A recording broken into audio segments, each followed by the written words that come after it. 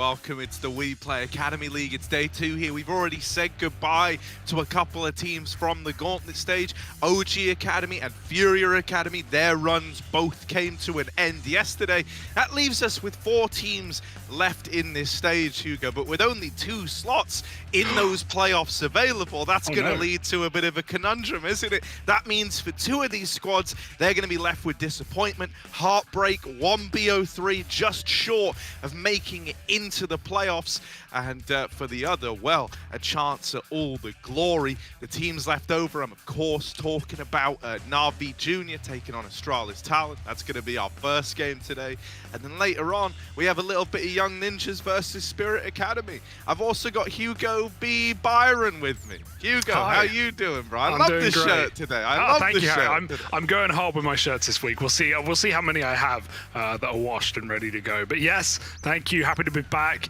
And a big day, a very big day, right? Fnatic and Big, they're sitting, they're waiting in the wings. They want to know who they're facing, and we're going to have all the answers coming up later. More fat trimmed every single series, Harry. Like you said, those elimination games, those playoff games are right loaded in the barrel. We're starting with NAVI taking on Astralis as well. This is such an interesting one. Group A is spiced up really, really well because the 3 teams that were left up in this gauntlet stage, right? NAVI, Astralis, and of course yesterday we saw Furia who got eliminated. They all ended 7-5 in the regular stage of the group, right? They all ended with 21 points. It was neck and neck. So yeah, NAVI coming in with a better head-to-head and being straight in that last bracket stage, but still it's so close, it's so competitive, and we saw that very much yesterday. Furia, they had a good attempt against Astralis. They got some 2 close maps, but Astralis definitely looked like the better team. And down in that lower bracket, you can see and maybe even remember that OG Spirit Affair that was just so mental yesterday. Felt like OG had the game in the palm of their hand, Harry, and they let it go. Yeah, so I think, you know, maybe a fun way to structure the day then would be to kind of let's first think back to these matches where we have the highlights up on screen. I guess I'll start us off, Hugo. I'm going to try and tell some good things that we learned about Astralis Talent from that series, and I would love for you to do the same with Spirit Academy. So, so Astralis Talent, man, I was actually very impressed with this one. It was a pretty decisive 2-0. There were definitely moments where, you know, it was getting a little closer. There was, over on the first map, it was actually Astralis Talent who had to kind of launch it like a mini comeback. In a sense, it was Furia Academy, as you can see on the scoreline right here, kind of approaching round 15 first, but Astralis Talent were able to turn it all around, 16-14 them, looked really clean, looked really good. Then we headed into that second map. They laid that one to rest very, very easily, man. They barely broke a sweat. And I think some of the big takeaways for me about this Astralis Talent team was, well, firstly, the depth of this squad has gotten a hell of a lot better. I think they have a lot of ideas now. That was always kind of a problem with Astralis Talent earlier on in the WePlay Academy League. Was it felt like they were trying to nail down 1 or 2 ideas before they focused on developing that depth. Whereas now I think we're there, where they have a lot in their back pocket. You know, they have a lot of ideas as to what they want to do in gun rounds when they're on force buys, you know, ways of squeaking around past the opponent. And they had a great deal of tenacity in actually closing this game out in such a dominant fashion. If you look at individuals, Fessa is playing out of his mind right now. He was head and shoulders the best player in that series. 1.4 rating, and the next nearest in the entire server was 1.13 on decency on the opposing side. So he's having a great tournament right now, is Fessa. That's kind of my case for Astralis Talent. Obviously, they're going to be facing down up against NAVI Junior in a bit. But Hugo, give me your thoughts on Spirit Academy and what we learned there in that OG game. You couldn't have timed it better, Harry. The highlights just flipped to Spirit as well, so it's perfect. Yeah, this is a great game, Spirit. This is a team that, you know, they've been involved in plenty of seasons now. They've had plenty of rosters, and every season they seem to bring in new players that you know, take our fancy. I think this one for me is Donk. This guy's 15 years old. He's an absolute menace. He's an absolute beast, isn't he? And he went crazy yesterday. Obviously, we've got Art Frost, the AWPer that's been in this team as old as time itself. and he saved the day on Dust 2 last night without a doubt, especially going into those overtimes and that CT side of Dust that we know Spirit for. I think this team is cool as well, because while we have a couple of examples like this in the Academy League, Spirit are the one that stand out to me alongside NAVI in the sense of not just having a permanent 5. They've actually got a 6-man roster with a substitute. We saw that take effect yesterday, subbing in Hasanator for Notaneki. It's still unsure as to how you practice when you have a 6-man roster and you're making subs, right? It's dependent on maps at times, and that seems to be how Spirit are using it. But it worked out yesterday. Hasanator, he came in with some clutch rounds towards the end of Dust, despite not being warmed up, jumping into a bo3 in the last map. It's very scary, but he played well. But I relate that to NAVI in the sense of, like, we've got NAVI with this NAVI youth team, NAVI Junior, all these NAVI rosters, and they themselves have even brought players into the mix from those lower levels, which I'm sure we'll get to later. But to stay on track with Spirit, yeah, explosive team, great game yesterday. Owner, a relatively recent addition in in-game leader, was solid. And yeah, Spirit, they played the better CS. OG may have played really clean CS for the first, like, 50 rounds of that bo3, but it all kind of went out the window once we hit the late game of Vertigo, and especially on Dust 2, they had some troubles. So for me, Spirit, the team oh god, we got the replay of the run boost, don't talk about it. Spirit coming in, I think you could even argue as favorites against Young Ninjas. Whether they'll do it today, I'll have to see. But well, I'm a Spirit fan myself. So, just to kind of run with Spirit a tiny bit more while we still have their highlights up, I'll also say this. There's definitely something to be said that in 3 of the 5 maps that we got to witness yesterday, the team that was right on the finish line, as it were, like, right there, it's within arm's reach. I'm talking, on 14, 15 rounds thereabouts. In 3 of the 5 maps we saw yesterday, we actually ended up having big turnarounds happen at those kind of score lines, right? And we often say, the hardest part about a game, the hardest part about a series, about a map, is actually getting it over the line. Sometimes getting to 15 can feel way simpler than getting to 16, as wild as that is, right? But there's a lot of pressure that comes with these spots. There's a lot of pressure that gets put on folks. The IGL is a good example. I've actually seen this discussion happening in Valorant recently about how like the process of like IGLing is just super intense between practice and scrims versus official games. There's a lot that gets put on in-game leaders, and so when we kind of take a look at this, there was a real problem with teams closing out matches yesterday, but that wasn't a problem for Spirit Academy, who were able to successfully launch those comebacks and kind of ruined OG's day. I'm talking a 16-14 win on Vertigo and a 19-15 overtime win on Dust 2. Both of those victories, Spirit were on the back foot, having to make comebacks happen. So their resilience is definitely a talking point as well. Yeah, it's one thing to be a team that chokes leads. We've had a couple of them in the Academy League so far, but it's another beast entirely to be a roster that can do the reverse and not give up when the chips are down and you're down 10 rounds. And yeah, Spirit definitely fit into that category. It's an exciting time to be here in the Academy League, Harry, right? With some of the rosters we have left up. And again, as I touched on opening the show, how competitive Group A was. The NAVI, Spirit, Astralis, all going 7-5, all ending 21 points in the group. It's such a close upper bracket right now with NAVI and Astralis being our first game. And of course, we get to witness NAVI now with the youngest roster in the Academy League as well, talking about those upcoming players, right? 16 average age for NAVI Junior. That's mental. And to think that they have a team below that in NAVI Youth where the average age is likely younger, like that's shocking to even think about. But maybe we can touch into this matchup specifically here, Harry, as we take a look at these map pools for the roster. Obviously we've got to have a little bit of a taste of what's to come with Astralis yesterday, but what are your expectations for NAVI in this game? Oh man, I like NAVI Junior, particularly because they've kind of kept this one guy around who kind of started to make his debut earlier on in the WePlay Academy League. At first, he was a part of this whole weird, larger-than-life roster. I think we had 6 players on it at one point, and Hedrick was one of the guys who was kind of getting shuffled in and out. And then Hedrick did such a good job that he's now become like a big fixture of this roster. So that's super cool. Hedrick is nuts, and the head-to-head between him and Fessa, I think, is going to be super interesting. We also have the maps down at the bottom there.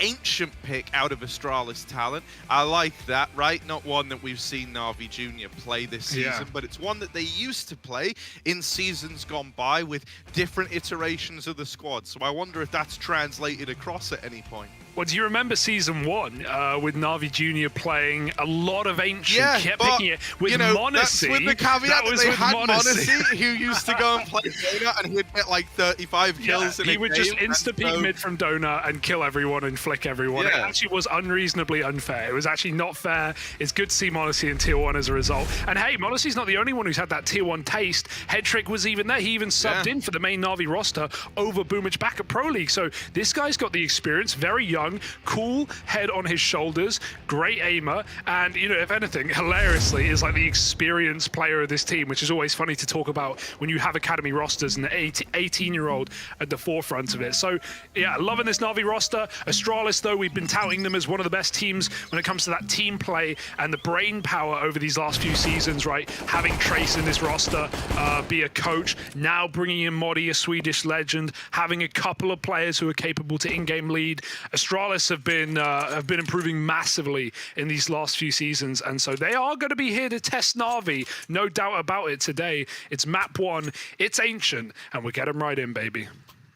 Yeah, let's get into this one then. Let's see how it's going. NAVI Junior with a CT side start. Yeah, love that. Obviously, Astralis map pick. What NAVI were hoping for. Here we go. What have Astralis got at their sleeve in this? Last play out towards mid. Smoke down in top red and like a close mid angle there. They've successfully gotten out middle and up onto ledge very, very quickly. Looking like they want to try and get into B here. You do have a bit of a bait and switch over in the cave. Always nice. First man in is in a really bad way as he tries to check the cave player. Very, very quickly, this has gone wrong. Fess is doing what he can, and it's a nice triple so far on this P250. He's got a path into the A bomb site, but Hedrick moving in through CT spawn, gonna try and thwart this. I said the head-to-head of Fessa versus Hedrick is going to be super cool. Well, we might get it right away, and there's Hedrick clotheslining Fessa to find the pistol. Well, that's so reassuring, isn't it? Fessa was on one, P250 armor and 3 kills deep in a clutch. You've got a bit of belief in that, but Hedrick will shut it out very quickly, coming in strong and unbroken with the triple as well to take the pistol for NAVI. He was just solo in the middle of the B bomb site, and we can see how, you know, we can talk about the agent changes in this game as well. Just, you know, we've had a little bit of time. We've seen how this map shaped up, and I'm really enjoying it. Just the ability to have a little bit more room on the B bomb site to jiggle, to play that pillar, a lot more space for CTs to set up, and even for Ts for post plant. But even over on A, when Fess is able to get a quick stick, it's only because of the temple change. He knows he has a lot more room to plant. So the money was there for Astralis, and now they've bought out with it 3 Galils and an AK on Fessor. Gonna put their money where their mouth is, look to walk out A. Demon's here. There goes faking in the meanwhile, and that completely pulled Demon out of position. He'll realize and get a kill at least, but these trades are working well for Astralis.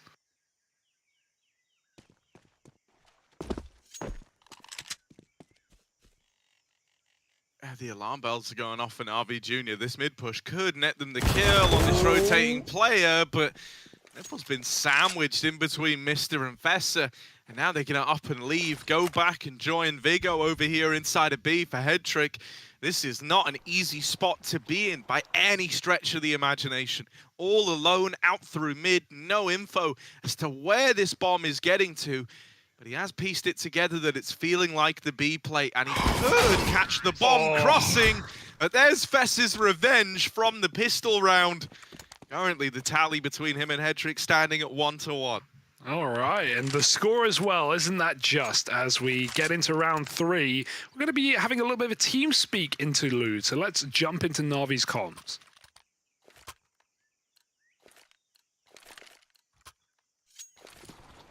А хотя, забей. До места дали. Молик панч. Мид моли выйти. Я в пачке с тобой. Одну шо, это походу. Бейс. Бэт, Глубокий дым Не дали. выходит, Б, не выходит, Б, не выходит, Б, я закрыл. Б5. Я со светлой играю. Мид. Кажется, не просто принетку-то кинули. Аккуратно пацаны с окна могут прийти по даву. Мне кажется, какой-то сплит. Не Я делать. в такой, Дань. Перед пачком не видел, аккуратно окно. Окей. Я просто крышу. Спина не есть. Она не видел. Стрёкну. Окей, ходи. Дали, да? Флэш. Дань, сможешь контакт прыгать? Попробуем. Не вижу рампу. Пикает, кейв. И рампа. Банан, два, еще, Рампа, Андрей. Еще кейв красный. Еще окей. Хорош. Хорош, я далеко. Найс. Хорош. На Давай, бэт, Планте, планте. Я не 5 пуль пикаю. отдам. Риск. Одна пуля. пуля.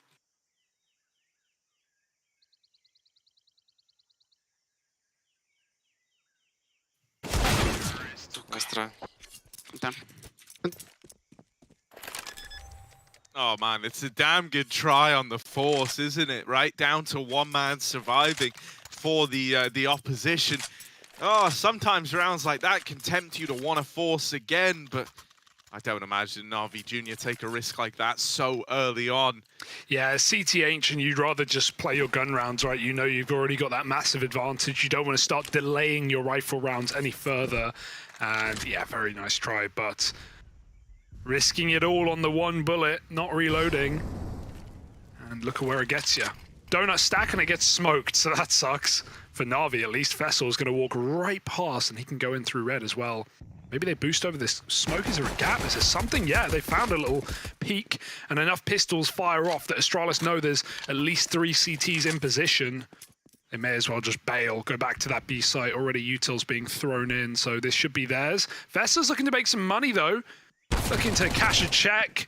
He might have quite a few participants willing to fight. 2 kills will do, and as long as Breezy doesn't lose an AK, there's no problem here. The big flank for head trick, but he should be dead. Nice Yeah, stuff. not long for this world was old mate head trick in that one there.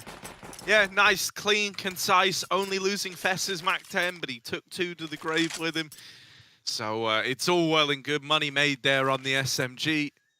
And now we have the reinvestment for NAVI Jr. For Astralis talent. Ooh, they've actually rebought the Mac 10 on Fessa. He had the B spawn, so I'm assuming this is going to be a pretty up-tempo round, Hugo. Speedy. They smoked the molly already. Fess is leading himself in. He does get full team flash there, and he almost lives to tell the tale. Unbroken gets that kill. They would have loved the trade. Almost feels like the flash now wasn't worth it with a 4-on-5, even though Astralis do get that bomb down. They're going to hunt towards long, chase these CT kills, and cut down 2 rotations. There's a third for Mister as the head trick comes through the smoke. Gets really awkward here. Nipple's trapped in front of a Molotov. He might be burning in a second. Doesn't want to give away the fact that he's here. So holds off, but no kit. It goes on the angle, tucked in. Should be no way to recover this round for Nipple. Maybe he's just here for damage. And he gets hunted. Lovely for Astralis. Speedy round. Got awkward with an untraded 4-on-5. And still, they frag out and spawn, kill every single rotation. You know, you see a lot of teams right now not playing triple B out of spawn because of the ancient changes. You know, there are a lot more options for Ts. A is a lot more tantalizing. So, yeah, out of the gate, more often going to see 2 CT starting there. Astralis use that to their advantage. Yeah, and I mean, this T side is already in a really good place. You know, they've kind of got NAVI Jr. right where they want them. Every round that Astralis talent are getting is hitting like a 2-for-1. Oh, you would have loved that pick. You would have loved the 5v4 from this AWP, because Breezer probably won't get another fight now. He probably won't get challenged again. Yeah, smoking his way. Can't hold that angle forever. They have mollied one of these players out of the cave. No. Now just Hedrick left fighting alone. A good 1-for-1, all things considered. Okay. Now, Demon's Deagle down here over in Donut, getting stuck in as well. There's that wrap in through middle, and the Deagles will do it for NAVI Jr. In the Frozik. blink of an eye, Frozik went absolutely huge, bro. Popped off with 3 clean Ds. I have no idea how. I don't know. I can't explain it, but everyone just died from like a 3-on-4 to no one in a moment. You'll take that if you're Na'Vi. Their force didn't work earlier, but the little half buy with Deegs will. Lovely stuff. That's one way to steal around, and it's going to give them the AWP and everything to boot as well. Mid-util coming in. Breezer. Oh yeah, teammate does smoke that molly for him. He's got a bit of a gap. Doesn't want to hang around forever though. Astralis take the lane.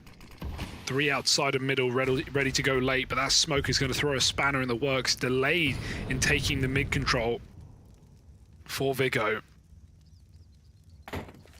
Mr. leading the charge. They can throw a red smoke here if they want, and they might need to. Hedrick's right up in front of it. Going to surely get a kill off here with Vigo smoked out. Oh, the flash is good, though. It's up to the rifle. Frozik traded. Nipple does kill Vigo on his cross. Didn't decide to smoke off the cave and trying to help out his team in middle, and Hedrick died in the process. 3-on-3 with Astralis owning mid.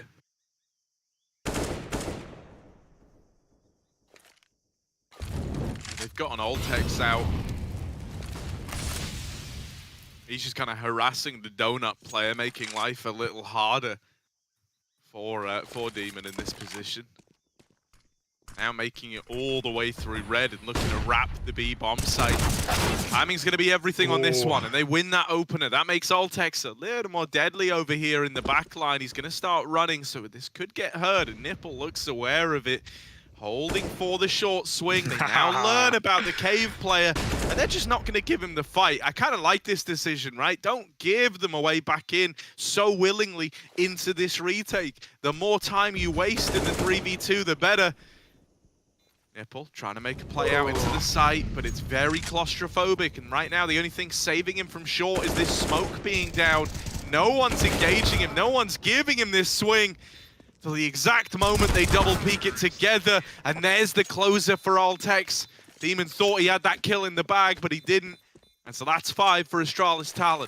So low, but yeah, dude, these guys are clutching out really nice rounds on Astralis. It's what we give them so much credit for, these 2vx's, these clutch rounds, really well thought out. Even though Ultex had that big flank.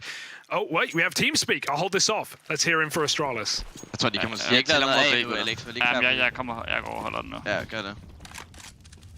Jeg så lige med. Vi kan ikke få noget til midt. Lad os bare læse ud efter den der. Kan du smukke vinduet, Mikkel? Ja, jeg kommer ud her om lidt. Ja. Hvad kommer tættere på? Er der Pepsi? Er der Pepsi? Ja, nej. Okay, jeg læser ud her. Gør det. Vi Nu kommer lidt vinduer så bounce. Vent, ja, jeg skal lige ind her. Ja. I hjørnet. Kan lidt længere frem, Benja. Har du molly? Er du med? Nej, lad os lige strafe. Kom. Ja, bounce flash op. Ja. En til. Halv. Nice, Frank. Du pick donut på ham. Mukker mig selv flash her. up, Mikkel. Søg Er donut. Alex Jeg lidt tror, ud jeg af? søger af nu. Ja, gør det. nu. Ikke trække rundt til A, Frank. Jo. Jeg måler vinduet. Alex er ude af her. Han ser Derude. ude. Han spiller nok donut. Ja, jeg kommer af her. Ja, søg lidt. Donut, vi har A. Mukker så en mere donut. Ja. Prøv bare flække ham. Jeg synes, jeg så en. Kan molo ham? Er du Det selv? var alle nade. Ja, Ja, donut. donut. Deagle. Han har Deagle. Jeg har CT. Ja, jeg prøver bare plan. Jeg står Frank bare er til ude dig. midt. Kan ikke være En CT, donut. Alex. Han kan ikke være CT. donut, sagde Hold til. Jeg holder tempel. Han er tempel over, holder bare Xbox. Og donut. Og Frank er donuts. bag ham donut. Så han ikke Jeg kan har komme frem. tempel. Bare Jeg stå og har hold ham sådan tempel. der, Frank. Ikke tænk på Han- donut, drenge. Jeg har donut før. Jeg ved ikke, om han gik CT ham for eksempel. Nej, Bare han gjorde. det står over. Frank på B, ja. Han løber af vinduet, Ja. Mod CT-ish. Må se til, tror jeg. Jeg tror også, han er mod B, ja.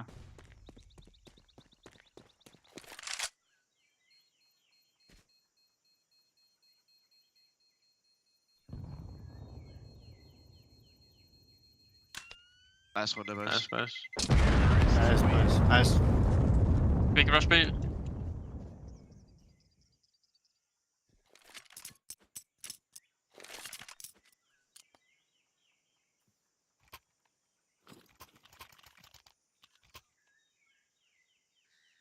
Broken money for Na'Vi now. Only one saved AWP, and it's back to pistols. They've won this before, though, Harry. There's always a world. Solo AWP, CT side, could be in a worse spot, but this T side is certainly getting out of control. While we see more T side rounds than usual, given the new Ancient changes, this is still a very good job for Astralis, and it's only getting better. Frozik, his deagle, though, we know it's good. Oh, almost jinxed it. Does hit two again, maybe a third. That's the bomb, and Frozik does it in another deagle round. Astralis, they're going to be pissed. The Frozik Deeg, man, it's so good. It's so unreasonably good. I want the voice comms for Astralis on that round, actually. That's his second triple Deeg round, Yeah. man. Last time it was enough to win it. Is it the case this time around? Still holding on to Maid, still fighting for this control. He's on for the ace now. One man left, it's Breezer. And even though he's going to deal with Nipple, it's still a NAVI junior round when all is said and done. Frozik has showed up to play today in a very big way. 6 kills across 2 of the rounds that are currently on the board for NAVI junior, and all of them coming on the back of his D. Absolute filth. To think he almost missed that first shot as well. Those are the worst, when you flick back thinking you've already killed someone. Demon did it earlier on B in that 1v2. Well, that's going to leave a mark for Astralis, but they've got to buy back and find results. That won't help. Smoke on the molly is too late. Altex is already running through, and Nipple finds that kill, albeit low. It's not like Astralis have much of a buy here, Deagle and Galil. And since Na'Vi saw this one boost play from Breezer, they've yet to peek long to ramp again. They want nothing to do with that AWP. And in fact, yes they do. They'll peek it right down ramp instead from short side. Head trick, pulling up his own big green, puts Breezer down. And Fess is going to have to pick up the pieces. Ooh, clean for head trick. Now there's an AWP on the angle, but he still looks like he wants to fight this. Playing around the gap on the long side. He's hoping that someone tries to walk that, someone tries to come through. Astralis talent, though, they're going nowhere quickly. Oh, mister. Thank goodness, eh? The AK is very warm now.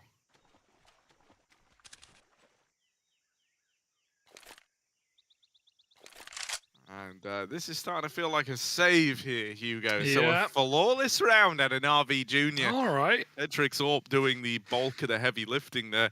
I do want to see a bit more out of Demon, right? One of the kind of latest additions moving up from that Na'Vi youth squad. How old did you say he was? Was it 15? 14. 14, so even younger. Wow, all right. Yeah, very excited to see what he's made of, because we actually have like a kind of tenuous link to Demon. We played a pug with him like a year ago. Just got matched up together back when he was on Na'Vi Youth. And so it's kind of cool, like, because I remember when we played that game even thinking, wow, there's a chance that we would get to cast this guy someday. And here he is. Here he is. Indeed. 2-9 though. He joined with Frozik about 3 months ago into this roster. So, at least still a starting player for the time being.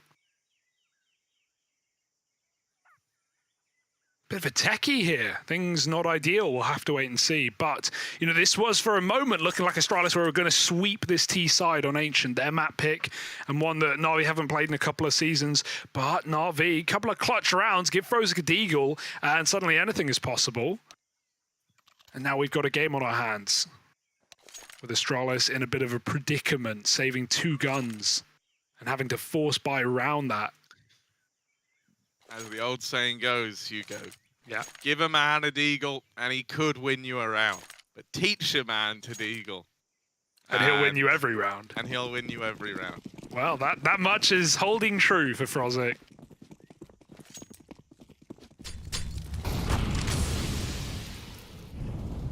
Oh, Mister, yeah, I love that. Drop the smoke on the molly, quick kill. Nipple keeps causing commotion in cave. Again, an opener from the B side of the map. Mister, though, does not give a damn about middle and deletes head trick off the AWP. Nipple finds his second. It's just a Nipple targe right now. Astralis on the big flank coming in through CT spawn. I think he just jumped over, but that smoke will at least give it away. They know what to expect. However, there's no one on the A site. It's all down to Demon on this flank, and he's a little bit late to the party. Won't be able to stop this control getting taken by Mister. The rotates are coming in, and they're being played with. Breezer was so ready for that. They don't have the bomb. That's the only awkward part. It's forcing Altex to make a long wrap round to find it. But Demon's now got good timing, backing through Temple to backstab Mister. Yeah, Demon's got this one in the bag, doesn't he? There we go. That kill is free, essentially. And now Altex 1v2 does have a chance at the 1v1 here inside of B, but I don't imagine he's considering the Nipple is still hanging around, still waiting to deny that bomb plant. So he might have been low, and Nipple gets a hell of a lot done. 4 in that round there to stop it spiraling out of control. NAVI Jr. are close now to a tie game.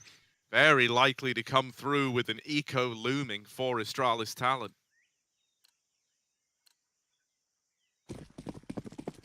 Yeah, always worth throwing some money in Deagles, but getting bomb plants on this map without, you know, full rifles and utility is a tough ask on the T side. More mid takes for Na'Vi. Double mollies in. Nipple here to keep cave. Even going to face through the Molotov. Very ballsy.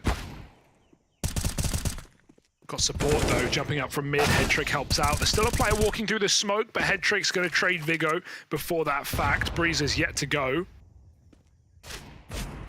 Oh, and as the fade comes in, Headtrick can just give it up, or at least isolate fights. That he will, forcing the bomb into a 1v1, or rather 1v3. They're running at Altex and he can't escape.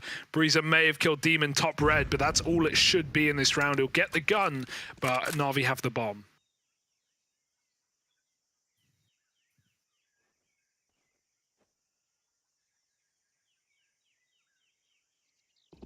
Yeah, Unbroken's wrapping mid, which should be a failsafe on the round. Yep. Won't even be needed because Headtrick's just going to win that fight right there as it stands over at Cave. And so that there is the game tied up at 6-all. Big triple kill round from Headtrick. Also, yeah, you know, like this season, I think we've really seen Nipple kind of rise on up and solidify himself as a bit of a second man to your Headtricks, right? That was always a big question mark for this NAVI squad, and how, you know, they have kind of siphoned players in and out of the roster every season. But Nipple, someone who's also been around for a good while now. Broken, getting dealt a fast B play. Mister is going to rid us of him, and this Cave play is trapped again. Nipple just locked out of the bomb site, having a call for rotations. NAVI pulling everyone around. Lots of damage onto Vigo, but the fact that it's a 4v5 on numbers alone, if you don't get a kill soonish, you might consider saving. Those nades have done a lot of damage, but it's never to be capitalized upon by NAVI Jr. They don't really look too invested in this. They're just trying to trap Astralis talent in the bomb site, keep as many of them here, do damage after the rounds come to a close. Well, they get punished for that. Altex has flushed out Nipple. Headtrick's trying to hold these players falling back, but it's not worth losing that AWP over. And so, you know, they tried to hang around and play the economy long game. Yeah. But some things aren't meant to be. Tried and tested, of course, but yeah, you know, you don't want to be too stubborn in your saves there, right? 4 on 5, you know that round's done when the bomb goes down, but yeah, Na'Vi lose another player. They almost lose the AWP. That would have been a disaster going into these last couple of rounds of the half, where money is not there for Na'Vi. Astralis have their spawn lineup smokes. I like that. Very sweaty. You see why it's their map pick. You know you need to be prepping a good T side on your map picks, knowing that's exactly where you'll start on pretty much every map every time, with rare exception. So Astralis take mid for free this time. Na'Vi is so scared of that B rush that they've gone and triple setup. In doing so, have conceded a lot of the map. We have a double AWP. Demon's peeking DPay main with his. Nipple's just trying to stop them from going on the big flank. And he'll at least be able to buy time with his utility. But Astralis have so much map control right now. Even lobbing in that deep CT smoke. Try and feign a mid to A. Whether they will or not is a different question. Demon, he's on Donut. That's where they're coming from. 2 players moving through. They force the AWP shot. That's big info for Astralis. They might not know it's one of 2 AWPs, but it's enough to send them out of there. Meanwhile, Frozik flanks mid and gets a kill and even survives the journey. Mister's picked head trick in B, and they still know a second AWP's in play. That could not have been the Donut player. Unbroken alone on the site and cleaned out as well by Breezer. 1 by 1, they're getting cut off in spawn by Altex, and this is a beautiful round for Astralis. They've pulled NAVI left and right. They don't know where to go, and really they should be looking to save, but that's again the stubborn save for NAVI. A 2-on-4 that was never going to happen, but they were hunting for kills. Frozik needs to get away with his gun, but he'll probably fight exits here, and he might die in the process.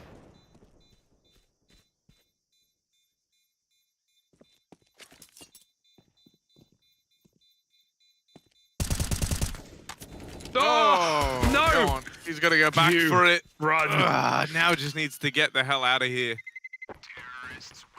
There you go, 1 kill at the end of the round. It just means they didn't like bank loads of money on the back of that victory, but it's not really too impactful heading into round 15. That's why I don't like it in the last like 3 rounds when you're hunting kills. It's just, especially when the T's are building, it's like, it's not going to make any difference other than your stats, which, you know, are nice, but not worth losing your rifle for round 15. He doesn't, but yeah, Demon chasing there, very unnecessary. Having a tough one is he. 8 rounds to Astralis, a beautiful T side right now. NAVI need an answer here in the 15th.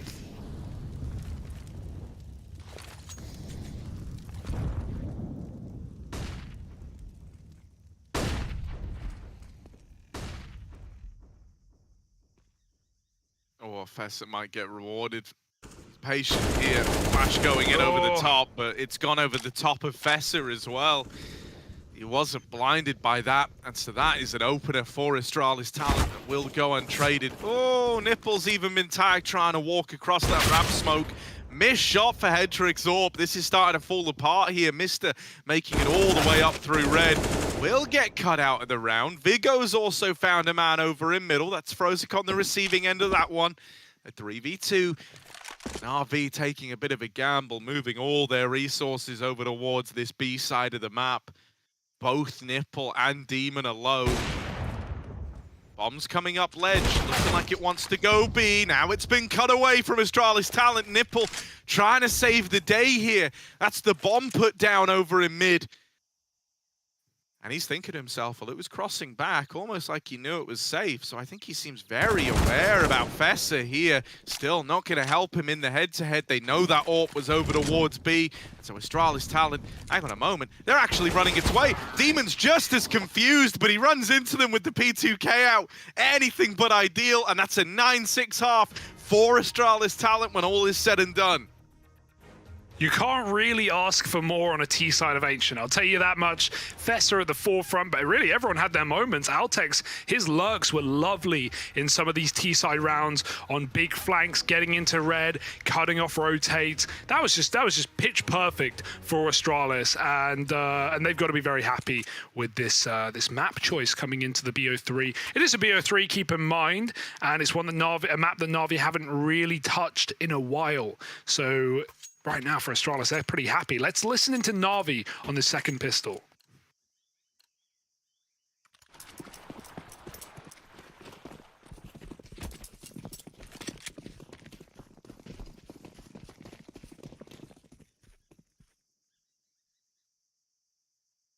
Я ради. Я готов. Могу кидать. Даю флеш. Дал флеш. Дал Малик. Пончик. Белый. Пончик. Бел. Nice. Ставлю. Я за иксом. Я играю мид. Давай. Даю тебе буст, Тим. Поздно. Два КТ. Поживите. Я живу. Пускай один И храм. пончик ждет. КТ бил одного. Хром был. Пончик КТ. пончик КТ. Не врать. КТ. Пончик. Справа пикнем. Готов? Давай. Раз, два.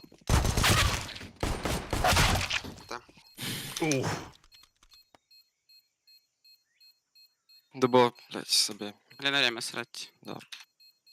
Китов нет.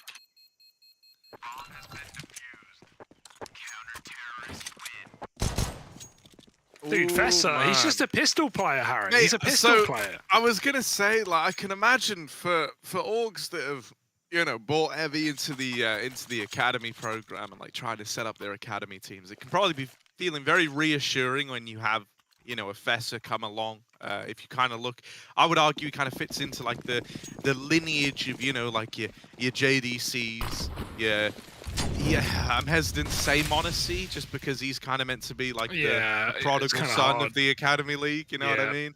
But, you know, I'd say like kind of like your JDCs, your Torshis, he almost fits into that category where he is like very much above and beyond the average. Take a look at this. Hang on a moment. Altex hits this timing over in main. Now, there's a lot more where that came from than just the one player he was able to find. But it has thrown NAVI Jr. through a bit of a loop, and they might look to change game plan now. Yeah, what I was saying about Fessa is just that when you kind of look at like the numbers he puts up, they're pretty far further afield than a lot of the other guys that we're used to seeing. And normally, whenever we've had players like that come along, they've been the ones that have been picked up and like transitioned onto the top teams. And so I think, considering Astralis and their talent squad, at least in the early couple of seasons that we spoke about, were always safe bets to finish last, it must feel cool for the Astralis organization to have someone like Fessa as a potential, you know, star for the future, locked into their ranks. I think that's very, very cool. I do feel like he is ready. Like, I do feel like he looks ready for a higher level, right? Like, that much has been clear since he's been in the league. He's been the standout player for the team. He rarely goes quiet. He has monster games at times. So, yeah, maybe something to keep in mind for the future. But right now, Astralis are looking for trophies right here at WePlay. Oh, the wall bang, Fessa. Chill. 20 to 9, and he gets it off. Shout out to the Observer as well, who even caught that. Specking Fessa over the guy along. Perfect read. And yeah, he's having a great game right now against Navi. With the T side, Astralis showed up, and then a 3K clutch on the pistol for Fessa. And now going into this could get swept aside very quickly if Astralis win their first gun round. Still a deco for Navi. We've seen what Frozik's been able to do with his sidearm. Stand-up player for Navi right now. But this round is going to be very difficult, and Astralis are not respecting their opponent on the anti-eco, just collapsing upon B lane. Nice shot for head trick. Any more?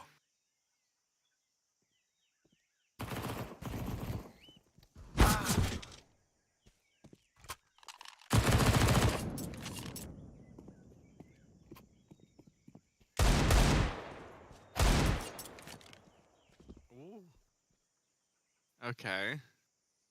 Do we believe this has any legs on it? Does it go any further than this, Hugo? Maybe another kill, but they should be able to trade in middle. There's 2 players set up. Oh, nice shot, but no more.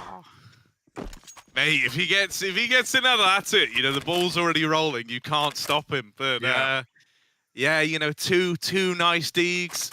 It's done well to make that an expensive round for Astralis talent, at least heading into this first buy round for NAVI Jr. Yeah, it's not going to win you any trophies, but what it will do is mean if you win this round, you can suddenly pull it back. You can suddenly set yourself up. You put Astralis on force buy. They'll only have 2 rifles max, and so Navi can start to mount a comeback. If they were ever away, it's off of a damaging eco. Nice smoke from Mystery. He's just running it over that T-spawn molly on the ledge so he can fight towards B. They're going to need help in middle, though. Breeze has been pushed back by utility. Mr. can't see a thing hiding inside of the smoke. There's 2 players there. Spam comes through, but there's so many more CTs to throw themselves at Navi in middle. There's Fessa making an appearance, and I love that Astralis don't overplay their hand. They have 2 guys in Donut, they take contact from 1, and then they leave it up to Fessa. They don't push the issue when eyes are on them. That's a nice entry, though. Unbroken gets him into B, and now Navi can look for a plant.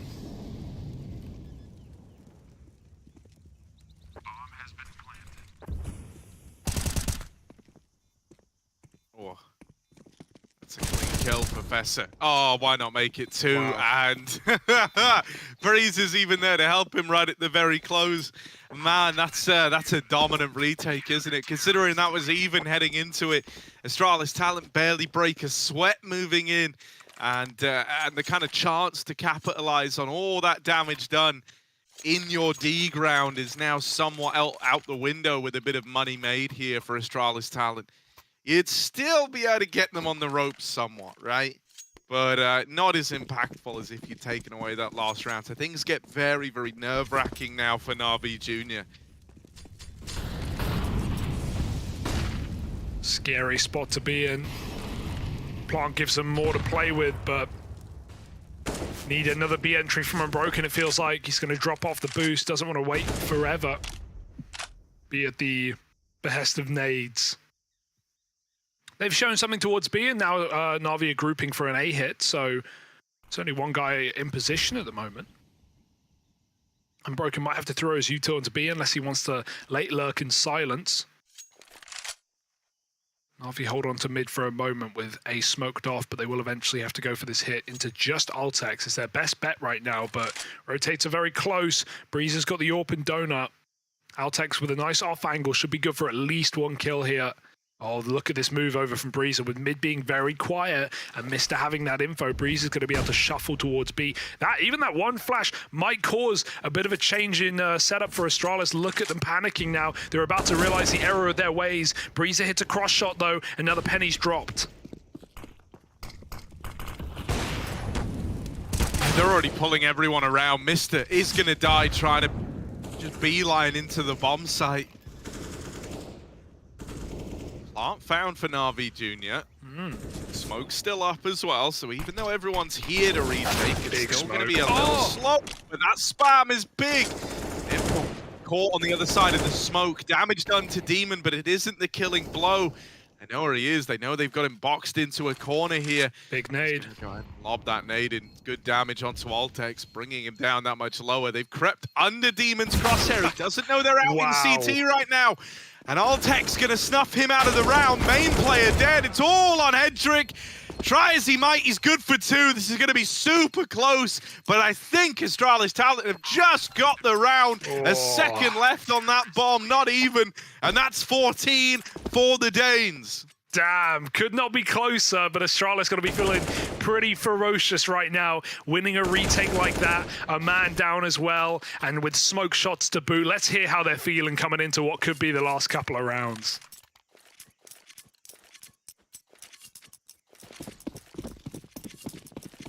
Hey, kom op, Hul. Jeg spiller bare A. Ja. Jeg må også skal til. Smukker vinduet, ikke? Jo. Jeg spiller tæt rampe. Jeg slukker. Jeg ved. Jeg er på lige nu. En snappy. Vil jeg på spammer. Jeg står og holder. Du rammer, Jeg rammer ham. rammer. Ja, han peakede. Jeg flasher ham her. Jeg nader ham. Bandeflash. Du rammer 1 OP, Victor. Smuk midt, Alex. En mere. Jeg flasher En rammer med for dig. dernede, en med. Bare kom ud hjem. Ned med en. Kommer langt. En mere. Ja, trækker. Okay, jeg trækker. Trækker vinduet. Jeg battler midt, så. Gør det, Frank. Jeg er ikke ude midt. Nede Nico, tror jeg. Nej, han er væk. Ikke til søge rampe nu, mate. Ja, så ikke noget. Intet rampe. Eller ikke ud af. Jeg er nok i... Det ved jeg sgu ikke. De står og venter et eller andet, så de kan godt være klæve i princippet. Nej, jo, kan det Kan I godt. ikke bare gå 2 af, drenge, så går jeg helt herud og spiller. To løber Måske bag. er Du der kan skyde en noget skyde okay. ved siden, Frank. Du løber, Frank. Efter. Den Sidste kommer 2 lavt. rampe.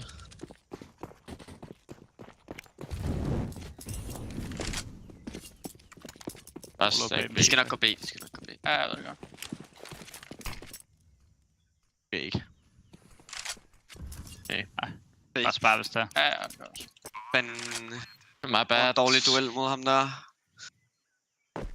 Det er bare at gå derud instant, så gør jeg stadig godt. Frank, du ikke bare være med ud og hjælpe det, eller hvad? Jeg står op og har det hele. Der er ingen grund til at trække. Ja, der var ingen grund til at trække. Jamen jeg var bange for B-rampe. Jamen, de kunne ikke være der. Jeg står og holder helt noget dybt. Ja, okay, det vidste jeg. Kunne jeg godt have gået ud.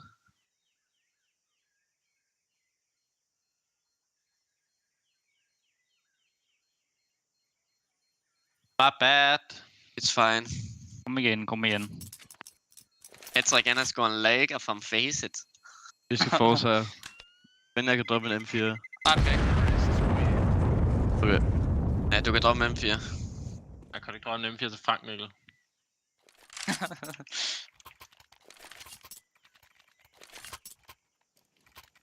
Well, you know, for a lost round, the vibes sound pretty good in the Astralis talent camp. That is one that just sails on past them, but they're too worried yet, right? They don't really have that same reputation as they did seasons 1 through 3, it being the team that let games get away from them super easy.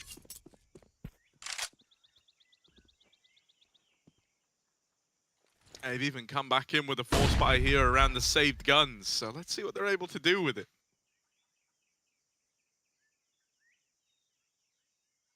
Double cave with 2 out of 3 weapons.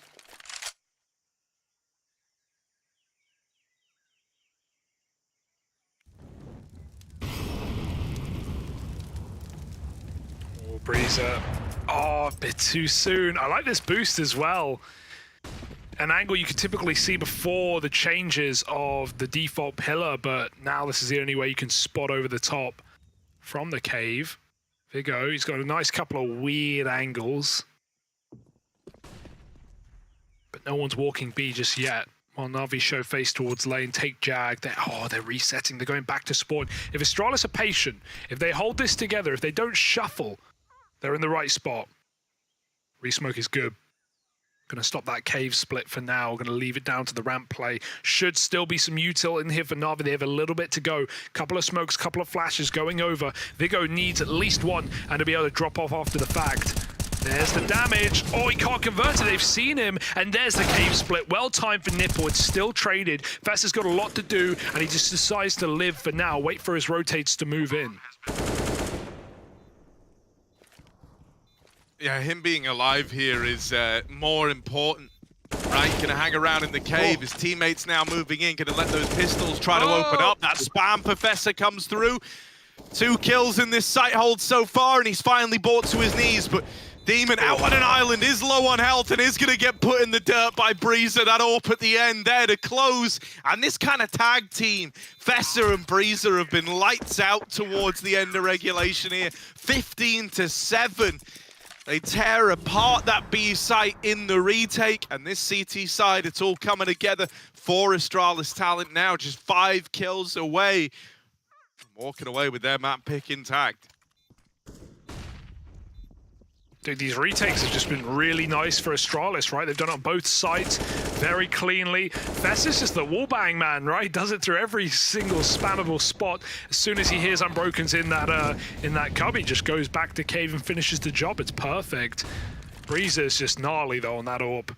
15-7, and Astralis 5 kills away from closing. Demons at least opened up, giving Navi the advantage, setting them up for this donut to A split. And really, Altex, while he's got a nice position, he doesn't have the gun for it. To try and actually stop an A play with an MP9 will be impossible. It feels like it's going to have to be these rifles instead that are moving in quickly through Temple. Breezer's going to be getting out from Temple side. Altex has their attention, and Breezer capitalizes. 3 kills left, and Astralis will take their map pick.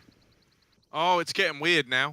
They just saw a player making it up B, so they're trying to rotate away. Oh, now they've spotted the bomb inside of the A site. That fight had to get won by Headtrick, and it will. Giving him a route out in through Donut. Unbroken's holding for this rotation out of Fesser. But the bomb. Oh, could catch him over in mid.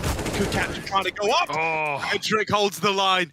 Doesn't tumble. 3 kills in the round for Headtrick, and an 8th for Navi Jr. They regain control of that round.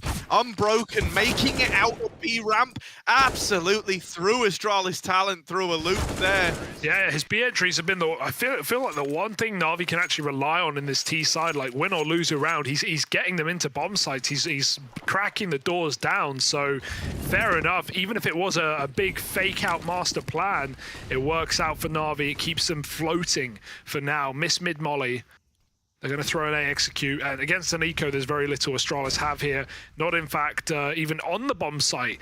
So even better for Navi as they come rumbling into A. This should be a 9th round, almost guaranteed, unless something goes very wrong. At the same time, with pistols, you can just run through smokes and play obtuse Counter-Strike. So Astralis here looking for some damage at the end. There's Unbroken running through B. Haha, he's not going to last long. Don't win this one, Astralis. 5 on 3. Navi should still be able to close. Yeah, The bomb's been ticking for a good while, so Astralis Talent are just kind of floundering as they run into the site to try capitalize on how well these Deagles did early on. It could still get out of hand. Oh, dear. Oh my goodness, it's all down to one man. Frosting, they tap the bomb. This time they're sticking it. Oh my god, Mister's still on the bomb. Knife's out, he can't find him. Oh my goodness. I still don't think there's time. It's really close and they've got it. 16 to 8. Astralis Talent, they up on the bomb, and with 10 seconds, a knife getting pulled, and the stab not coming through, they've walked away with Ancient in the bag. That is a wild ending to this map, Hugo. You're joking, Harry. You're joking. That can't be real. I'm in a fever dream. It's not true. Tell me it's not true. They do it with Deagles, man. I mean, that was the pocket pistol and Navi in the CT side. Look at these highlights from Frozik. The amount of times he got away with this stuff was crazy. And Astralis stick the defuse, 10 seconds in a smoke on like 5 health for Altex. Great cover for Breezer. This guy was a huge part of the retake rounds on both A and B in those previous retakes, let alone the last round. He got multi-kills, so sick retakes for Astralis, and if their T side wasn't good enough, well, their CT side absolutely decks Navi in this first map of the series. That was a very entertaining game to start our day with. I'm feeling optimistic for this best of 3. Yeah, I mean, I'm not gonna lie. There's a part of me that's kind of worried this could even fall into the realm of a 2-0 now, right? Admittedly, we do kind of have some history between NAVI Junior and Astralis Talent on Mirage, the second map in this series. As it stands, they're 1-1 on it, right? They've kind of traded that map, but the most recent victory went the way of NAVI Junior pretty dominantly. With all that said, it feels like Astralis Talent have really upped their level coming into this one. Taking a look at the top of the board, right? You touched upon how kind of pivotal Breezer had been there towards the end. Him and Fessa were a terrifying tag team to run into. And then I think you had some really nice pieces in other aspects, right? Like Altex, for example, might not be right up at the top of the board, but some of the space he was taking B-side early on over towards like top red, I think it was kind of him and Mister really responsible for driving that home, was instrumental as to why that T-side shaped up the way that it did. On the side of NAVI Junior, you know, we said that like Head Trick and Nipple would definitely be 2 to keep an eye on, and they didn't disappoint in terms of their like individual standings, but when you compare them to the star of Fessa on the other side, it was night and day. That battle between him and Head Trick was overwhelmingly Fessa's favor. So yeah, like the star power is favoring Astralis Talent right now, which is pretty cool. No, I gotta agree. Yeah, Fess is a beast, man, and I do think he's ready. It seemed that much since his debut in the Academy League. You know, he's got a bright future ahead of him. And I want to reiterate your Altex point. You know, we see some players like that in the Academy League. Everyone wants to be the star, especially when you're coming in 16 to 18 and you're fragging out and you know you're good and you know you got a bit of confidence in you. Everyone wants to be a star, but it's very hard to fill the roles that the teams need to be selfless, to know when to die, to be an entry player or whatever, and players like Altex and Mister fill really nice roles, and you know, we never see them at the top of the board, but Astralis Talent as a roster wouldn't be what they were without these players. So yeah, a sick game for Astralis to open up their day. If this were main rosters, I wouldn't have any worries in Na'Vi being able to pull back a Mirage against an Astralis, right? But we'll have to see if the Na'Vi Junior squad can give us shades of the Na'Vi main team as we go into their map pick. Should be a little more competitive. It's a map they at least play, unlike Ancient in recent times. So I'm holding out some faith that Na'Vi can turn this one on its head and come in a little better, a little more warmed up. We'll see if Astralis can keep up the challenge and 2-0 them and go straight through to the playoffs, though. Stick with us. Next map of the series is coming up in just a minute.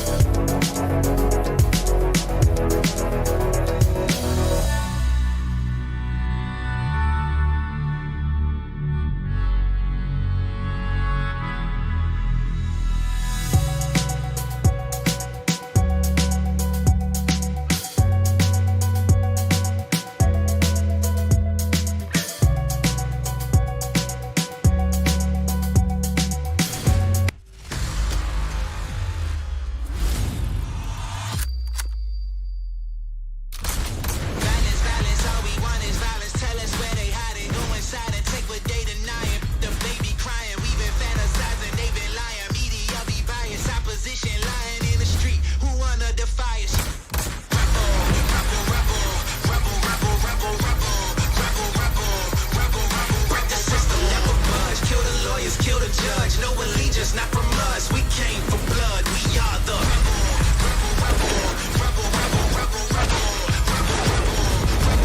break the system, never budge. Kill the lawyers, kill the judge. No allegiance, not from us. We came for blood.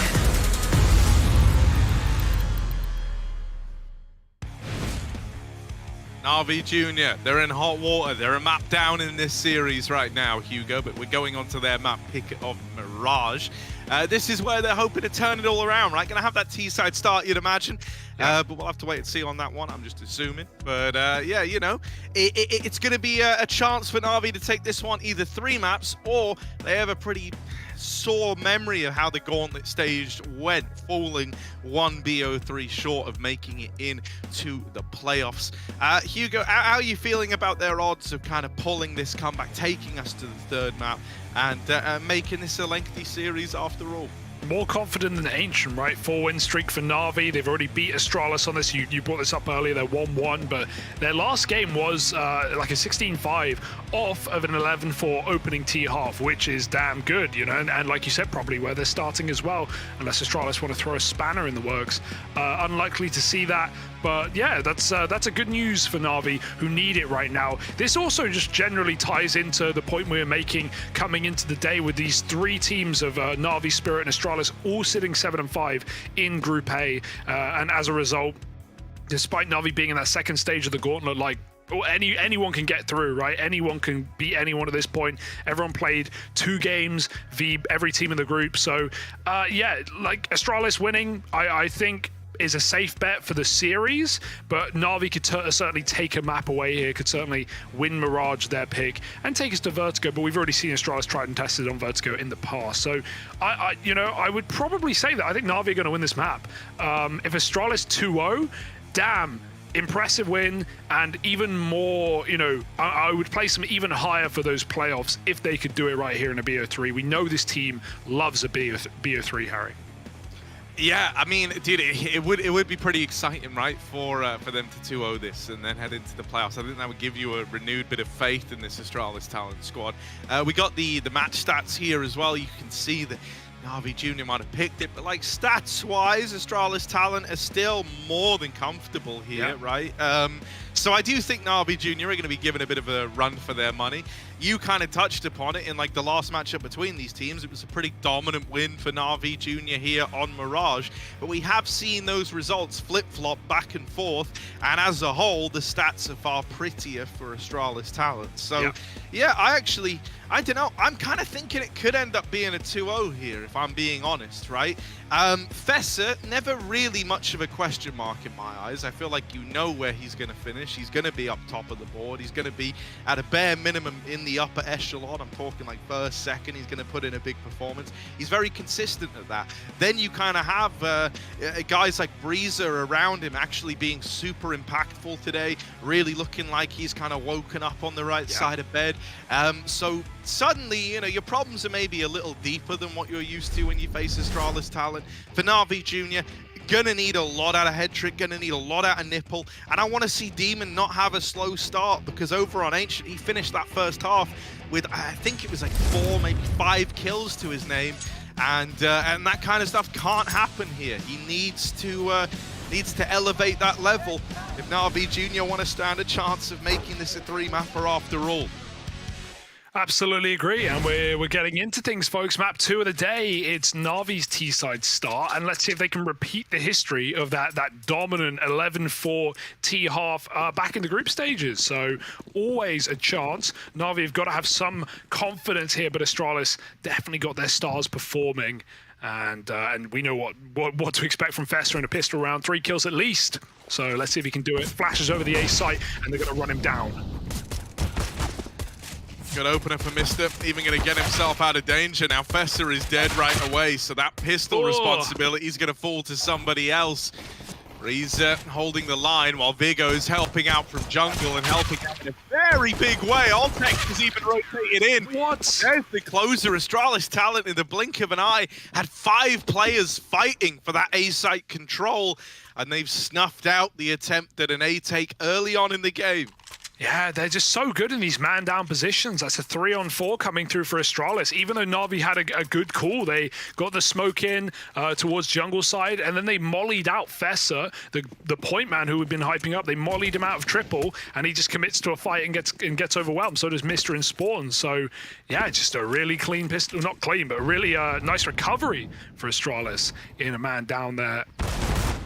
Already, pressure is being put on. Astralis consistently love to chase you down when you're on eco. And right now, it's really yet to let them down. A couple of crazy deagle rounds for Frozik in that first map, but by and large, these anti-ecos are good for Astralis.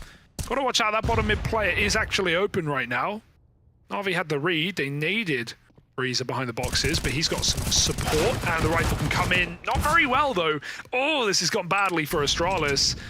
Swinging out to try and kill those top mid players has put them in the dumps. But a 3-on-3 and Mr. doesn't want to quit.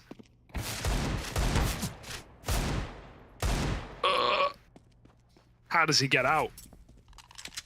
It's a good thing he did. I don't think he wanted to sacrifice anymore going back in for these top mid fights. There's even guns here that could look to get picked up by NAVI Jr. Plus, it's the two heavy hitters still left standing, right? Headtrick and Nipple, the two that we kind of talk about that have these big pop-off games for NAVI Jr. are the ones still in the running. This round is far from over.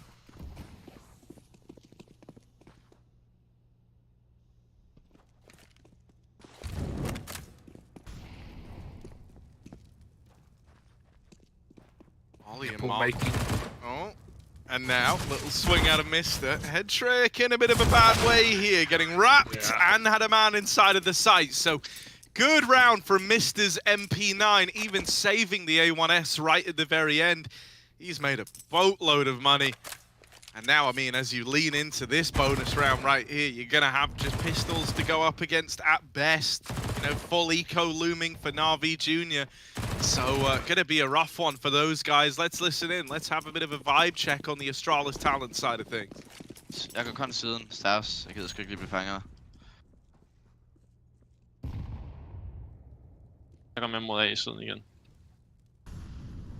Ikke noget slisk. ENG, han har købt armor igen, ham der. Nuben. Jeg er unbroken. Nå, kan være ellers. Ud med! Jeg kan plads over! Med Jeg svinger med dig, jeg svinger med dig. 1 HP. Okay, To med. venstre side. Jeg svinger vinduet, Mikkel. Ja, kan vi ikke gøre det begge? Kom med kort. Jeg kommer også kort. Ja, jeg kommer. Jeg svinger med dig.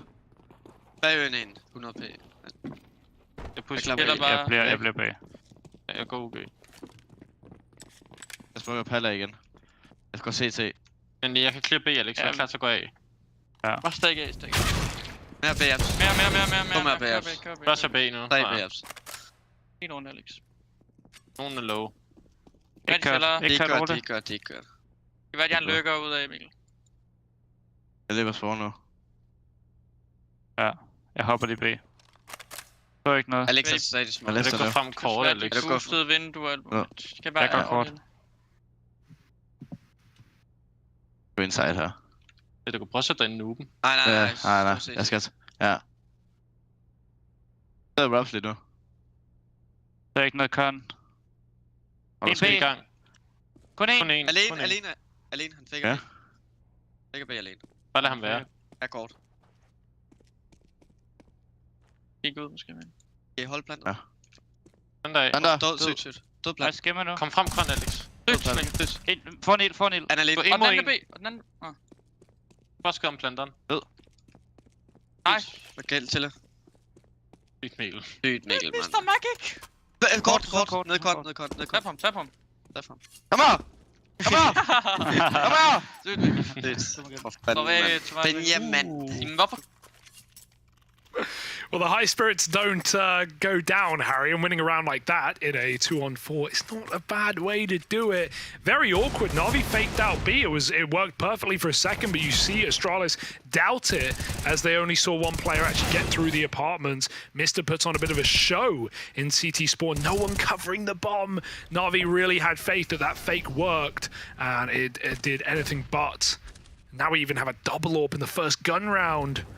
It's going to get harder before it gets easier for NAVI.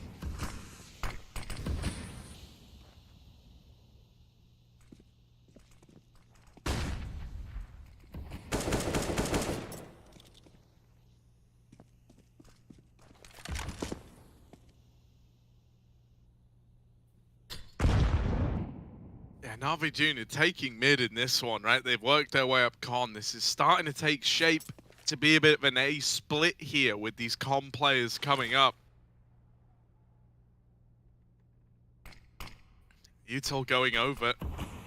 Looking like they want to cross out to stairs. That's normally what you do with this kind of smoke. And yeah, it will go into top con, giving Nipple safe passage onto stairs to play around this A bomb site.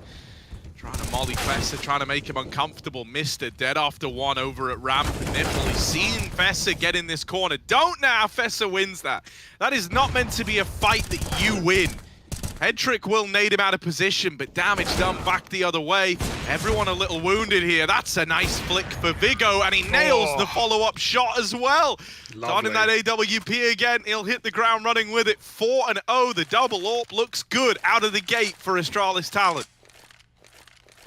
Dude, okay, I'm getting a little worried for Navi. I know it's early days, but this is an Astralis that hit a play. And, I mean, the confidence to even just pull out a double AWP in your first gun round, that's usually a solution to problems. That's usually our riflers aren't really holding the sights. We need something. But no, that's a flex buy for Astralis. It's we got the money and we're better. So let's just play the easy gun, and they make it look easy while they do. 4-0. Pistols and Galils and an AK.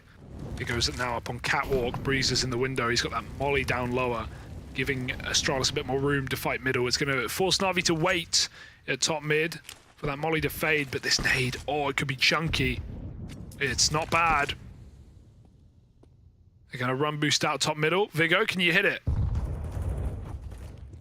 Oh. Oh, might never have the chance. Run boost already happened right as he looked away.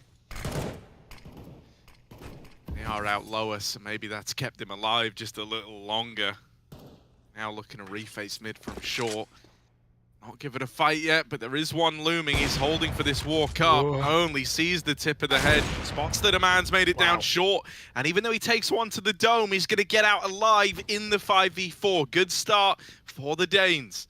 If that was an AK, he'd be dead, but it's not, so he isn't. The pain of the 90 damage tag. Breeze was even followed up as well, killing a player at con. And 2 kills up now for Astralis. They can just settle back into their bomb sites. They don't need to fight for mid anymore. Meanwhile, Navi are grouping at B. Breeze has even got the info. They're trying to split cat. Vigo's going to try and get this kill while he can. And he's got it free. Back turn, more coming from Apps. And Vigo is putting on a show right now. Finally dead on the repeak. Demon does in 2, though. Can he plant quick? They're already out. Of course they are. The triple B for Astralis. They are so quick to get into position. And 5-0 as Navi come back in with guns. Even then, they need a round. They need something, because this economy is going to keep building for Astralis. They're going to keep double AWPing, and they have no reason not to when your second AWP is hitting shots so well. Even repeaking there on 10 health, unnecessary, but shows the confidence that players like Vigo have at this point. And at 5-0, fair enough, in a 5-on-1.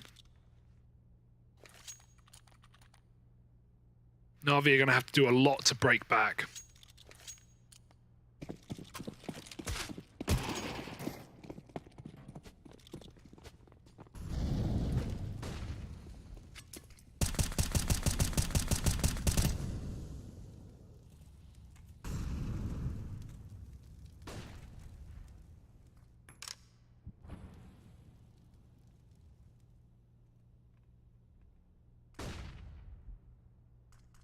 They've lost top mid though. Breezes wants to engage them here.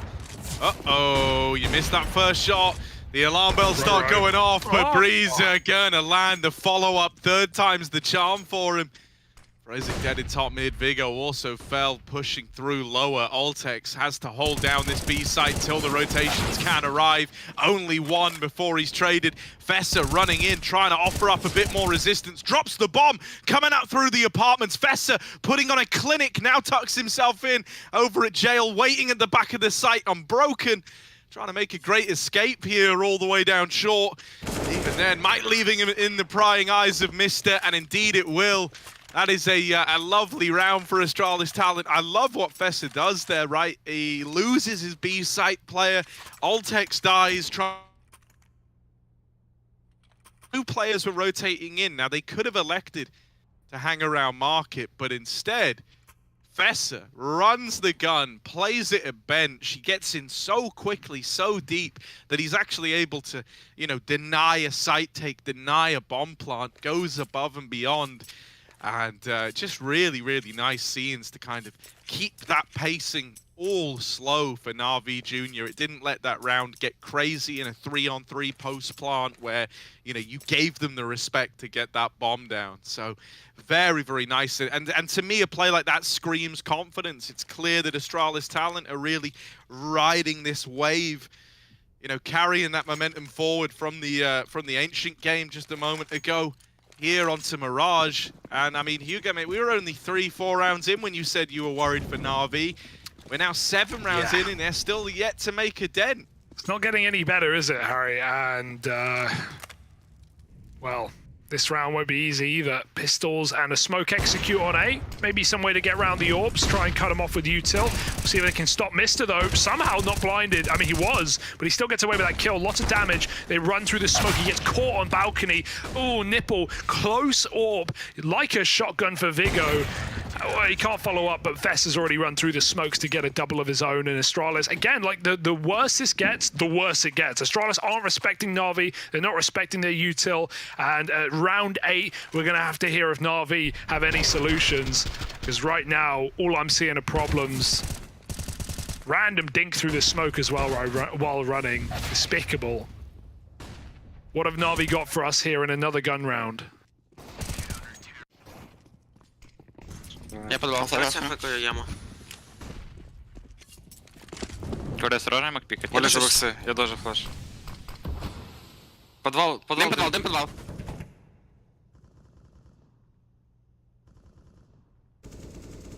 Кон еще ушел. Подвал убил одного. Я дал Малик. Они без подвал делают. Зиг хавик пикает. Бил яму. Я не открываюсь по зиг. Я на флеше Зиги, Даня. Давид, подожди ликовый. Голова, пацаны, голова. Не Вышел. Зиг и голова. И 1 Б должен быть. Года был Go в пикнул. кон. Go в кон. Давай. Готов? Да. Раз, два. И заходите в кон. У меня флеш. Пикает. Убил. Авик жив. Тикет. Гимбэ дал. Тикет авик. Бомба, пацаны.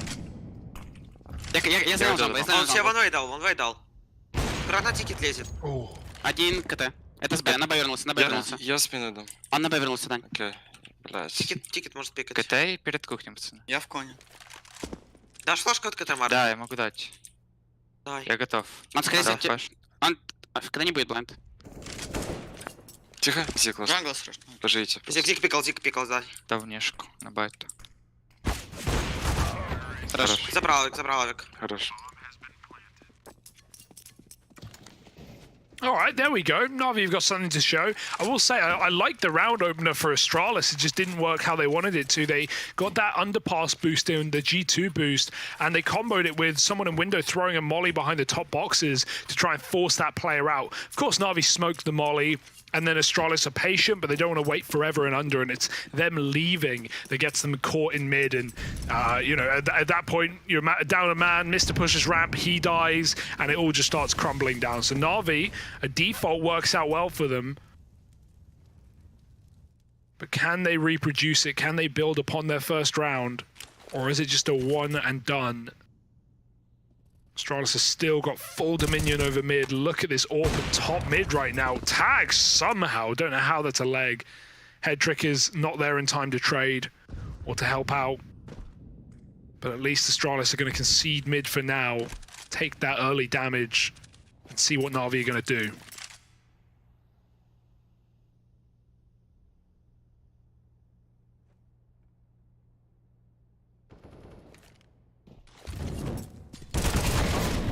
Ooh, the molly in lower. Well timed. Just a bit more chip damage onto Nipple. They heard him getting out. Still, got to try and contain this. And I mean, with Head Trick nailing that shot onto the A site, it's carved a path for this bomb. Ultex having to do this all alone, out on an island. Demons dealt with him. And it leaves it all to Breezer. The bomb back in T-spawn as a very, very long rotate in. Don't go feeding this AWP. Oh no, that might give Breezer a reason to want to go for this. The fact that they're pushing and the bomb ain't down yet, I think he knows it had a long rotate in. Oh dear. Oh dear! Breeze has nailed a second! And now just Frozik left to beat a 1v1 versus a Breezer that's really starting to believe in this clutch. This was 1v3 when it all began. Now just the AWP on the other side to beat. Waiting for this smoke to fade. Frozik is walking in towards jungle on the smoke fade. Oh no, Breezer, he's got him right there! And there's the clutch, 1v3 goes his way and Astralis Talent onto 8. Oh my god, Harry, what a clutch! It's sick! This guy's a talent. Did it last map, doing it again, and doing it dirty on these retakes. That headshot, And yeah, Frozik really trying to read the game, trying to think he wrapped CT there. Not the case. Breezer just camps out in con and closes the clutch. 8-1, and if NAVI weren't already broken, that will do it. Their first round followed up by a 1v3 clutch from the enemy AWP, and now Astralis can just keep building. Don't have the money for the AWP, right? Like, this is still on a knife's edge. NAVI can still break that money, and sometimes that's all it takes to get a bit of a hot streak going, a couple of anti-ecos, and next thing you know, you got a 5-6 round half. But, yeah, you got to get there first. Astralis won't give you any rounds. Nice nade.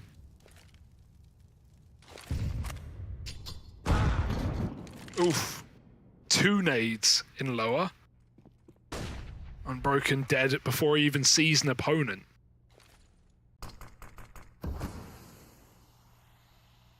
And these smokes are so grimy. For a T, it's almost impossible to see the CT in that fight. I'm surprised Nipple takes it. He's got to know. Festus just has such an advantage. 5-on-3. Vigo's going to fight mid as well. Good dink. Could even no nades rather. So may as well cut your losses here if you're Astralis. You've already done a lot of work. You don't need to keep fighting middle. They're gonna go for it. And at this point in the game, Astralis feel invincible. I can't blame them. They're coming through the smoke. Great cover from Headtrick. That's a beautiful headshot. 2-on-3 though. Can Navi clutch this out? Oh, Frozik's gotten up into com, but it was spotted by Vigo. The bomb's been retrieved back in top mid, but with 25 seconds, Headtrick's got to run wherever he's going, and this is all getting heard by Oltex in the apartments, who's going to commit to the wraparound onto this bomb. Frozik has made it out into the A site through the connector, but Breezer sat in jungle. That's only the tag. That's a 50 damage shot from the AWP. Oh dear, Frozik. Oh dear, bud. In a bad way, trapped in by the molly. Leaves it all to Headtrick's AWP. Out through the ramp flank is Oltex, and I mean, there it is, arriving super late. It was him who heard Headtrick going back with the bomb in the first place. And so Astralis Talent had the read throughout that round. 9-1. Crazy dominant scoreline. And I mean, it only feels like it's destined to get better for Astralis Talent the longer this goes on. Really came to play, right? And a bo3 team for a reason, right? They're going 1-1 in a lot of their head-to-head matches, but this is nothing of the sort. And on Navi's map pick as well, the map that last time Navi went 11-4 up on their T side to open the game. Sure, you always learn more from a loss, but damn, this is not what I expected today from Astralis. Got another tag for Navi, second of the game, but it's a long road. Really, you need a flawless half at this point to be in contention. And again, I'm going to bring it back to the money being breakable is always an option for Navi if they can just get a couple in a row. But Astralis are not forgiving right now. They hit like 3 AWP tags in that round as well without kills. And they still didn't hold them back from closing any of those frags out.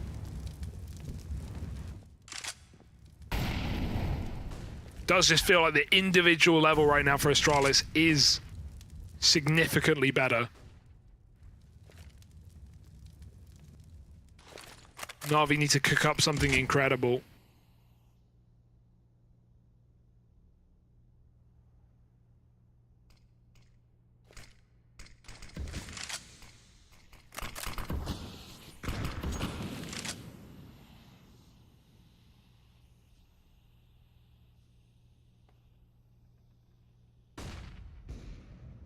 Yeah, they want to go for another one of these A splits, but the fight in con as a result matters a hell of a lot. Mister Ooh. Over in Sandwich. That's only 1 kill from this position. Suddenly, the connector split's been given a bit of room. Fessa, head over in mid, is given a lot more credence to this mid split.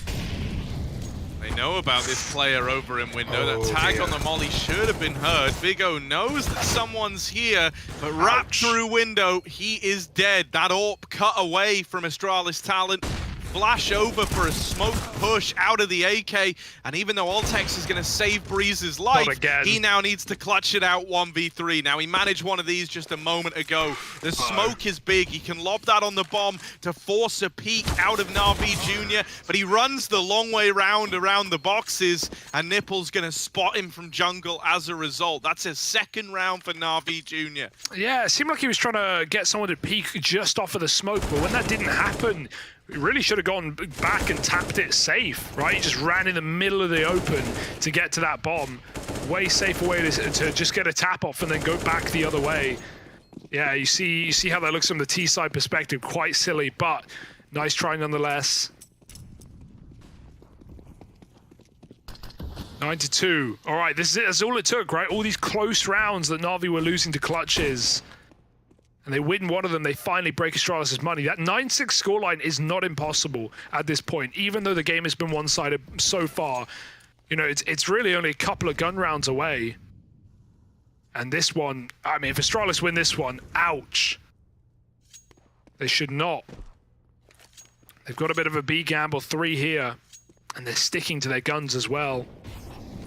Fesso, here's the molly, so he doesn't rotate out. There's the deke to start. That's the bomb. They've got full info right now. Astralis know what's going on, and they're hitting the headshots. Altex follows up. Bomb picked up. Do they want to bail? They've seen a couple of players here, but they've already got Nipple up short, ready to split this site in 2. Fessa trying to find some sanctuary in the middle of the site, but that molly pushes him into a gunfight he was not ready for. 2 on 3. Mister has great timing, but they boost up in the bomb site. Na'Vi is set up in the post. Oh, this kill's free. Now going to flick back into the site. Oh, wrapping around behind. Low HP on Headtrick. And Mr. cut out by Frozik, boosted up inside of the site. It was a big round there with 3. The hat trick for Frozik puts a 3rd on the board for NAVI Jr. And that little partial investment there, or force buy from the Astralis talent squad rather, gets close, but not over the finish line. Breezer buying up another Mag 7. How does he want to use that then? Money making, baby. Lower with it? No way. Oh my god, he has. All right, let's see. Shame they're going A though. It's going to be pretty useless in a post plant. And this is it, dude. This is Na'Vi's recovery arc. This is the way they get back into the game. 3 separate them from a decent half.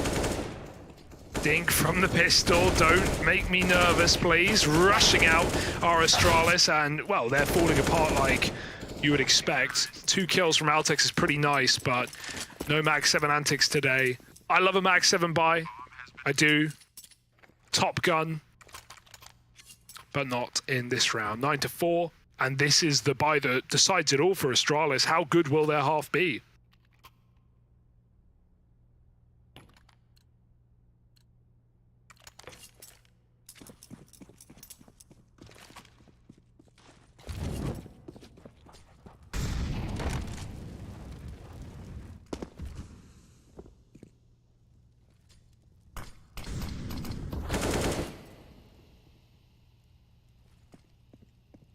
Smoking lower is irritating, to say the least.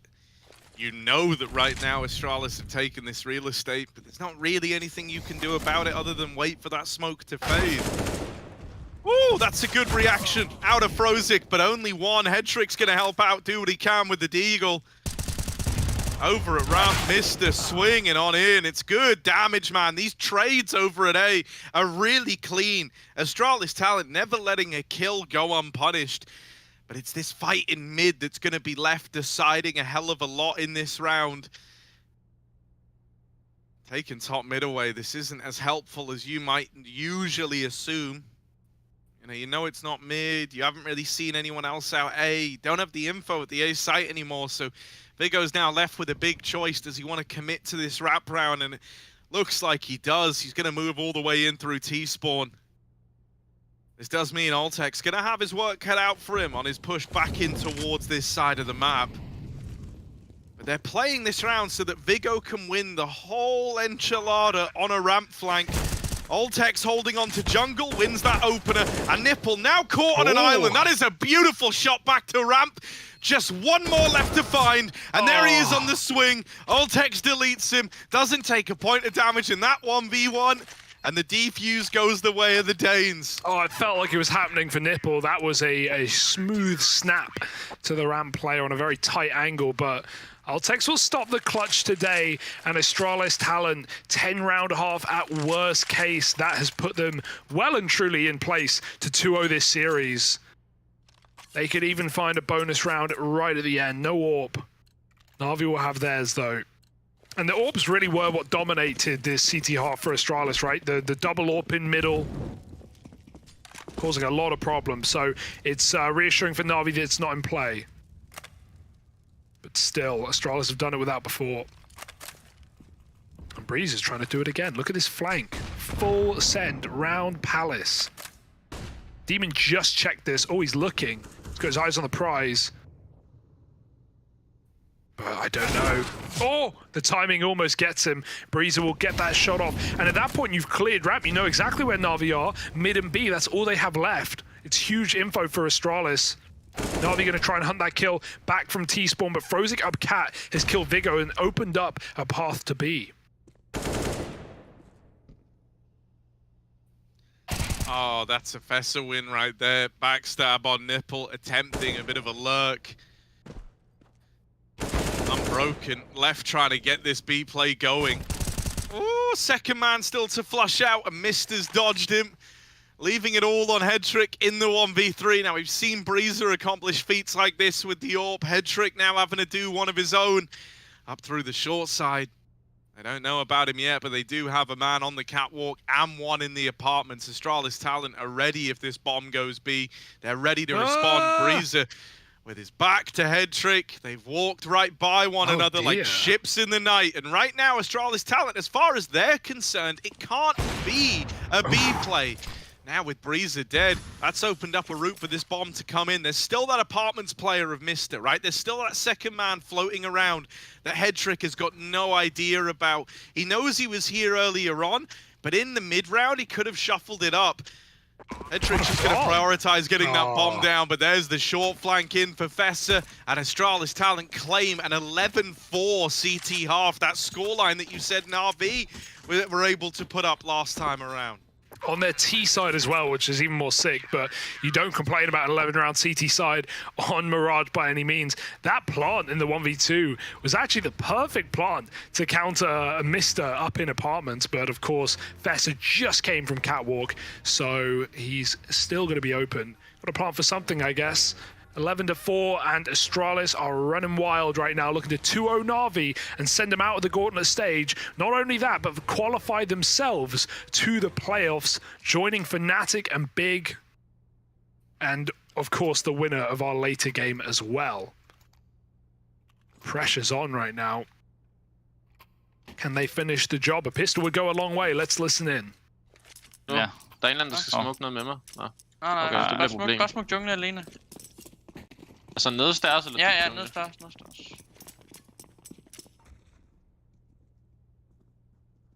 Nej, du skal holde deres kort, Lilla. Ja. Lukker bare nu her. Eller hvad? Sig det til, når I er fremme med UG. Kom nu. Og smuk nu. Flash over os. Ja, flash over. Jeg kan booste dig, Alex. En spotter mig. Bare kom nu. Jeg holder nok. Jeg synes, han ikke trækker så meget. Han holder nok vinduet. Ja. Indventet. Og kom op her, Mikkel.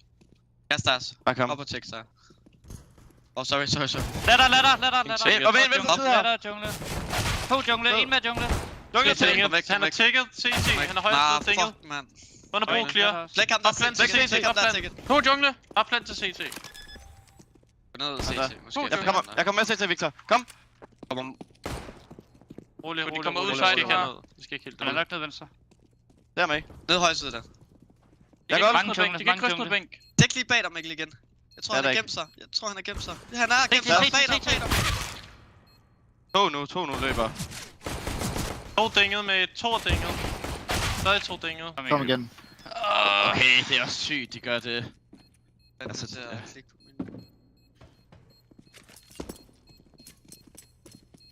Fuck, det er rough, man. Ja, vi kan købe tilbage igen her. Det burde jeg. No joking around in that pistol. Astralis know just how close they are. They have got their game faces on. That is serious business. And you can see just the stress from players giving up fights and losing fights, getting annoyed, getting frustrated. That's when the pressure's on. Na'Vi win a pistol round, and suddenly this game tightens up very quickly. This force isn't too good for Astralis. 1 AK, 1 Galil, 1 Scout. And so... yeah, I'm interested to see if the pressure is going to break Astralis or make Astralis at this point in the game. 5 rounds from the playoffs. Na'Vi trying to pull a comeback.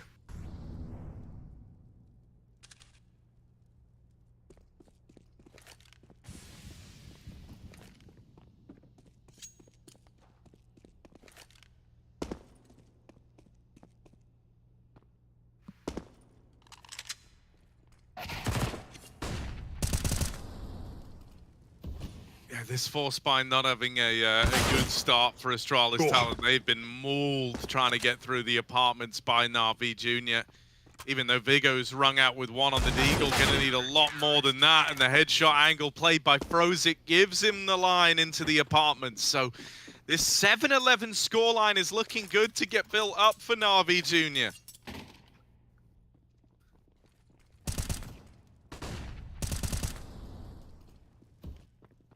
Slow and steady. CT Mirage, man.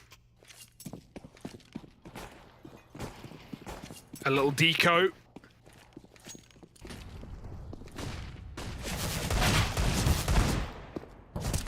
Na'Vi happy to take fights in mid with the A1S. I'm not surprised. Mowing down 3 in a moment.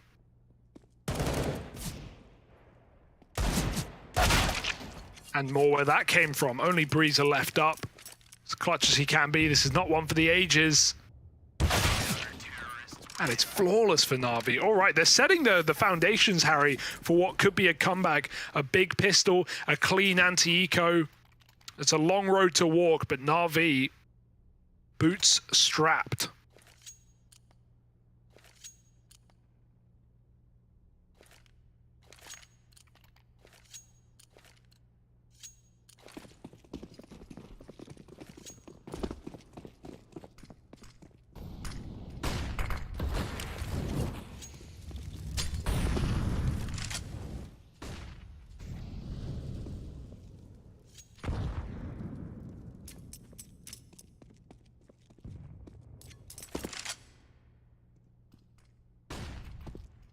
Low and slow in this first rifle round. Just kind of taking a standard default, looking to grab a bit of mid control. They did have 2 in the apartments earlier on that rerouted down into lower to give them even more control over mid. Now they've got all this control, what do they want to do with it? Headtrick has just spotted someone crossing, and so currently Vigo's under the illusion that he has the element of surprise. Oh, he's going to turn on a dime and find Headtrick. Vigo, that's kind of filthy. There's 2 pushed up the ramp. Vigo's going to collect the first. He doesn't know about that second man. Maybe that could be the saving grace here for NAVI Jr. frozik's allowed to swing out and have his way with Astralis talent. 2 in the round. Suddenly flipping the script to this one. Breezer dead up on the catwalk. This was Astralis talent in a really good spot. And then single-handedly, that lack of knowledge on frozik has just torn the round away. Such a heavy A stack as well, right? Like Na'Vi had 4 players there, and even though Vigo got a double entry, you feel like, oh yeah, you've got so much space. There's still a second at ramp. There's still that CT player to worry about. So many players there for Na'Vi. Astralis get ahead of themselves and now are behind in a 1v3 with no time. Round's over, bud. It's 8 to Na'Vi, and for a second, looked like Astralis are about to break back, but Na'Vi continue to claw this game closer and closer by the round. 3 alive. It's the perfect amount to make money. And Orbs available. Surely going to see Headtrick buy one up. If not in this round, then in the next. Due to Astralis being on eco here, they can half buy, you can put some money in. But Should save the rifles for a rainy day.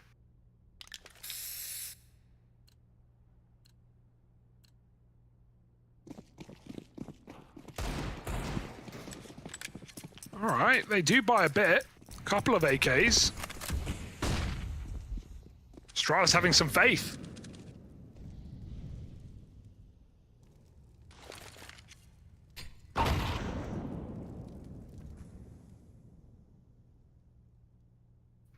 It's a force not without its risks, though. It could leave them on the back foot and give NAVI an equalizer.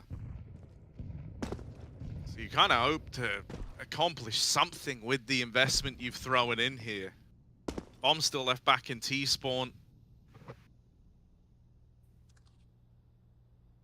So right now, hoping someone can win one of these opening fights. With Fessa dead early up in the apartments, Astralis Talent might just have to pick a site and all in it now, a man down.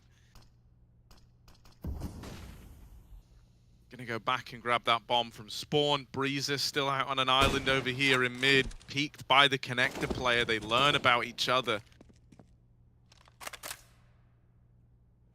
Astralis Talent looking for a way out ramp. Unbroken's got the info. Nipple waiting in jungle. Feel like he's good for one here, right? There's that first. Headtrick rings out with another, giving him a helping hand, and him and Nipple putting on a show, leaves it just on this scout of Breezer. He's upgraded onto the AK, and there's the close. Demon up in the window, hits him with the wide swing. That's 9 to 11, and with, you know, the money in a kind of weird place for Astralis Talent, I hope they just partially buy here, if I'm being honest, and level out that money. I didn't like the force last round. It's only because they had one player surviving and saving and on $0. They kind of bought around it. But yeah, definitely eco here, just due to that previous round. You know, as tantalizing as body armor AK is in a pug, not here. 3 players would be on that much money. So, yeah, hero guns, but this is an eco for Astralis. All well and good. They took a timeout. They've got something cooked up. Maybe a B hit. Let's hear what NAVI have to say. Да. Дайте я марк первый. Да, я дам флеш мид. Я дам Малик Яма и флеш мид. Дали дым на зик или в окно? Дым окно дали. Я под коврами. Хорошо. Флэш мне. Ты с крастью. Дима, не хочешь пойти вторым язык? Я бедом заберу. Дай.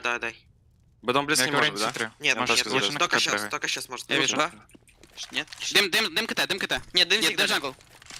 Два раскида и мид выходит, фишечный раунд, выходит мид. Фейк А и Б выходит мид. Дима, идем в зик. Точно? По сути? Нет. Куда они потом идут? Я не помню, Даем на зик. Окей, Дима, пикни по-моему, просто забать меня. Нет, не пикай. Просто играй вторым номером. Сук. Кон дигл. И Яма, это. Голова. Яма. Голову иду. Ковры. Кон не будет. Кон вышел. Видел.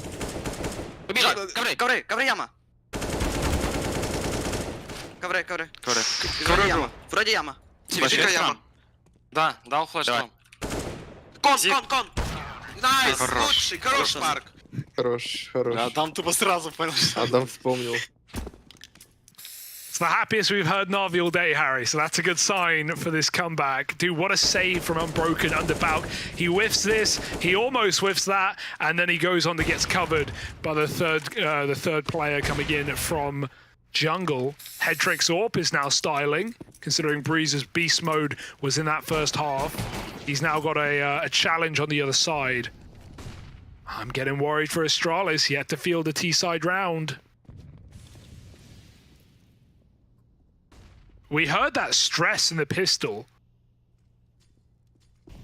Even though Astralis were up, it did provide a good insight. The importance of it, you know, they knew that could have been all the worries put to bed. Instead, you know, they got to grind out this win, and it's not looking good. A man down to open up their return to rifles, and it's going from bad to worse very, very quickly. It's so instantaneously down to a 2v5. It's kind of wild, and in the blink of an eye, man, they waited this, you know, this is their third. They waited 2 rounds of like partially buying to get this investment, and they don't even make a dent. They do 52 damage total in the entire round, and they just came in with 2 partial buys to facilitate that investment. So really, really kind of dire for Astralis talent right here. Having to take another one of these partial buys, stave off another round, and that likely means NAVI move up onto 12, at which point they're in the lead all of a sudden, and this 11-4 half that you once had has almost instantly crumbled away from you. Oh, they're running it. I like the pace. Good round for it, but spam through the smoke will do for Unbroken, so he gets a taste of his own medicine. It's bitter, and there was a second player always here. They don't know until it's too late. Nipple bites 3 with a flick. That is sick. And Fesser's left alone. He's on the A site, but he's got no bomb, Harry. He left it in spawn. That's a bit of a, you know, fine. Yeah, the bomb would have been down in con likely, but no one took it on a rush round. What if it went well? Then what? Fess is going to try, as he might, but he's dead to Nipple. 4 kills for the aforementioned man. Great round. And now we're having everyone show up and pop off for Na'Vi. Things are getting scary. The lead's been taken back. And an 11-4 half where Astralis have gone cold on the T side. Dude, something that's a little concerning, as I said with Fessy, you kind of know how he's going to perform. You know he's going to put up big numbers. He's not right now. He hasn't had a kill in this second half yet. Wow. He finished at 11 in the first half, Oof. round 15, 11 kills to his name, and he's still sat there. And we're now 8 rounds into their T side. So, yeah, you know, pretty dire spot to be in. One of the guys who normally creates all the space isn't doing that right now. Not a good time. They're trying to fake B here, lobbing in utility at both bomb sites. It is going to keep bodies on either side. Like, no one wants to shuffle in a moment like this. You're kind of left guessing as to where the play's actually ending up. But eventually, it's going to become clear it is this A play again.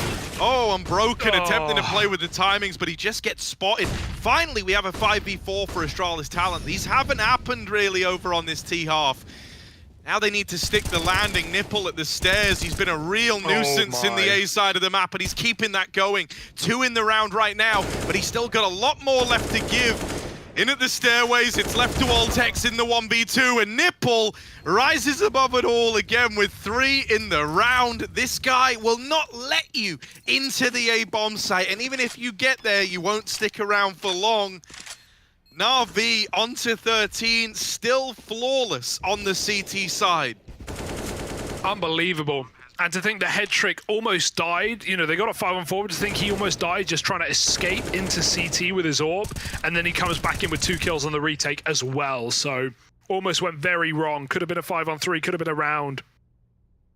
Astralis was so constricted as well to default, and Na'Vi were chock full of nades and mollies. Another timeout for Astralis, and yeah, right call to make, but the stars of the show have indeed gone quiet in this T side. Mist has been trying his heart out. Vigo's had some rounds, but Breeze Fess at bottom of the server right now. The opposite of what we saw on Ancient, even the opposite of the first half, with 6 clutches out of Breezer on that CT side. It's a very different game right now. Remember, Vertigo's that 3rd map, folks, and it's one that both teams are pretty apt on right now. Astralis don't want to pull an OG, but that's what it's feeling like. A game in the palm of their hands, slipping through their fingers, and a 3rd map where they don't have as much confidence.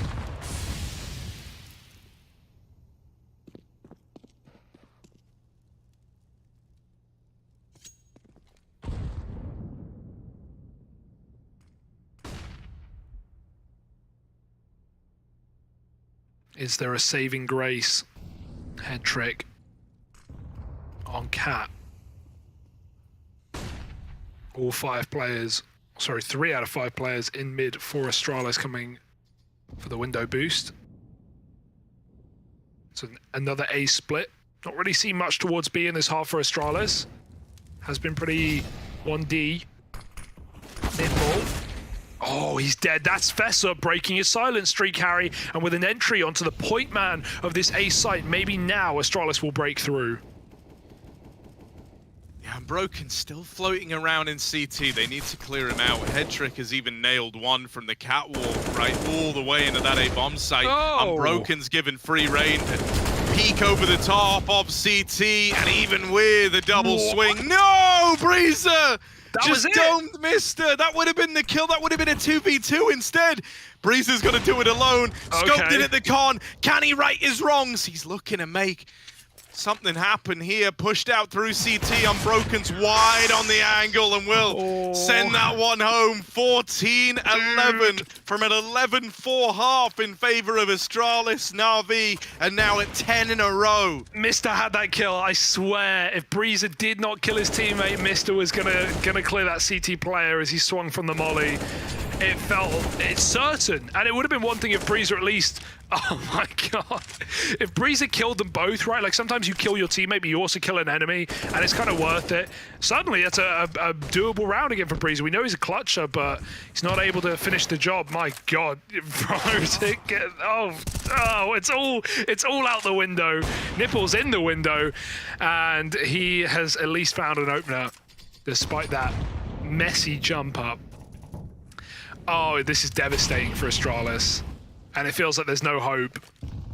An eco to give 15 to Na'Vi, and then they got to play for OT. But they've had nothing. Zilch. Nada. In this entire T half.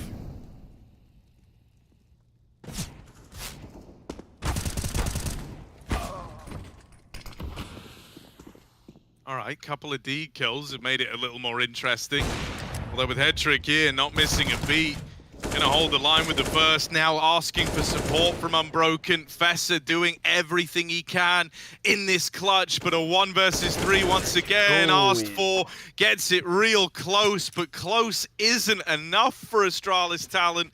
Na'Vi Jr. onto 15, and just 5 kills away from successfully putting a stop to an dominant-looking Astralis talent and taking us 3 maps, taking us the distance to Vertigo, where this score would be settled. Astralis talent running the risk of finding themselves in a similar boat to OG the other day, where they had opportunities to close this out. They had a big lead here on Mirage. This could have been the 2-0, but instead, scores might have to be settled on Vertigo. 12 rounds in a row is the goal for Na'Vi, and everything pointing to that. Another A split, perhaps. Not seen this one before. They've got the kill. However, they've had a few 5-on-4s. Vigo's been crafting a couple of entries. He's going to jump in window. That gets seen, though. And Nipple is such a nuisance, man. Can't put him away. No shirt will cover this guy. He's found a second through the smoke as well. Fessa spamming and gone. And a missed opportunity for Mister has now put the AWP on his angle.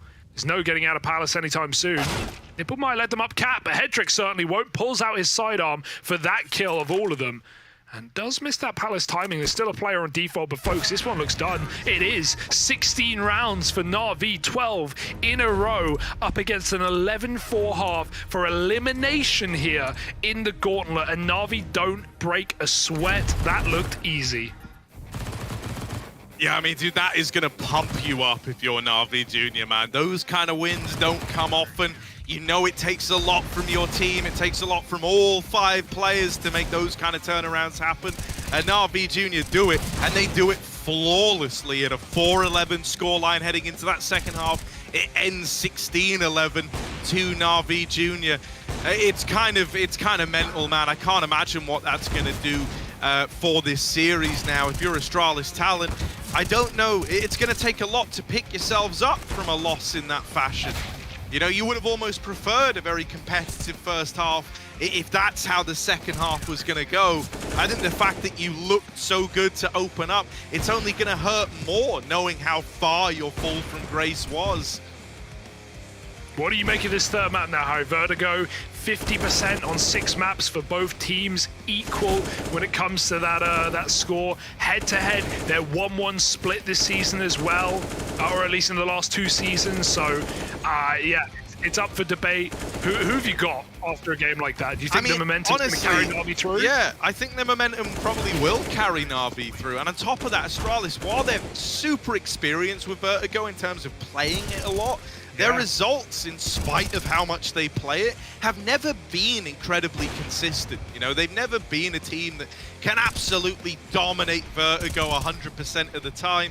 It really is like a bit of a coin flip map for these guys, even though it's hands down one that this squad has played the most in officials. So yeah, you know, at least they're going to have more ideas. I think it's going to make this kind of sweep a lot less likely that we would have anything even close to this level of dominance, right? Because it did feel like Astralis kind of, you know, the idea tank ran a bit dry, nothing was working, this mid control was getting dominated. They never really had like a staging platform to go from. But yeah, I don't know, just kind of the confidence that a game like this gives you if you're Na'Vi, how warm some of these individuals are looking, like Nipple, who was just lights out. No, I find myself being very, very nervous. If you want to look at like some silver linings, it's that you're probably going to get a much better game out of Fessa on Vertigo. Yes. But still, do I think that one guy will make all the difference? Probably not, honestly. I'm kind of nervous for Astralis talent now, as this being a case where they missed the best chance they were ever going to have. Yeah, and you know, you referenced the OG game yesterday. It did sort of feel like shades of that OG game, right? Not just because, oh, they hit A like every round of that half. They probably did hit every round of the half, if not, you know, at least 10 of them. But on top of that, it's like you're running into the two top performers. For sure, there's a correlation there. Headtrick and Nipple are the top performers because they're getting a lot of attacks. But Nipple was multi-killing every round in Connector. Headtrick CT AWP was never getting picked, was never going down without, you know, a kill at least, if not two from CT, if not staying alive for retakes. And I couldn't even really tell you who played the B site in that CT side for Na'Vi. Astralis never really went there. They never tested it. They never got an idea. And so not just the parallel of OG running into Donk on Spirit Academy in that B site every single round yesterday until they lost the game, but then the parallel of the series of a team in the lead ready to close out a game, balls is up the closer, and then goes on to lose the third map in overtime. There's definitely parallels to be drawn even ahead of that third game getting seen.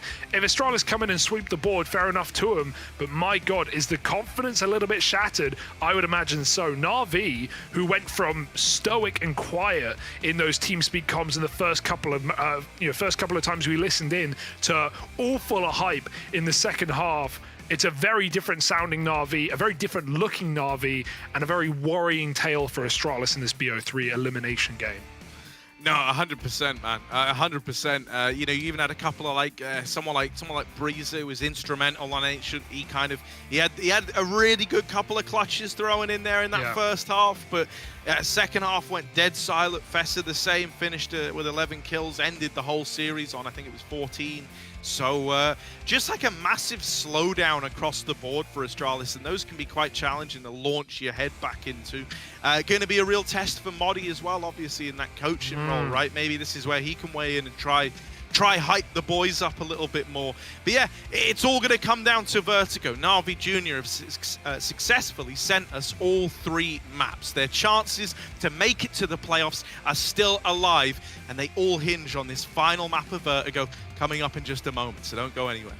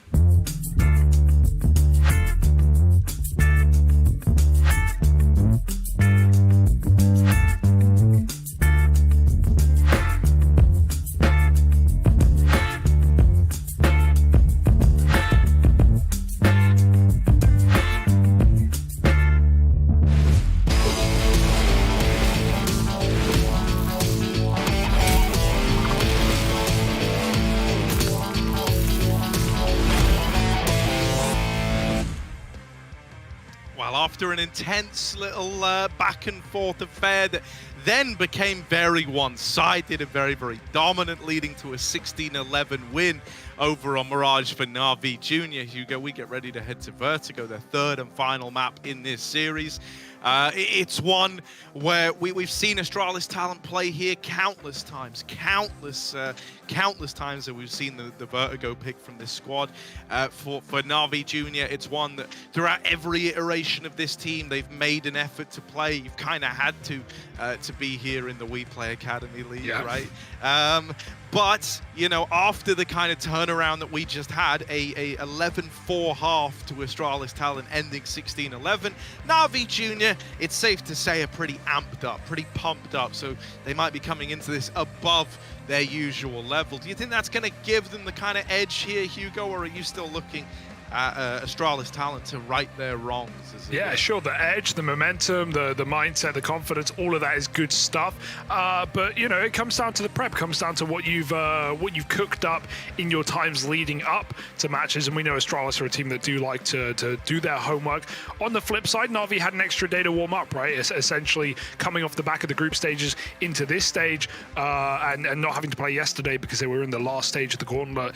There could be a slight advantage there for them, but you know what's interesting to me is the T sides, right? Something Astralis have always struggled with. I looked at the numbers for this map. For Vertigo, 55% of the rounds Astralis win are on CT. For Navi, it's T. 53% of the rounds they win a T. So this is like the perfect balance game of a good T-sided team versus a good CT-sided team, and that much was, well, very much proved in Mirage, with Astralis having 0 T rounds off the back of an 11-4 first half. So a little worrying for Astralis, especially on a map like Vertigo, where it can be very difficult to get T-side rounds if the CTs are rolling, even more so than Mirage. We've seen teams completely locked out, even yesterday, referencing that OG matchup, which it hurts to try and draw a comparison here, but there just really are too many to ignore. So, yeah, I think Navi are poised to win this game right now, which is a bit of a shame, given the Astralis we've seen all through the regular season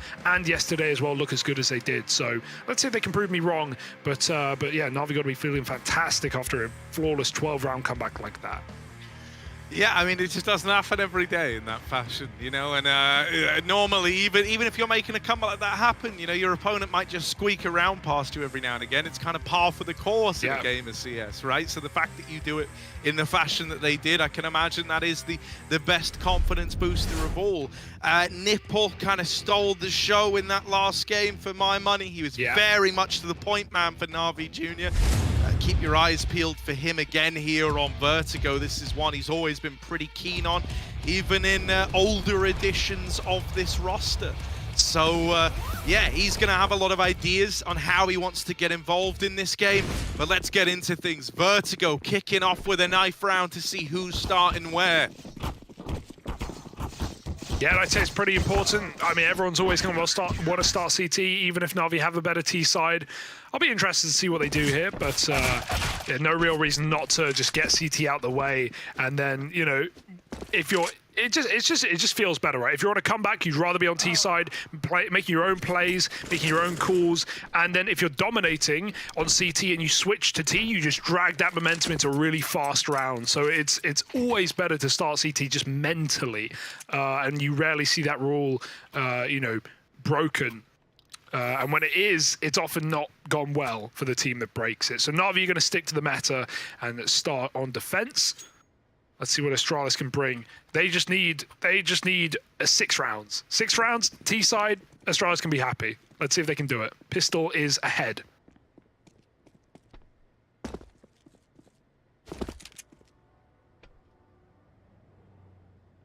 Yes, keep your eyes peeled for Nipple over here at A. He loves a ramp peek or a short something of the like.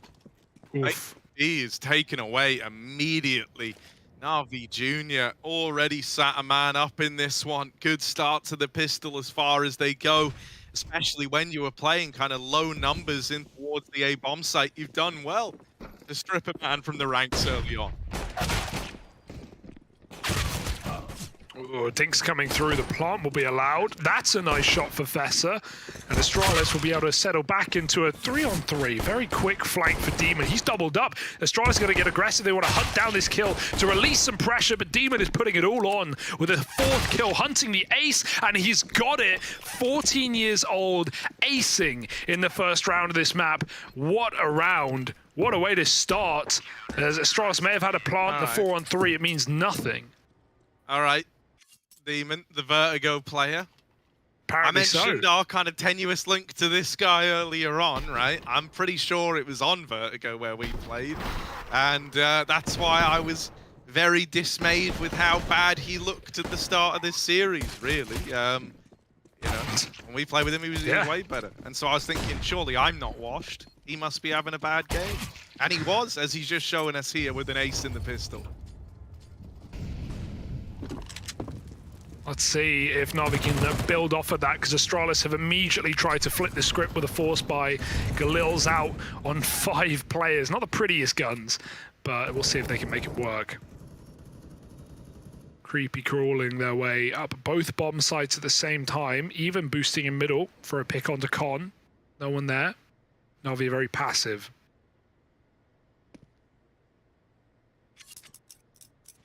You know, we've been talking a lot about Nipple and Head Trick being stars of the show, but I think Frozik has been the sleeping giant. He has performed in both maps so far very well, especially on that first half of Mirage, where NAVI had a lot of trouble. He was the one guy making rounds almost happen, we'll say. But he is dead first. As Astralis now have an advantage, they group up for an A hit. Look who's here. Everyone, 3 players pushing Astralis right at the top of ramp, and it's a bloodbath that almost works out. Everyone dies for NAVI, and it's quite costly, leaving just Demon to finish what they started. He can't. Astralis find that force buy, and they convert it very well. That's such a massive round to win for Astralis, just to break the money right back. And so let's see if Navi's feathers are a bit ruffled going into this third.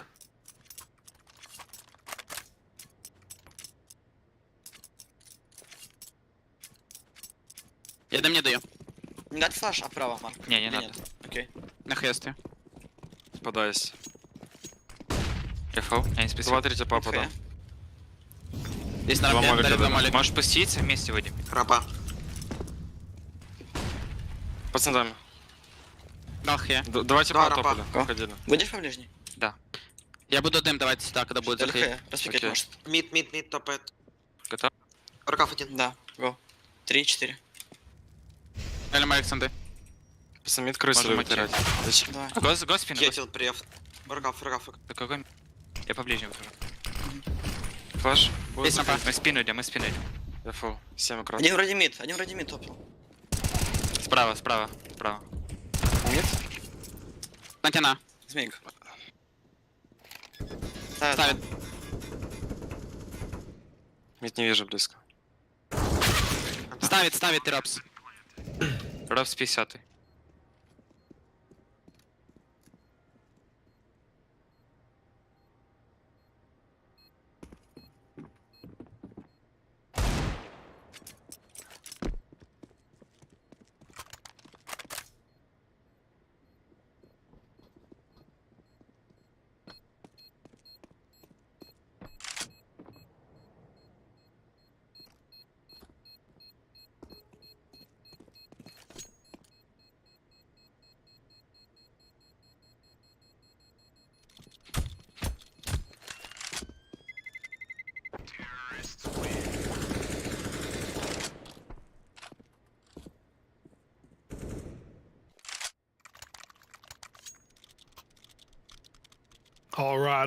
All right. As expected, the anti-eco pretty clean, pretty nice. 1 death and a gun save for Head Trick, but Astralis will take that one every day.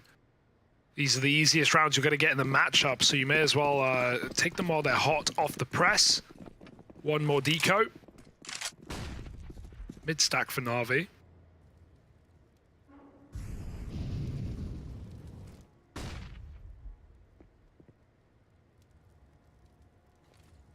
Vigo, got to be very careful. Hendrick, oh, he hunts it.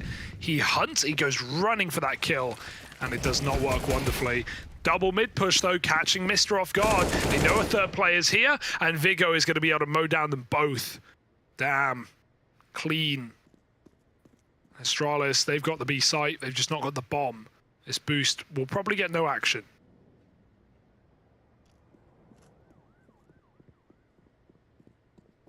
They're only just going to go get that bomb now on a man dropping through middle. Breezes. No, wait, not Breezes, sorry. Vigo going to be the one to grab that.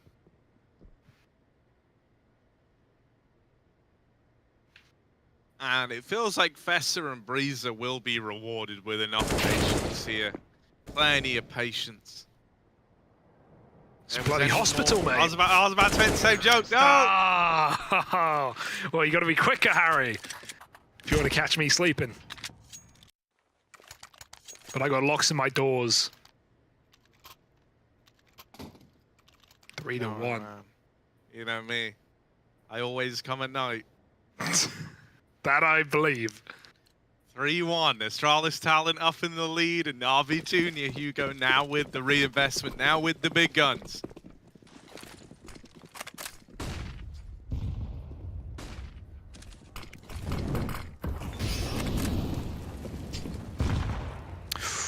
Oh, the nade's almost there. NAVI weren't quite wide enough. Breezer's over the smoke, looking for a pick on the A side. Look at how far they already are. Up the top, in the middle of the site. Vigo, he's got 2 kills. Yum, yum. Only chows down on 1, but that will do. Completely disrupts NAVI in this round. Fessor looking for a second attempt, and they walk right into him, but he gets dinked and barely offers out damage in response. Meanwhile, Mister's died in middle. So Astralis were all over the place in this round. They'll finally end B, trying all 3 areas. But it's not gone well for them. Tucked in is Demon, not giving them the time or day. He swings, he gets flicked. Nice shot. Frozik does respond though, and he's not going to let them into his bomb site. Maybe he will. 2 on 2. Ah! And Astralis will get the plant. Eventually. Oh. Fess is the one to have stolen that kill away, but head trick, smoke walk, and now just low HP Fessa left to find, trapped behind double. Hedrick doesn't need to give him the fight. Fess is the one feeling the pressure of the time in this round. 30 seconds, he's slinked back towards ramp, and as he crosses out, Hedrick already on the angle. Oh! Wow! Fessa wins that, 9 HP! And Edric falls the 10 million miles back down to earth. 1 bullet, that's all he needed. Fessa 9 health. 1 bullet, it looked like he was perfectly on him, but that's, you know, a crouch walk peek as well. It's not like he even like perfect peeked him, just a quick right click. And Fessa, the 1-2 punch, he went disgustingly quiet T side of Mirage, but he started 7-1 here in the 3rd map. No better beginning, but it's not about how you start, Harry. It's about how you end, as we learned from that last one. And look at the stress. Hedrick's walked away. Frozik's got head and hands. Or maybe he's just pushing his hair back. Who knows?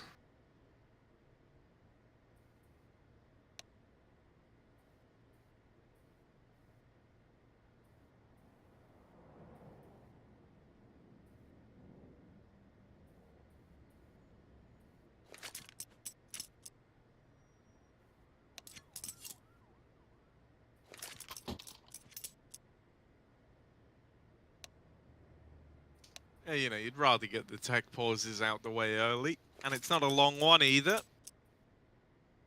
Quickly get that all sorted.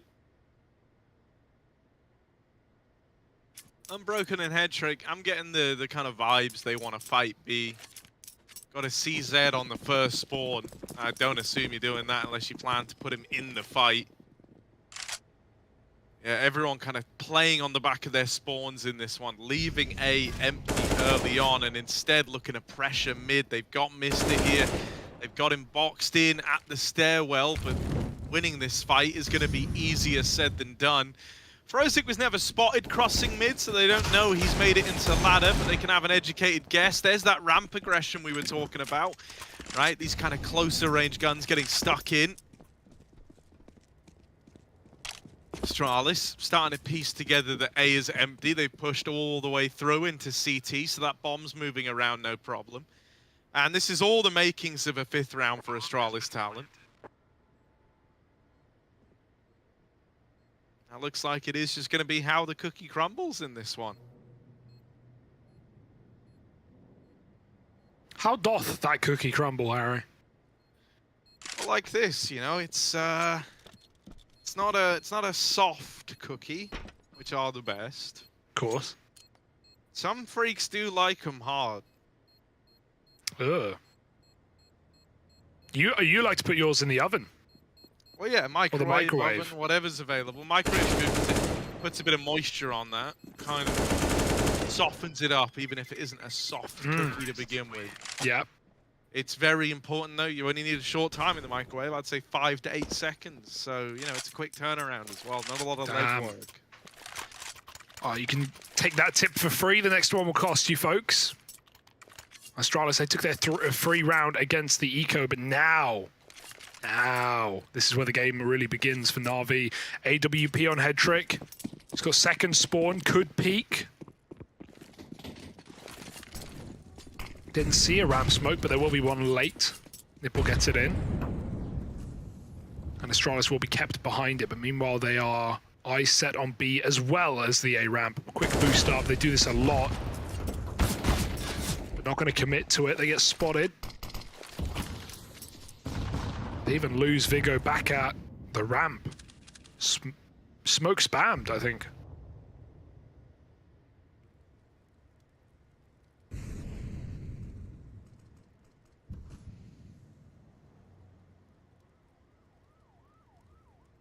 Yeah, Headtrick's even traded out positions with the short player to occupy it with the AWP. Getting around short going to be made a little bit harder now. Fast up at the top of ramp. That's the bomb facing first, so a lot of info. Even if they trade that one kill, it's still the man advantage lying with NAVI Jr. And it's now the info that the bomb is A-ward bound with 50 seconds left. Still under the control of NAVI Jr. as well. It's out on an island at top ramp. They've fully rotated everyone around here to play around this bomb. Ultex has created a bit of space with that kill, and Fess is going to take it in his stride. Bomb now getting planted. Over the top is Frozik. Still fighting here. Plant's been cancelled by Fessa. He thought he was going to get run down after losing his teammate to ramp, and he is getting run down on the left-hand side. Fessa shut out of the round. And Frozik with a lovely little moment at the end to disrupt everything for Astralis talent. Was that like an early cancel for Fessa, or did he, you know, I agree that he thought he was going to get run down, but it felt like he was a good couple of seconds into the plant, and then he got off it. Maybe he thought he already had it. You know, that happens from time to time. Or it could have just been the panic of his covering teammate dying. Awkward one. Let's hear what Astralis have to say about it. Ligger selv G2. Okay. Ligger AVP. Vend med, bare chill. Kommer ned her, Victor. Ja. Der spot for jeg skulle der. Vent på fejl, okay? Jeg går ind i one way nu. En G2. Ja, de kan godt være pop, Ja, okay. Men det er jo... Bare kom af. Jeg kan måske lykke med, Alex bare komme ned af. Ja. Nej, jeg sidder over den lige nu. Jeg kan trække om lidt. Jeg er ingen AVP. Der var en, der fik stemplet tæt her. Vi ligger one way på sand, jeg sidder i den. Molly er ind i goal. Jeg står oven i den. Okay, det er fint. Gutter, kom med af. Jeg kommer nu. Vi ved, de søger ud, okay? Ja, han er tæt mig, eller sand. Ja. Jeg hørte ham bare vent på smoken fader der, okay? Ja. Jeg kommer med nu. Jeg sidder på den. I bliver nødt til at peek rampe med Victor. Ja, peek. Ramme! Peek Nu er det blå! Vi pænder du så? Peek! Det med low! Nice. Løb. En kon. Løb og så... Ude! Ja, tak, Frank. Jeg smukker kon. Ruller om marke. Jeg kan lige tage en tag, så holder jeg så ryg. helt bad. Der er kon, smuk. Jeg har ryg. Ude marke. Ude marke. Svinger på mig. Svinger bag default nu. Det er lidt low.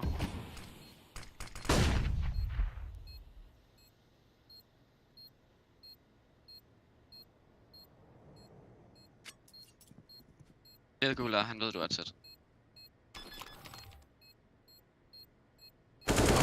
Venstre, sygt Alex, vigtigt. Nice Alex, selvom jeg kan ikke se det. I can relate to that round on like an emotional level, Harry. Peek, peek, peek. No one's peeking. No one's trading. They're so confused. Then Fessa comes out from short and saves the day with that double up. But for a second, that was very worrying. Astralis were able to convert the 1v1 clutch in the smoke with seconds to spare. And despair for NAVI as this game is slipping right by them.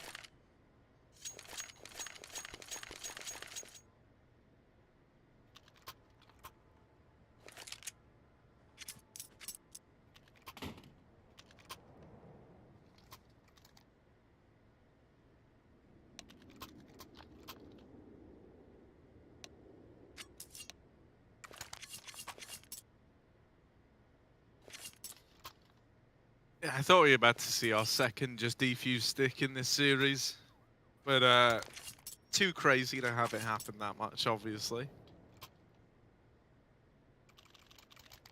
Hugo, coming into this, you said you wanted Astralis Talent to get a 6-round T-side. You thought that would be enough. Yeah. So in your mind, they've already done a good deal of the legwork here, right? Absolutely. You know, I'm never going to discount a comeback after last game, halves aside. But yeah, this is the bare minimum. This is a nice T-side already, and I don't see them stopping. Had a good variety of rounds. Attempted both bomb sites. Now they're walking mid with 3. First time for everything. Demon going to drop Utel, try and cut him up. He's gone CT. But they are rushing him down. Wow, what a flash. They clear it?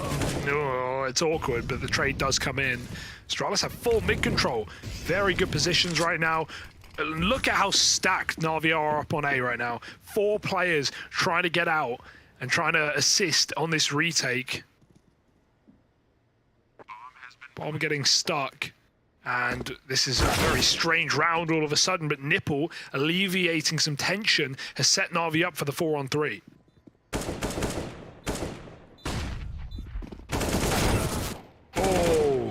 Oh my goodness.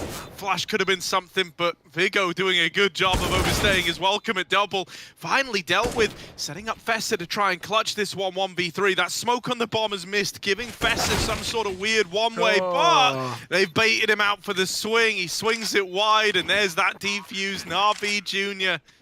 They're able to regain control in the 4v3 retake. You thought maybe Vigo had done enough, right? He wasted a lot of time. He took 2 to the grave with him. But in the end, NAVI still come out on top. Bit of a shame for Fessa. Maybe pressure gets to him a little, right? He hears that tap on the bomb. He ends up swinging it wide after about 3 seconds. No one was on it. And it left them just shy of NAVI Jr. running out of time.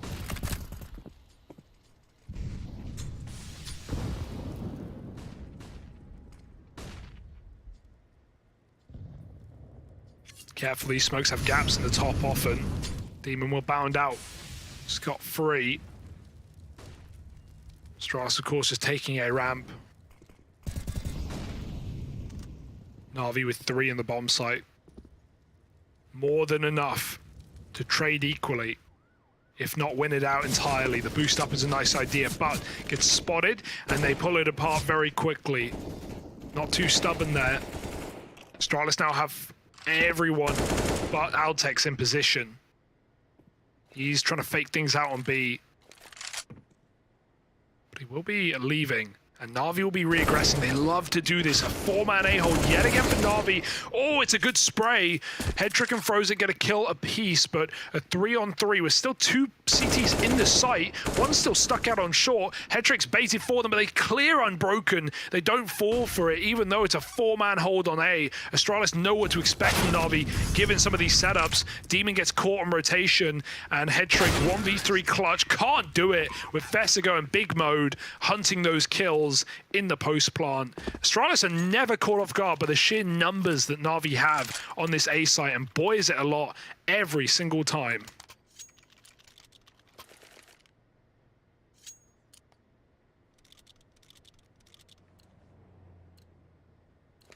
I mean, now having broken the money, this is going to get better. This is going to get even better for Astralis Talent. This is already a very, very good T side, honestly. second half is where things get super interesting. That's where we have like the two favorite sides of these teams being in play. There you go. All the way in. No. Oh my goodness. This is twice now he's gotten away with getting all the way up ramp and just tearing through the defense. Down to Nipple inside of this A site alone with this scavenged AK. Bomb still back at bridge. They're going to try and rush him down, and they will trade that out. Thank goodness they do too.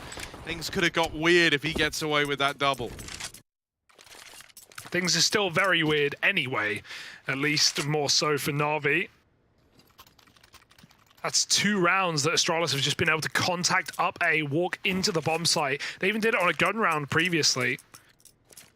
Can excuse an eco for NAVI, but just funny that Astralis have the balls to make that call after they've seen back-to-back quad A stacks.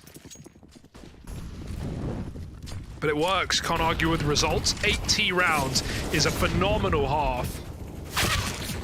Oh boy, and it's gonna get better. Breezer picks Unbroken through the short gap. Headtrick will hold on for a moment at Sandbags with the AWP. He's stuck out here. They're going to molly him. Vigo's helped out. There's the re-aggression. Frozik's here to stop another. And suddenly, Navi slaughter Astralis in the site. Only 2 players left, and they're nowhere to be seen on A.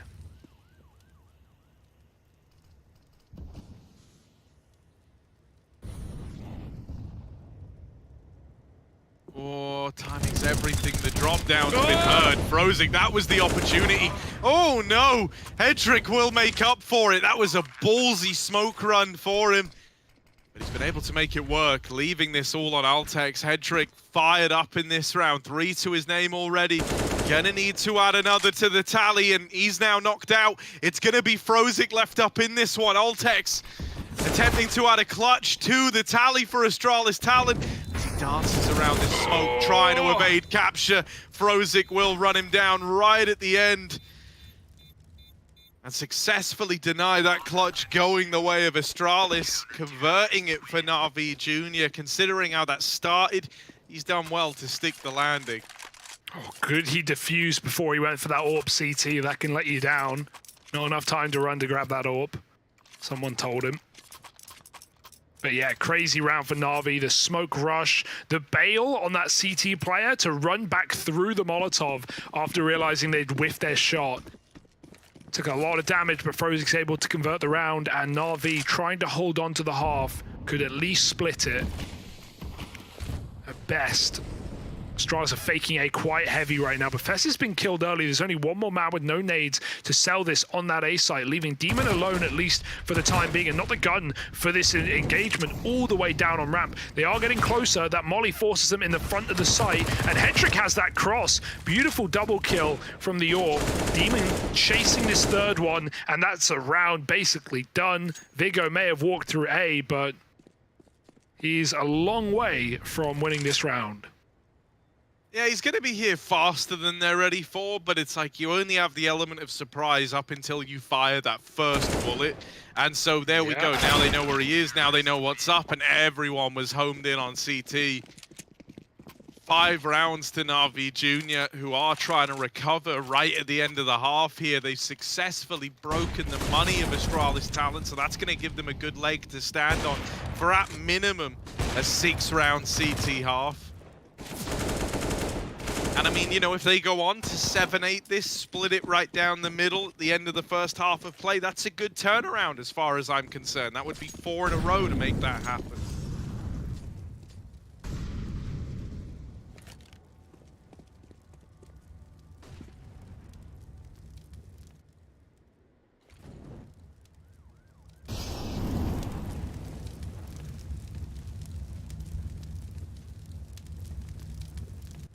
Again, Vigo up further than they're ready for.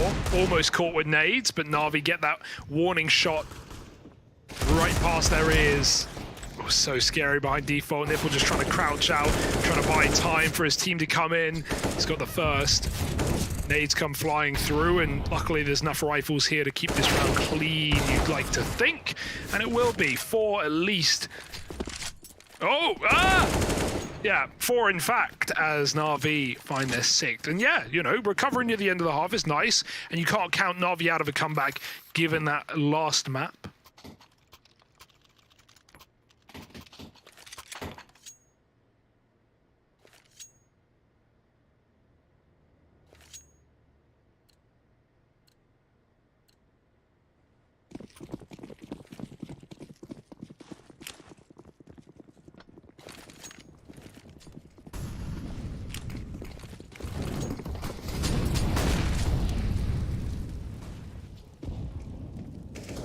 try and go back to these ramp takes, but a lot of the time these have kind of hinged on NAVI not really having the numbers where they're challenging ramp, instead, you know, giving a lot of room to Vigo to make plays, and this time it's being accounted for. Unbroken's seen him up close, and Vigo's dead immediately. The rest of the gang have made it up the short side and onto ramp now, but they need these openers, and across the board, across the field, they went out and sought their fortune. Everything's come up short. A 2v4 now needed out of Breezer and Ultex. Bomb still in the round, ramp still controlled by Astralis Talent. They've got all the pieces to try and launch a bit of an A play. They are missing some utility. They can cut off one angle, but now the hope of that is kind of out the window. The bomb gets away from them over at top ramp. Just Ultex left, and as he goes around this corner, there's Unbroken to solidify the 7-8 half. It's basically neck and neck heading into that second half of play where Astralis are going to be swapping over onto the CT side. I mean, who knows what's going to happen in this game, really, because, you know, NAVI pulled that comeback with no little streak at the end of the first half of Mirage. That was just a dire first half, and it was a completely different game on their defense. Well, this one, at least, they're running off a bit of fumes right now, Harry. 4 at the end, a reason to believe, and a second half ahead of us here with some comms to listen into for NAVI. De er lort. De...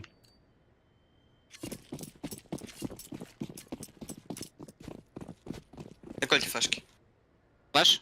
Раз. Ну да. Флеш? Це далі. Кран, еще флеш. Сотка. Небо. Сотка краса, сотка краса. Сотка краса. Небо, 2. Еще. Небо. Раз. Еще до 2. 2. Еще 2. Да.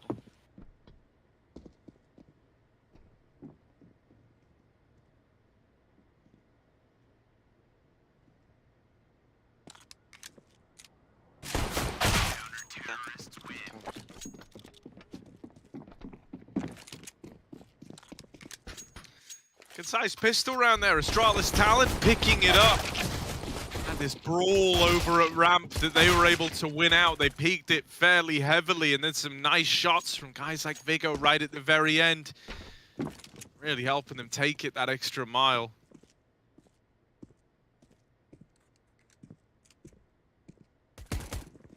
Yeah, they weren't convinced by Frozik hiding out there. 4 Glocks should be a mauling, a beating, an eating, but NAVI will be meeting them back on B instead. They run all the way away after making a lot of steps on the ramp. Astralis have quickly realized what that means. They've already up and left the site, leaving just Mr. there. Altex has got a lot on his plate, and NAVI running back. Oh, dude, they are... This is working right now, so far. They run A, they run B, they walk A.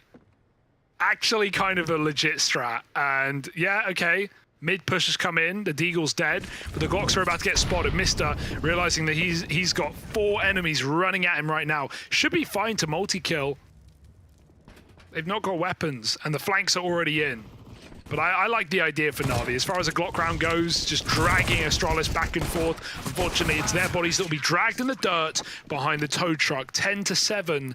And this is where the game begins for NAVI on the T side. Rifle round out, and Astralis still on bonus.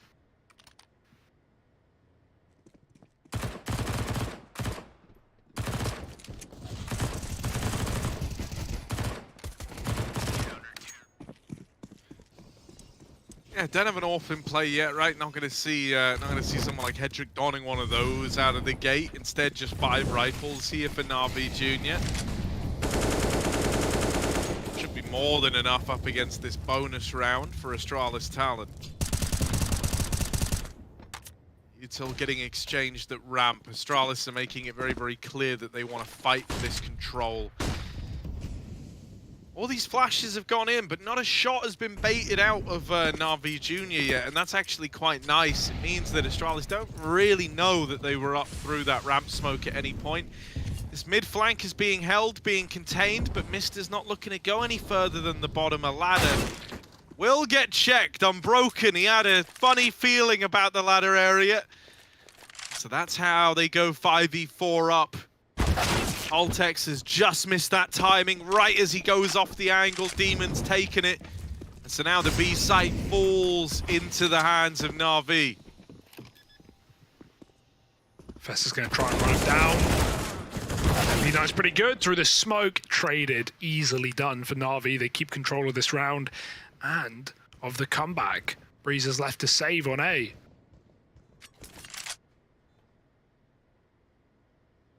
And hey, NAVI, they may have been down in the dumps to start the series on Ancient, but they've held on, refused to, go down without a fight, even when it felt like the series was already over. So this game is still very close.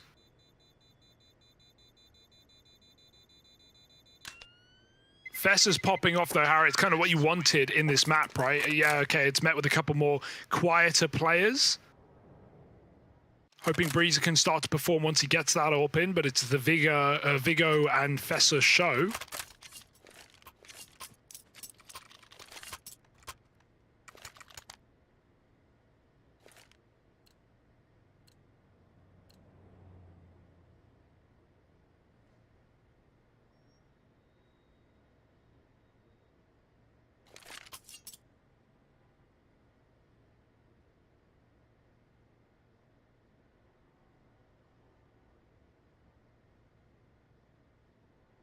Little tack for NAVI. I like that.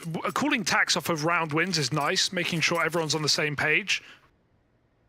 At this point in the game, early in the half, every round hits like a 2-for-1 because it gets followed by an eco, which of course are winnable, but play your cards right, and they rarely are.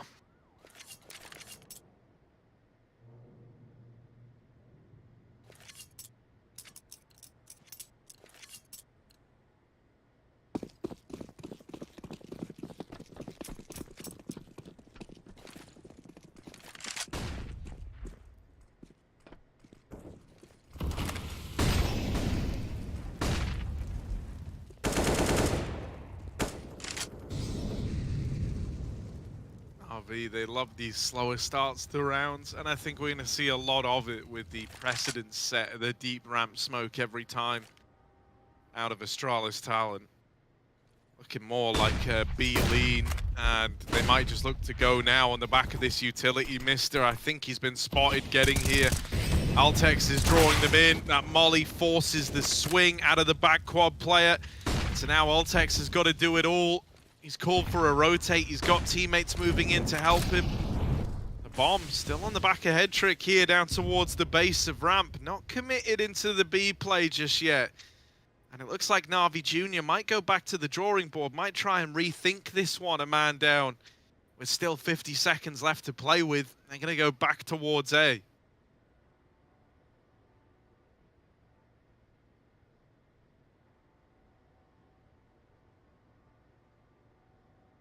Mid-lurk are going to try and keep attention here, but even with a mid-to-B smoke, Breezer might still have an angle.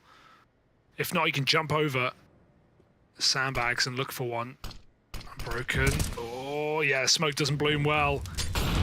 Breezer, he's just playing with his food right now, jumping up with the spam as well. Now they're walking into a low health on head trick, so Nipple will have to take the brunt, and he's done the first in at least. Headshot, can't connect it. Vigo can jump up on his teammate's contact. In fact, it will never come through. Head trick knows this one's too far gone. Save for Astralis' 11th. Neck and neck right now. With the save at least, you can buy again. You know, you could have 4 rifles here, like 4 AKs, 1 and a Galil. So we are going to see that investment come through once more for NAVI Jr., but this is all in. This is all the chips on the table. You know, the dealer is a king face-up, and they've just all in. They've doubled down on this. It's scary. And it's in the heart of the cards now. Can they turn it around?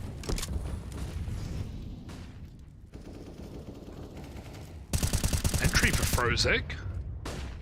He's dead quickly after a middle, though.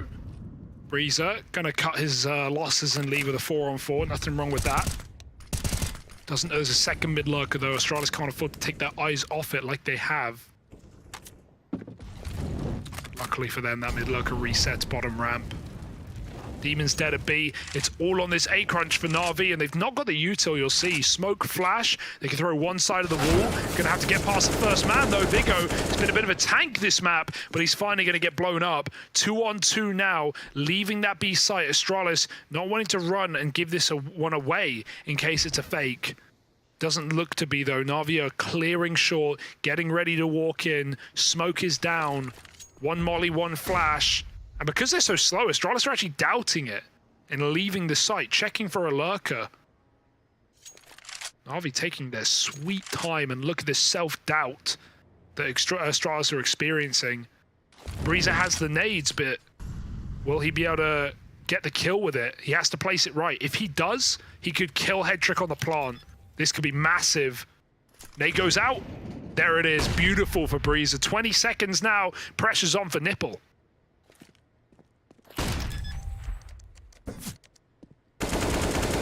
Oh, but they just run at him. I like that. You know, don't give him the room nor the respect to play that clutch out. Nipple gets deadly, man, if you give him that little bit of room to play with. Astralis talent racking up these rounds. That was the Galil AK buy that kind of needed results for Na'Vi Jr. with nothing coming through. The bomb plants at least a nice bit of extra cash. The fact he was able to plug those numbers in has allowed for the reinvestment here. But once again, it's kind of like not much of a reinvestment. You know, you're coming in with a handful of Galils, more Galils than AKs this time. You don't have the utility to throw in any sort of like grandiose fake. You kind of have the bare minimum to launch an exec into the A or B bomb site. De er køb. Jeg var godt. Okay. Måske inde i smoke, Victor. Ja. Og sådan. Vi ikke spille 2 midt. Ja, resmoke dyb, eller hvad? Ja, kom. Flasher og resmoker dyb. Mikkel, du skal smoke næste. Ja, men jeg tror, de kommer midt. Det er det der lort. Jeg kommer og holder den imens, så. Ja, jeg gør det. Jeg faster lige midt væk. Jeg står der. Du skal ikke smoke endnu. Du skal ikke smoke endnu. Ind midt nu. Ude. Han er væk. To. Ikke smoke. Ikke spil for smoken. Du kan også ikke noget smoke, Victor. Ja, jeg ved det godt. Jeg kan holde den. Jeg holder den. Ikke noget på krydset. Okay. Løber væk. Kommer spawn nu. Ja, yes. Jeg smoker dybt af. Ja, kom. Du kan godt have timer med der, men tror det ikke. Jeg tjekler med... En af, 100%. Jeg ser ikke noget Fucking dårlig smoke. Har du smoke til det? Dinger. Opguld. Jeg har lige med. Jeg ligger one way fra. Jeg har med. Jeg er med gul. Ja. Nice. En bær. Nice. 6 sidste, Victor. Tæt. Sygt, mand. Fuck det. Runde, Frank. Well, they stole the ace, but when you're Mister at this point of the game, you've got to get what you can get. 7-16, but it's Fessa with a big 4K. Harry, would you qualify that as going big mode? That smoke spam was pretty gnarly. Yeah, that was pretty sizable. Yeah, at a bare minimum, that's a large mode. Yeah, large mode, I definitely say. He's gone above medium. Well done for Fessa.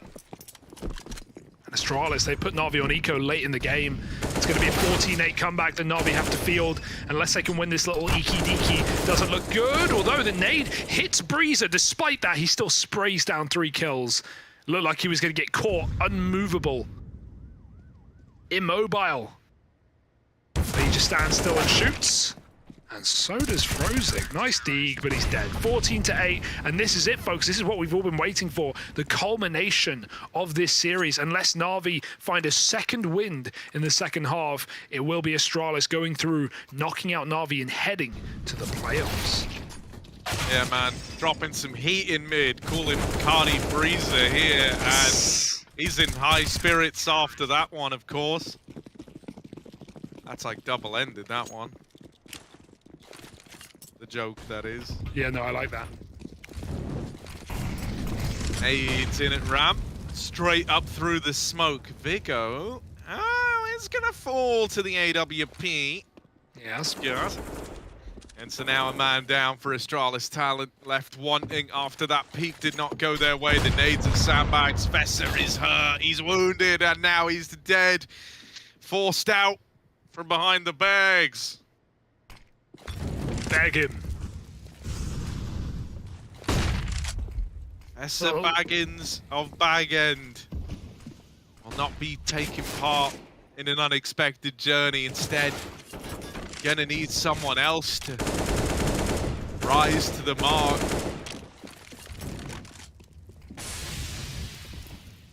Making its way into the site, gonna get planted. NAVI Jr. have that in their back pocket with Nipple taking another man out of the round. Things are looking real good for NAVI here. Damn right, flawless round out of nowhere to save for Mister. And NAVI just refused to die.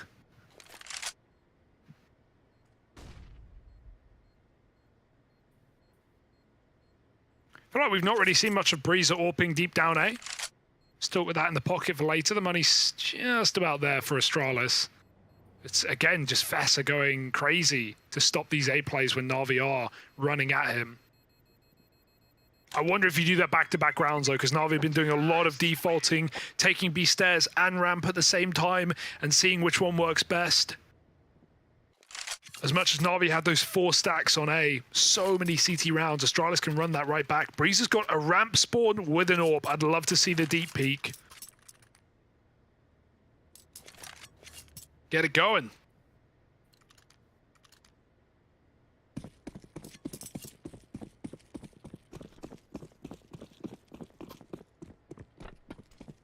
Yeah, Breeze is going to try to show Vigo how it's done. He's saying, look, this is how you peek ramp. Check this.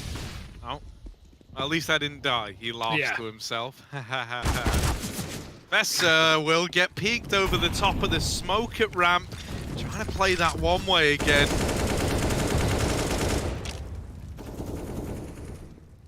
It's getting awkward. Vigo, though, this is good timing. He needs to go quick, though, before that smoke fades. Hello. There we go. Grab the kill. Maybe even get out. Maybe. Yeah, he does. Wow, that's a sick way to escape. He's getting chased, but they won't be able to find him. Warbangs go back the other way. Headtrick's low. Mollied as well. Astralis are re-aggressing, pulling a Na'Vi-esque move here. Vigo baiting for his sandbags teammate. Gets spotted. Oh, he's really just getting baited now, Mister. In no hurry to fight. This is fine. Na'Vi are not going to consider him here. They've picked up a molly, though. Will it go in? They really do think this is empty. Mister could win this whole round. Oh, there's one. There's two. Any more from Mister? Vigo's going to come in and help out. And Frozik cut down by Breezer. The failsafe inside of that A-bomb site with the AWP. Might not have found the opener, but he does find the closer. And that is match and series point now to Astralis. 5 more kills. And they're moving on through into the playoffs. They'll be our first team to make it there from the gauntlet stage.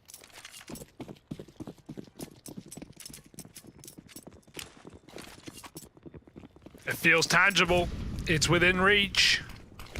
And even though Astralis are a team that can struggle with these closers, this is more primed and ready than ever. Altec's getting mollied back. Boost up, spotted. Altec's often the guy to be on the top of it anyway. He knows what he's ready for, and he re-aggresses past the wood with a flash. It's perfect. Catches Headtrick on the AWP, and even re-smokes off the B site. Unbroken, if he goes out into mid right now, he dies. Frozik's gone over the smoke, but Altec's is still here with his eyes on it. Finger to the pulse, and Navi's pulse getting slower as 3 players stand between Astralis and playoffs. Yeah, for NAVI, it'll be a memory of it being close, but not close enough. They don't have Headtrick anymore. Someone else has got to step up and be the hero on Broken Dead. And there's the close. Demon falls over at ramp, and that's Astralis talent walking away with this series in the bag. They're going to the playoffs of the WePlay Academy League. For NAVI Jr., it's head in their hands. Devastation, 3 maps, but falling just shy of making it through into the playoff stage. Yeah, super sick game from Astralis, right? They held on despite, you know, dropping the ball in the previous map after an 11-4 CT Mirage. They don't let that deter them, right? It was 12 rounds in a row for NAVI coming into this game, and look at you know, just how I wouldn't call that dominant, but it was clean. It started super strong. The T side for Astralis, you can see the score on the top build up. They had an 8-7.5 with a little comeback at the end for NAVI, but not enough. Too little, too late, and NAVI go home empty-handed. Yeah, this is I've been hyping up Astralis a lot this season, ever since Season 3, where they looked really legit in the later stage of the tournament. In the BO3s, they got a solid map pool. It's something that NAVI have lacked, and some of that comes with not only the young age and the inexperience that comes with that, but also NAVI are a team that have been changing rosters almost, if not every season. You know, partly not their own fault, players getting bought out, moved up, etc., but they've struggled to keep the same roster, and the consistency for Astralis, 3 seasons with the same roster, with 2 different coaches, so 2 different outlooks.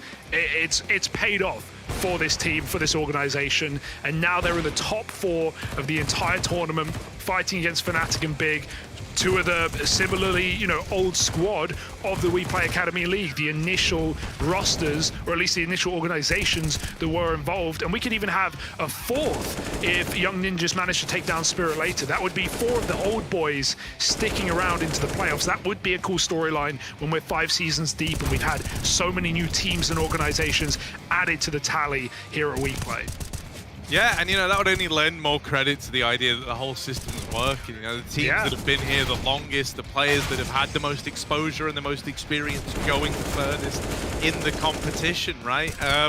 Yeah, no, super cool for Astralis talent. They don't even like flounder the end at all for a couple of rounds, right? That's not uncommon to have seen. It was a very concise closing once they had NAVI on the ropes like that. For NAVI Junior, this one's going to hurt, right? They had the wider berth in the gauntlet bracket. They got to start one day later, one step further, and only 1 BO3 away from making it to playoffs. Unfortunately, it's gone against them. You know, we had some good performances today. Guys like Nipple and Hedrick looking good throughout. Demon even had some moments on Mirage towards like the beginning. He was kind of one of the only guys actually doing a hell of a lot. Frozik impressed me a lot with his degging, but there wasn't a hell of a lot to say past that point. For Astralis talent, it was really, really good to have Fessa back in full swing here on Vertigo. I think that made all the difference. He finishes with almost 30 kills, for crying out loud, in a 25-round game. So, yeah, he was having a very, very good go at things, was Fessa. And it just goes to show how valuable he is to this team, right? The one map where he kind of had a middle-of-the-pack performance was the one map that they ended up losing in this series. Yeah, just always at the forefront of fights. 5-3 in those openers as well. Breezer was 3-0. He was solid on the AWP today. Had that sick clutch on Mirage, even though they lost the map. Yeah, there was some really good moments from the individuals from Astralis, and I'm excited to see them in those playoffs taking on some of the best this league has to offer. And Astralis definitely in that category as well, given these last few seasons. So another team eliminated. It's getting scary. It's getting spooky, and we have one more BO3 left of the day to see who will be going through and joining as a final team in the playoffs. It's going to be the Young Ninjas taking on Team Spirit Academy later.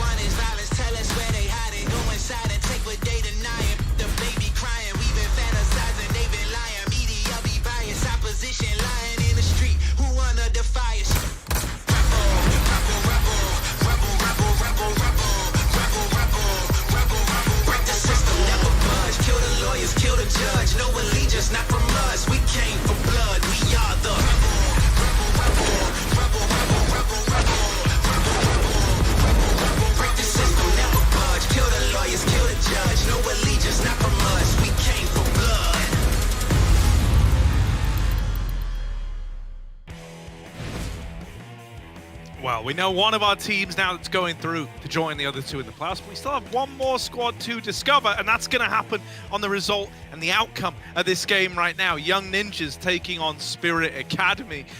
Hugo, I got you with me again. Let's start talking about this one then, because we just saw Astralis talent take down NAVI Jr.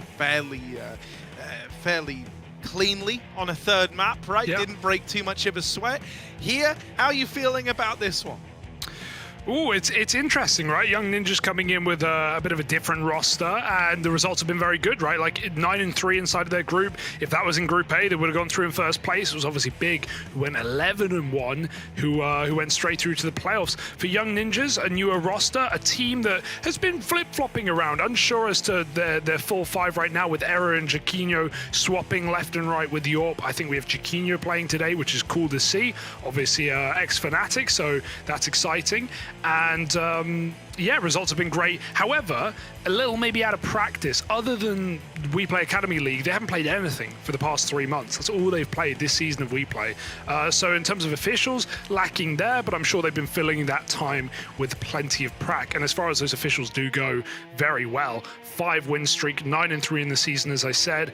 And despite, you know, some roster swaps left and right, yeah, they've been holding it together. We always know that Sweden has a wealth of talent, but you know, outspoken Swedish pros have always talked about how there's not been any way to build that talent up, or to, you know, what's the right way to put it, to help foster and develop upcoming talent. Well, this is the perfect way to do it under an NIP team that has happily given opportunities for players in their academy roster to feature in the main squad and have great results as well. Obviously, this squad led by ZTR, who's been in that exact position before, as well as players like Linus and even Fuzi, who's obviously no longer on this team.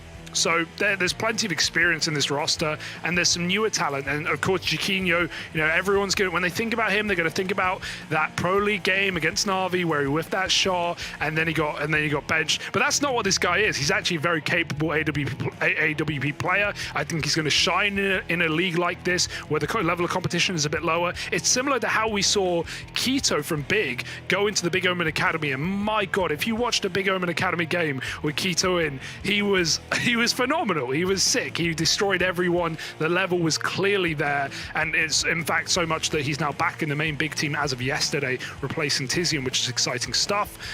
So yeah, I've got faith in Jaquinho on the AWP in this game. I think Nipper favorites. That being said, I haven't talked about Spirit. Maybe I'll leave that to you. I think they've got a real shot after what we saw yesterday from these guys. Yeah, Spirit have got some really nice pieces, right? Considering this is like a new look roster with only a couple of the familiar faces sticking around. Going over some quick ones, kind of the oldest face within the team in terms of the one who's been there the longest, not age-wise, is Art Frost. He impressed us a lot, like during his debut games. He's still very much got it, but we did see him a little inconsistent the other day, right? Like, had a super slow start to the series. First 2 maps wasn't super involved. It started to pick up a bit on Vertigo, which was the second, and then it was when we got to the 3rd map that we got Art Frost in like all his glory. I don't think he can afford to have that happen here versus Young Ninjas, because when we look at Spirit Academy, it was kind of, you know, Donk and Owner keeping the dream of a 3-map series alive long enough for Art Frost to get activated. Yeah. I like the map, Vito. I think it's perfect, right? Spirit, they love this map. They've always loved this map. Even going back to Season 1 for Young Ninjas, going for the overpass pick, that was their go-to. That's where they were destroying. You remember Rolf and Sapek just being absolute beasts. Sapek, by the way, obviously ex-Young Ninjas player, now on Eyeballers with Flusher and JW. So really cool arc we're seeing. Even if it's not always, you know, the main roster of these academy teams promoting these players, they're still finding good opportunities. Also worth noting quickly, I'll mention it again before the map, for Overpass, that's the one game that Young Ninjas managed to win over Big. The only loss, the only map Big lost in this entire league so far this season was Overpass, 16-3 to Young Ninjas. So I would consider that map a shoo-in for the Swedes, but Dust 2 is going to be where the competition begins and where the questions arise. Are Spirit Academy up to the task of taking down multi-playoff team Young Ninjas here at WePlay? We'll have to see. Yeah, I think this is a very big test for Spirit, right? Because something that you touched upon yesterday, I think it was Spirit who were the second youngest team, right? Yeah, Other that's than correct. NAVI Yeah. Junior. So they are like a super young squad, and you're not just up against, as far as academy squads go, a bunch of seasoned veterans, but you're up against one of these kind of trump card players who's had exposure to the top levels of Counter-Strike. Just looking at Chiquinho, but that's before you even consider, as you kind of highlighted in the pre-show, the ZTR and Linus have even had times on that NIP squad as well. So, yeah, there is kind of a lot against you in the experience department, and in these BO3 series, experience really does reign king. So let's see, Spirit Academy can come up with something cool across this series. Artfrost trying flicks even with the pistols. Some things never change, huh? CT side for the ninjas. And Cat split with a long component for Spirit. Max still waiting in the pit. He's going to get spotted. He's all on his own right now. He's on a bit of an island. He's going to go for an off angle to try and at least get one. Oh, nice shot for ZTR. Max is going to kill both the long players. That's just despicable. As now Spirit are constricted to the plant in the safe spot, meaning they can't even go back to Cat, really. They've got to fight for the site. This should be undoable, and they're getting peppered by pistols at range. Only Donk, and he gets dunked by Linus on the flank. So flawless pistol for the ninjas. Not a bad way to start the series.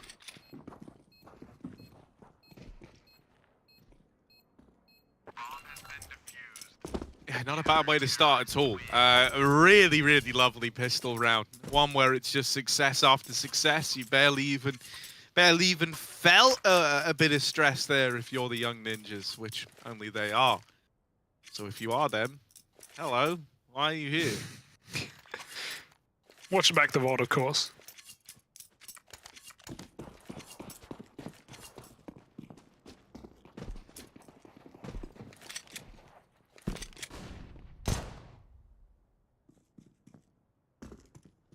Org in round 2. That's gross.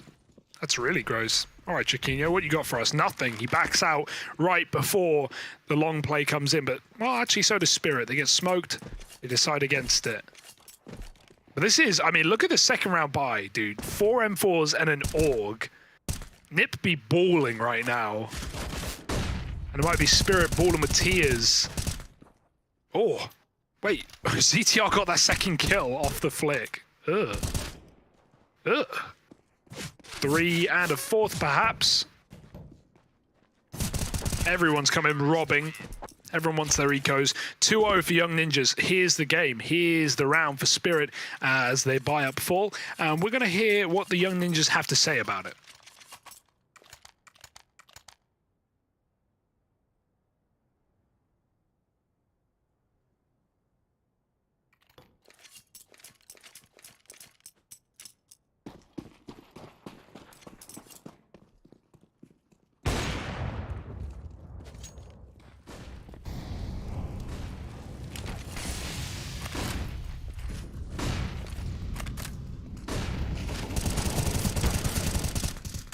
Dude, ZTR's just flicking. Forget comms. We don't need to hear. All we got is vision, and that's enough. Nice spray down. Making the A1S look like an A4. And Spirit completely pushed out along. There's one player who crept through the smoke, though. Zontix beats ZTR to it. Gets a bit of vengeance. And that will allow Spirit to roll out the red carpet again and go back for it. Meanwhile, Young Ninjas crunch middle, leaving that B site. They know what's going on. The utility makes it clear. Spirit love to cross with no smokes, but they have 3. And in a man down, I'd love to see them use some utility. At least a flash to take a fight. If not, the double smoke. And there it is, coming through, allowing them to get into the bomb site in a good position despite the man disadvantage.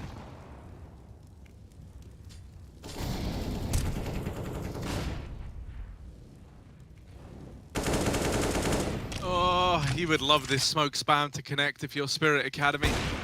Oh, instead, Artfrost has got their back. That smoke walk from Adam B. Locked out by the AWP at long. Linus has slowed his flank, waiting for Max to move in and help him.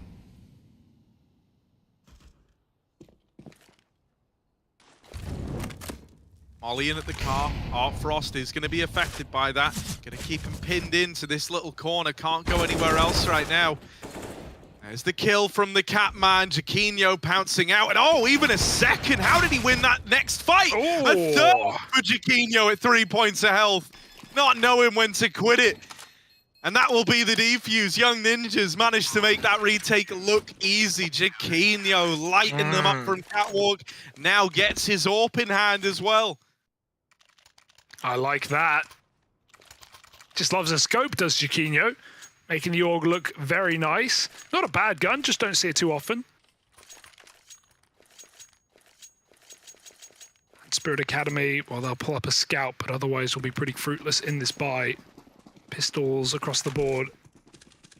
And Jaquinho going full send out mid. Ooh, wouldn't want to challenge a scout in that fight.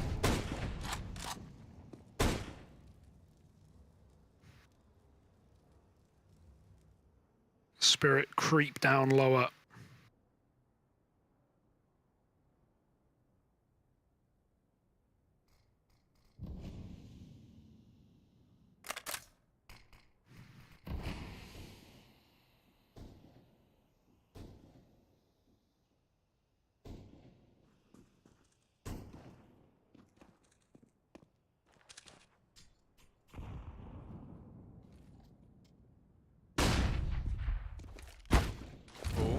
Catwalk, ZTR's been spotted, tagged by that scout. Rest of Spirit Academy trying to get out into middle. Ooh, Linus making contact first, and ZTR even in with a little bit more. That is a clean mowdown of this attempted mid to be. Assinate has done what he can, but it's only a one and done on the back of that Deagle. So all in all, relatively nice round for Young Ninjas. Dude, DTR for an in-game leader, and not just for this team, but who came in to make some calls in the big nip squad.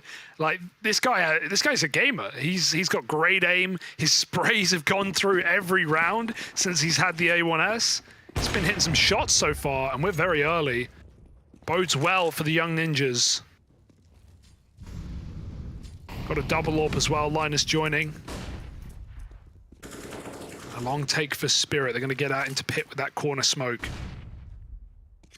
Young Ninjas will use it as well to climb back up onto the bomb side, not needing a boost. 3 players cat side for the Swedes. Spirit boost over the smoke, they're going to get closer. Sometimes you want to throw these smokes as late as possible to not telegraph how far you are. Can catch CTs off guard. But right now, again, just waiting for a repeat. There's the smokes finally coming down. Both of them to allow the cross, and the bomb hasn't been picked up yet, but it will need to be to make it into this site. Do have 2 resmokes if they want to be weird and wait this one out. It's only Zontix crossing. It's a one-man fake out, and I imagine they're going to re-execute later, seeing what Zontix can get away with. This is going to look like a fake to the Ninjas. They might start doubting themselves. I love this call.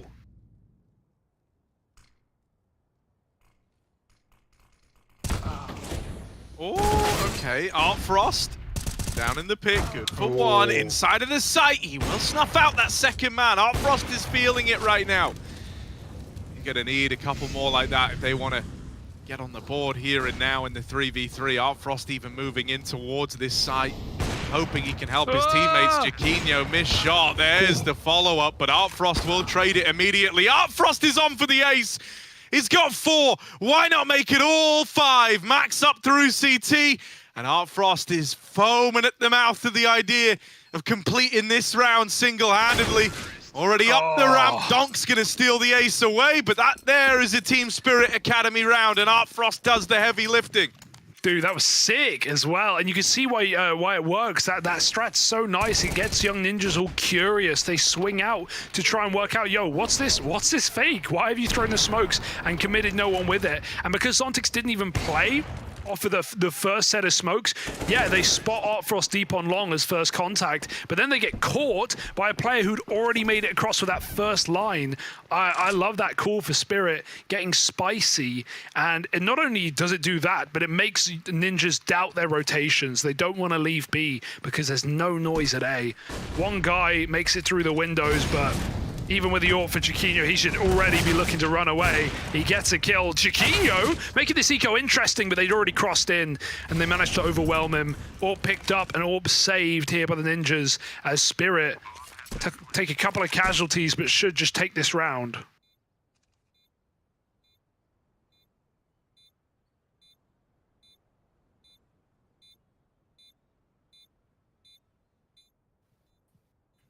Yeah, Adam's just playing for damage over here, right? Hoping that when it comes time to get out with these guns, he's going to be able to make himself a very wealthy man indeed.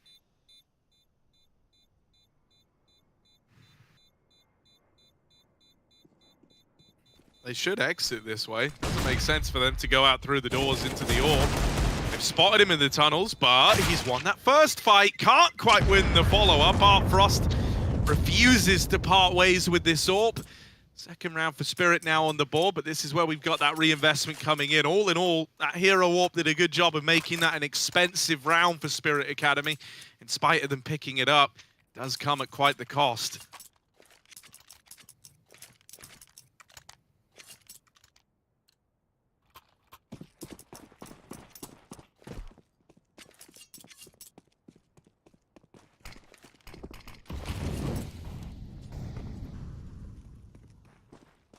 Another B hit. Spirit hungry. Baxter drops in this time. Already blinded out. They are crossing, but they make contact with Linus, who gets a kill and does some damage. Artfrost, great scope up. He was ready for that reswing on the site. Not concerned about the window. Just in case someone had dropped in yet again. And dude, Spirit are winning these rounds quick and clean right now. Back-to-back B hits, already going to set a bit of a precedent for the long game, right? Not the economy long game, Harry, just the general long game. Young Ninja's going to be awfully paranoid about B. That only opens up your options when it comes to playing your long spawns or doing late mid to B fakes into cat takes. Spirit are laying the groundwork.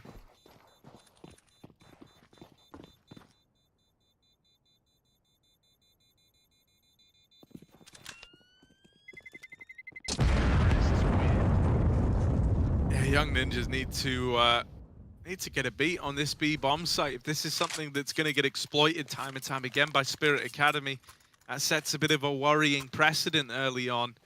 You know, it might have been a lights out start. It all began, if you remember, with that flawless pistol round, landing the sticking the landing on the conversions.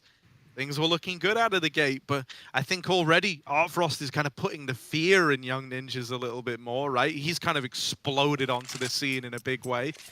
One of the big worries about this series was Artfrost sometimes struggling in the early stages of a series. Well, that's not the case right now, and it's giving Spirit Academy one hell of a lifeline in this map and in the series as a whole if he can keep it up.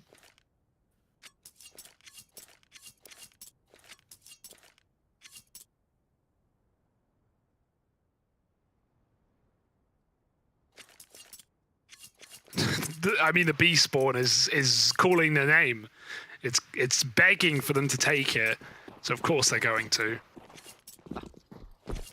Fascinated drops. Jag kommer gå och ställa mig i Xbox. Okej, Xbox. Jag tror det här är lång boys. Jag kommer gå lång. Jag ser topp mid, jag ser topp mid utgång. Ben. Akta B eller så. En ute. Jag kommer smoke ut nu. Är det mina B eller? Jag vet. Kan du flasha mig? Jag har 2 flashar boys. Jag har chilla på mig. Jag tror inte Jag kommer ut. Flasha en. Ute. Flasha i bil också. Jag chillar, de aktar backar. Han var bil. Akta de backar. Du träffade en eller? Han var bilar. Det var han som gick i mollon tror jag. Jag smokade. Jag har backat till lång alltså. Ja. Det ringer från lower. Jag kommer ta upp vapnet. Jag tror de kommer vilja gå från lower. Jag står close mittport här. Ifall de lägger bugg. Jag stannar B. Jack, vill du söka till spannel så kan jag försöka gå ut. Adam, om du har första så står jag här, okej? Ja. Long smoke och mollo. Ska du rota eller? De kan inte krossa, de kan inte krossa, de kan inte krossa. Jag står kvar bara. Jag vill krossa. Jag kommer bakom lång. 2 krossar. Nej, jag chillar bara lång. Vi borde typ plocka upp AWP:n ska vi spara. Vi borde inte gå för det här alltså. Out them.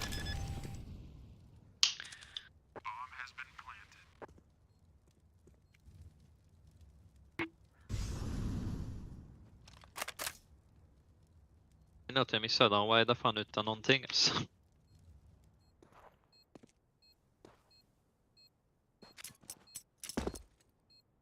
Man är så obekväm med alla vinklar alltså. Nej.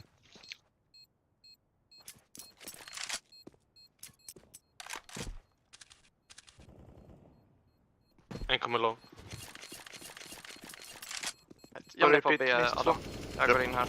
Bottle bara. Kan inte vara close än. Jag jobbar med henne. Det är det.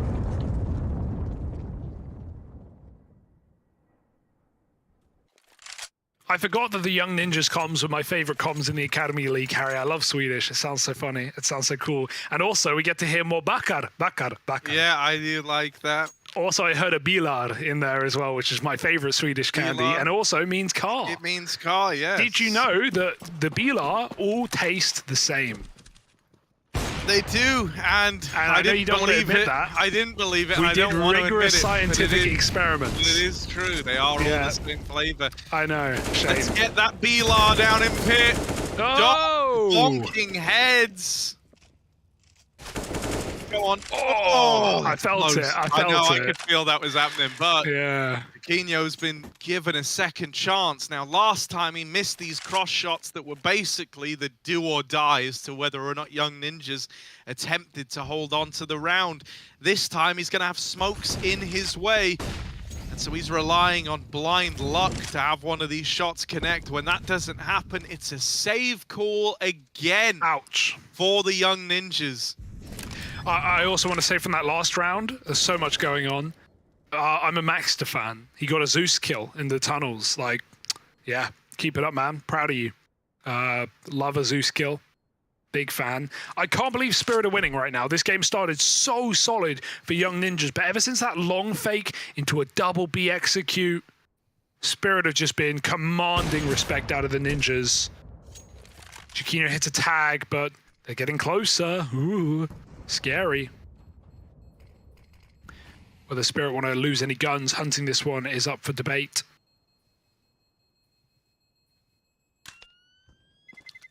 I don't know if you saw this yesterday. Yeah? Rainwater is no longer safe to drink anywhere on Earth. That's a shame, because I love opening my mouth in the rain and just gulping it down. Nope, if even a drop accidentally goes in, you're dead.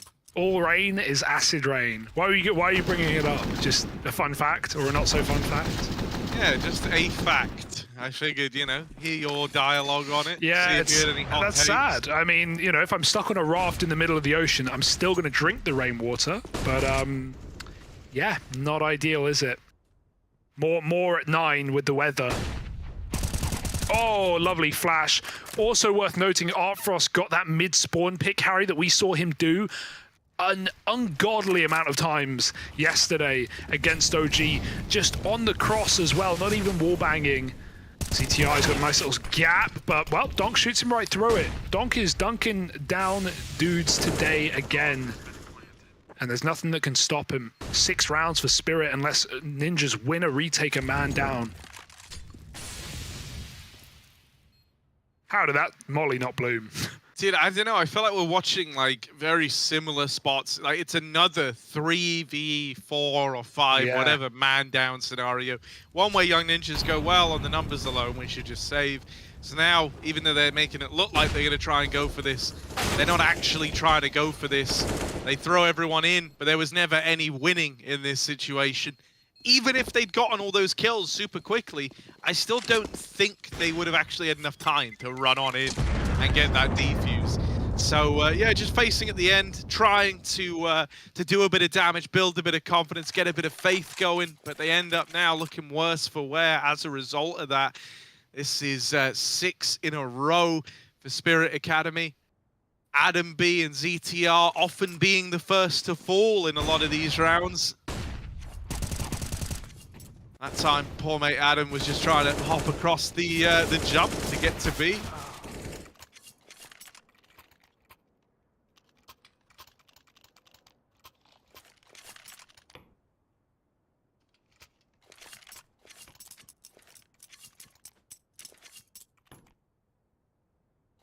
Dude, this is, yeah. I mean, it's Spirit's map pick, but it's still super impressive beginning. 6 up. Oh, Frost, I want to see him do that pick. Yeah, baby, show me how it's done. This is quick. Watch him. Watch him. Oh, they're nading it now, yeah. It only took the Young Ninjas once to figure it out. It took OG a few rounds, a few picks on the cross before they decided to adapt. Nade cross is the safest way of doing it. Well, I guess a smoke, but that's expensive. Rather waste a nade than a smoke. And Young Ninjas forced to play double B out of spawn and middle. Yeah, they get long, but only because Spirit didn't challenge them for it. Just shows how paranoid they are about these BXX that have been coming in. It's a cat play. Is Zontic's dropping spawn? Or is he just waiting to see if that molly spreads? CTR's got to have his gun out. He's got to be very careful with this util down. Spirit are about to go. Yeah, they're looking to come in and they're looking to make it a quick one. Out through short, flashes, smokes to facilitate this push. 2 players to try and hold on to the site. ZTR and this AWP on Jaquinho, but a missed shot from the Swedish AWPer, and ZTR dead. Sees this A-bomb site overrun again. 3v5 once more. Yeah, you can't really win a round if you don't get kills at any point. I don't. Game-breaking analysis. Yeah, I mean, I don't know what more there is to this. Like, it's the same round playing out, but on either bomb site. No matter which route they're taking, they're just getting too open. Yes. It's feeling like I'm watching Inferno right now. Yes. That's what it feels like. You know, like how Inferno, you run up banana, like you kill 2 guys, oh, you win. Oh, Inferno, you ran in away, you killed 2, you smoked the long guy, and then you won. So that's kind of what we're getting right now. Yeah, here's my take, Harry. Here's my controversial take. While everyone's talking about maps getting removed, I agree with the GOAT, obviously. I don't know why the hell anyone would want Mirage removed. It's a bad take. Mirage is a great map. Yes, it's overplayed. Yes, I don't enjoy playing it, but it's still a great map and it has a lot of options for T sides. And I agree with everyone saying it shouldn't be removed. It should not be removed. You know what should be removed? Dust, because it's it's a classic. Sure. Hang on, I'll take you through it. There's 3 maps that could be on the chopping block. All right, and I know what they are. Dust 2 as one of them. Inferno as the other Vertigo. one. And Vertigo. Yeah. The Vertigo doesn't get removed because it's too new. Hang on a moment. Let's see what Linus is doing here. Oh, okay. This is how you do it. A lot. Yeah. All right. Let's. I was kind of, I was just going through the motions that 2 people were going to die straight away and then it would be a Spirit round, but things have gotten a lot more interesting, Hugster. Instead, 2 people have died straight away, and it's going to be a Ninjas round, perhaps. Let's see. Will history repeat itself, as pesky history often does? Damn you, history. Can't it just stay in the past? Okay, Donk. His forehead's listening. An extra layer of sweat on it as he's come to terms with just how much he's going to have to do in this round if he does want to bail his team out of it. Artfrost is still alive as well. I always have faith when we have the duo of Donk and Artfrost left standing. Does Artfrost ever have a camera? I don't think I've ever seen what he looks like. Are there photos of Artfrost? Is he real? I guess we'll never know. It's Maxter at the B-Lar, but only good for 1.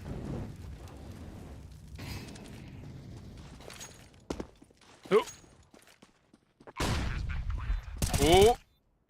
All right, in they go. Artfrost over at the B-Lar itself. From the B-Lar to the coop. Now Young Ninjas have got to play chicken with this AWP. And well, Jaquinho will. Swinging out in front of it. It will be a Young Ninjas round when all is said and done. Up onto 5. They managed to finally put a stop to this 7-round streak that Spirit embarked upon. Yeah, I like that change. They just go, you know what, why are we letting them get to the bomb sites? Why are we letting them just run XX on us? Let's flex our muscles a little bit. And the 2 AWPers run wild. Linus goes through mid. Jaquinho, I think he picked long. And they just get instant double openers. And yeah, the round's a lot easier as a result. It still got close, but that's one way to thin the herd before the herd be at your door. Art Frost, yeah, that's optimistic, but I'll give it to you. Gonna be if it flashing did a long hit. play. If it did, Imagine oh, if it did hit. Oh, Like, that's all imagine, anyone oh. would have spoke about. Yeah. Yeah. How's the long take gonna go? Double fake, commit, dry walk. Spirit have got a lot of options.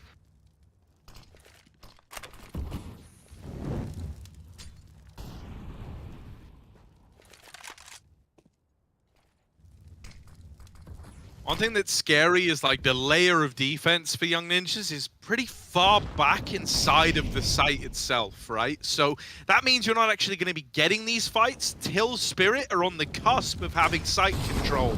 And that means that if you don't win them, this round is just going to spiral madly out of control. So we really need these players in the site to have a bit of success, to hold on to something, offer up a bit of resistance to make life easier for these retaking players, if that's indeed what it comes down to. And with ZTR kickstarting this one, a man advantage for Young Ninjas, it's a good beginning. Linus has helped out even more with that AWP. Woo! Hello! Art Frost has wall banged him out of play. Now looking for more. Chiquinho will get the better of that AWP on the other side. The bomb's made it up into the A site. Owner's getting it plugged in now.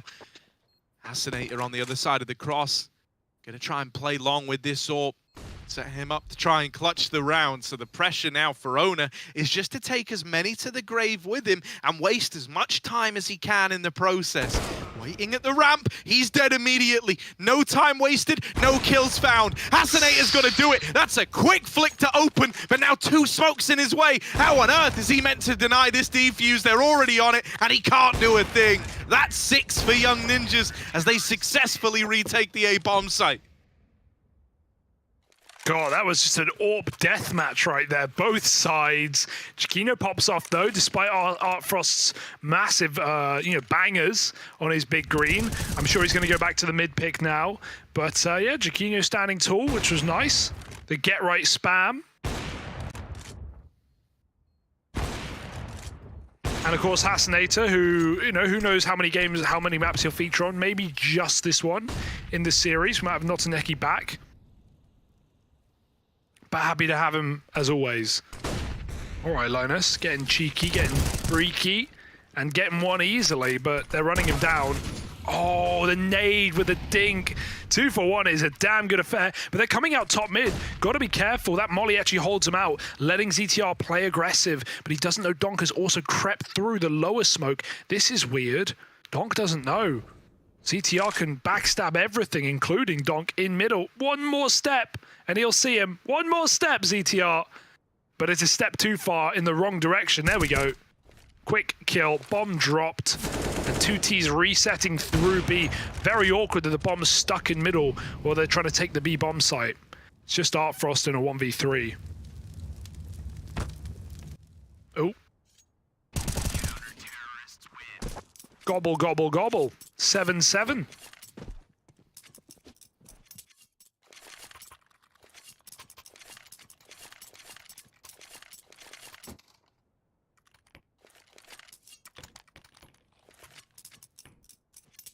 All right then, round 15.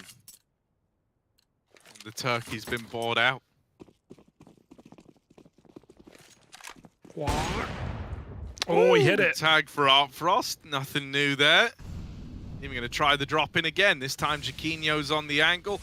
Looking for a little slice ahead.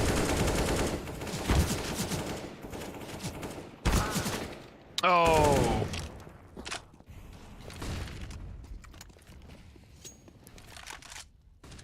Well, 5-on-3. Where have we seen this? Yeah, they before? can't. Well, they can't save on the bright side.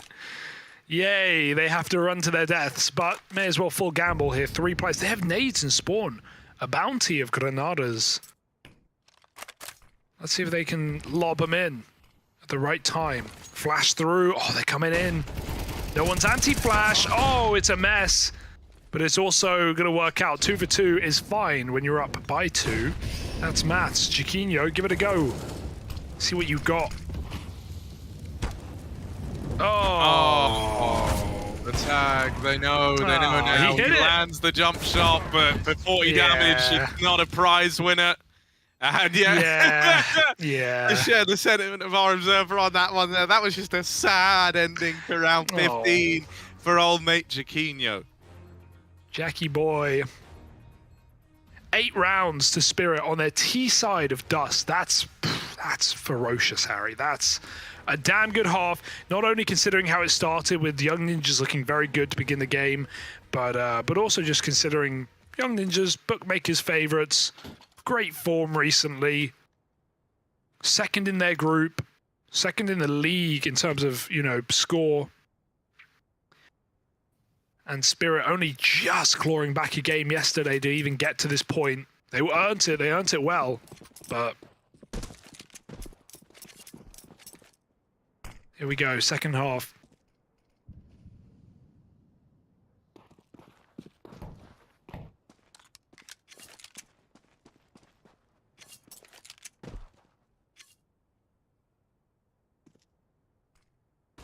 All right, I just seen that Fess has given this game a little look in. He's studying the competition, supporting the other academy players. Nice guy, Fessa. Shout out Fessa one time. We're all big Fessa fans here. He's in the right place. Oh, hello. Hello, ZTR. How did you get down here then? How'd you manage that? He managed to get past everyone inside of the A site, make it into CT. Now he can really disrupt rotates, and so these B players have got to hold the line. All in all, they both went 1 for 1. That's not as bad as it could have been. And ZTR isn't being given the CT rotates. They know he made it down here, so they don't give him the fight. They don't give him a chance to get involved in this position. Owner is probably screwed. Yeah. Yeah, he's dead. But there we go. That's all well and good. Out through the tunnels. Jaquinho with a clean tap. Still, Art Frost very much still in the picture here. 1v2, crossing at the doors. Now they know. Oh, that's clean for Art Frost. Needs to go hunting for ZTR, who's playing right behind the door, right next to him. But he didn't discover him in time. And now he learns about the last man for the Young Ninjas. Trying so hard to bait this fight. ZTR only goes in when he knows he's won the round. And so there's the pistol for the Young Ninjas, tying this game up right away. Yeah, curious decision for Owner to go CT. It would have been fine. Like you said, he knew ZTR was there, but he has the kit and he's going solo, and he also just he just completely discounted ZTR after clearing his corners. So like even though they get the entries back through tunnels, there's no kit. If they have the kit, maybe that's a winnable 1v1, but Owner lost it in mid. And not only does he lose it, Young Ninjas can see it's on the ground. They know what's up. They know the time isn't there. So they clutch out the pistol, and we have a game on our hands. Split equal. Force up, double scout.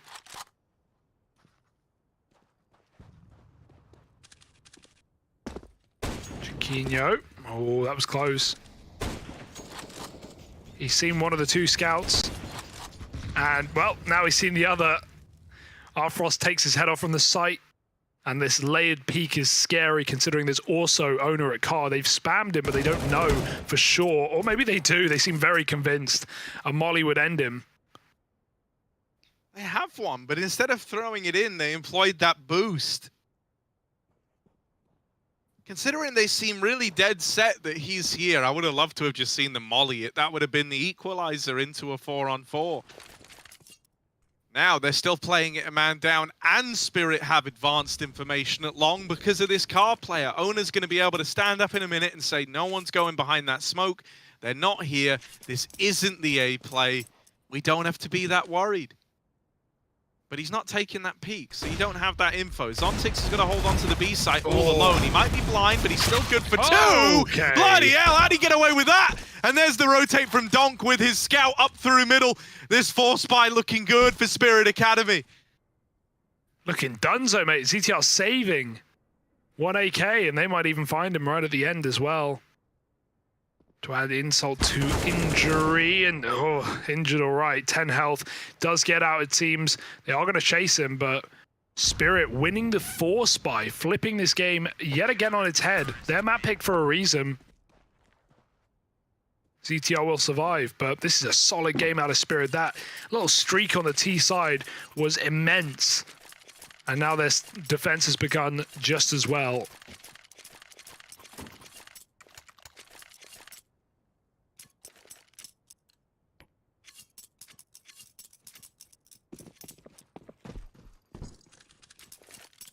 boosting the scout.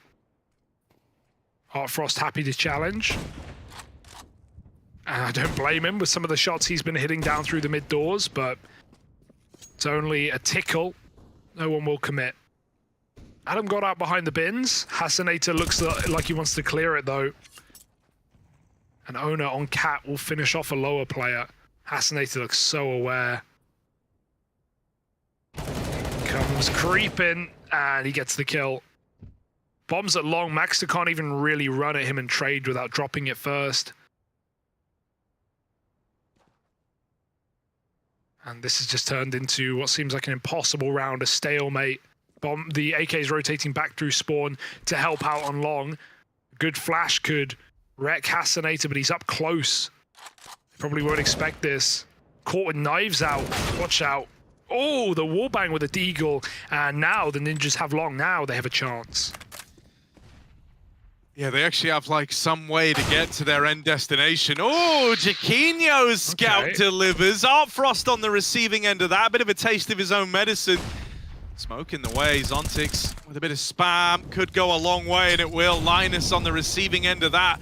Owner pushing past the Molotov, swinging short wide. Is there to deal with that last man. Just Jaquinho left. They've rushed him through the smoke. And so there's Spirit up on a double digits, sticking the landing on that conversion versus the 4-spy.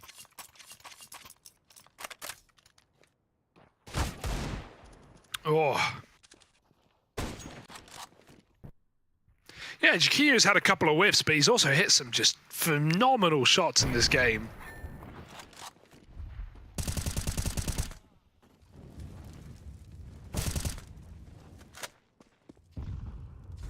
Broke now, though. And as soon as they... I mean, look how aware Spirit are. They've got long, they've cleared mid, they're in lower.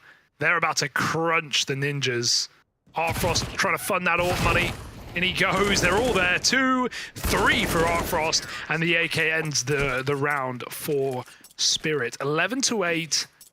And a very important gun round for the ninjas coming up. Without it, this one could slip by on Dust.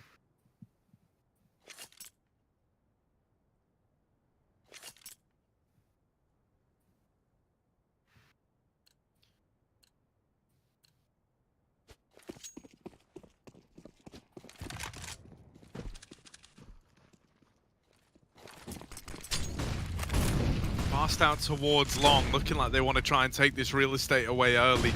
Spirit are fighting for it. Maxinator dead. Owner now moving in to try and fill this void. The flashes are good. They might actually get Max out of the danger zone. Oh, Artfrost! Reasonable. Might be a smoke there, but he follows the traces, the breadcrumb trail, and it leads him all the way home. Man advantage now for Spirit Academy in the 4v3. Woo!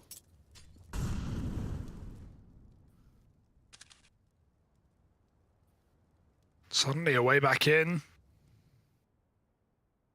Ninjas trying to make up their mind.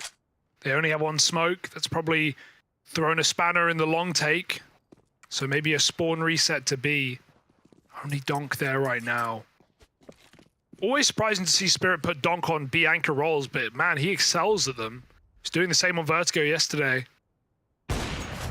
He is rotating out, and even Jaquinho just getting that info, faking out long with a decoy. Donk's back to his bomb site though, just in the nick of time. Seems like Spirit again have an inkling as to what's going on. Owner, this timing.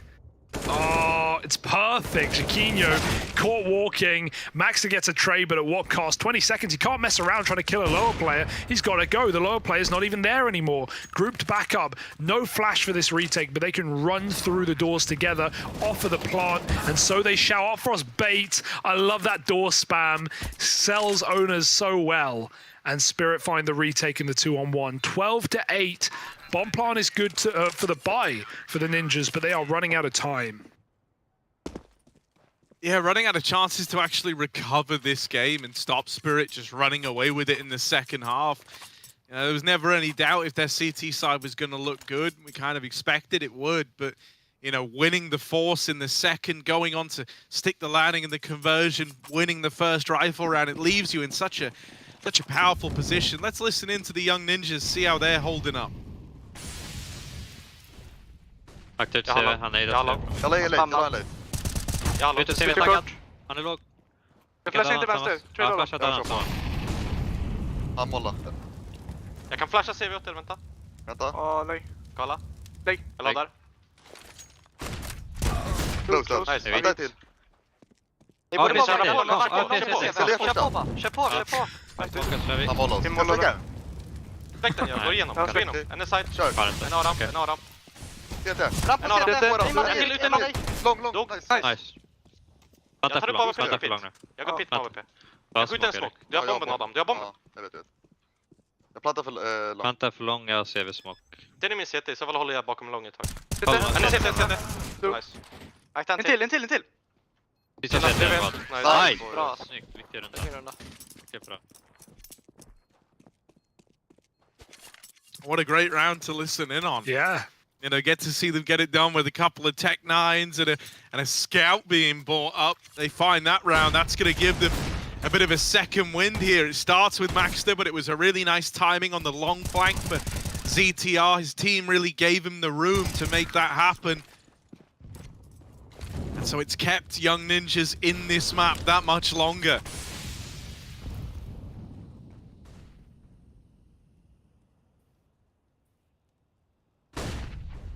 Owners top mid, trying to flex. Oh, that's insane. ZTR wins it. Battle of the in-game leaders. ZTR comes out on top and lives to tell the tale. Ninjas are going to reset from long, go all the way back to that B-bomb site, leave Maxter on his lurk. Right as Spirit up and bail from the B site, feeling a bit paranoid about this eventual long hit. Does Maxter want to sell it? Does he want to throw some util? He's only got one smoke.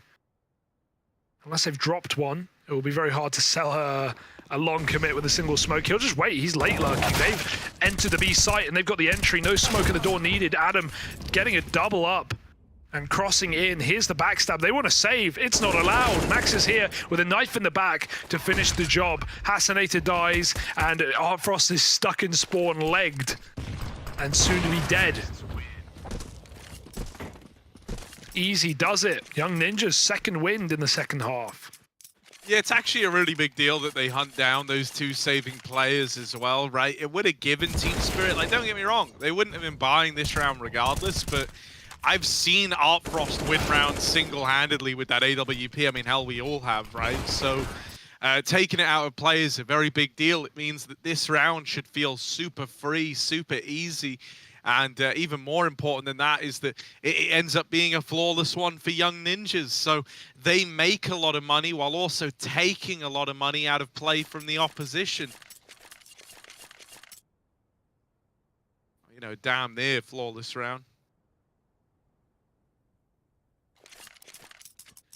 Having to rebuy on ZTR. Did he throw his gun away right at the end? Because he went hunting with the Glock.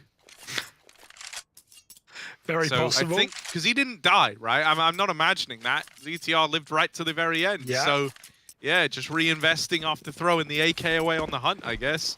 Oopsie. Yeah, not ideal, but, it's only one extra set of investment. Not the end of the world. Everyone's lower. Yeah. Kind of a cool idea if the ninjas were B, which they're not.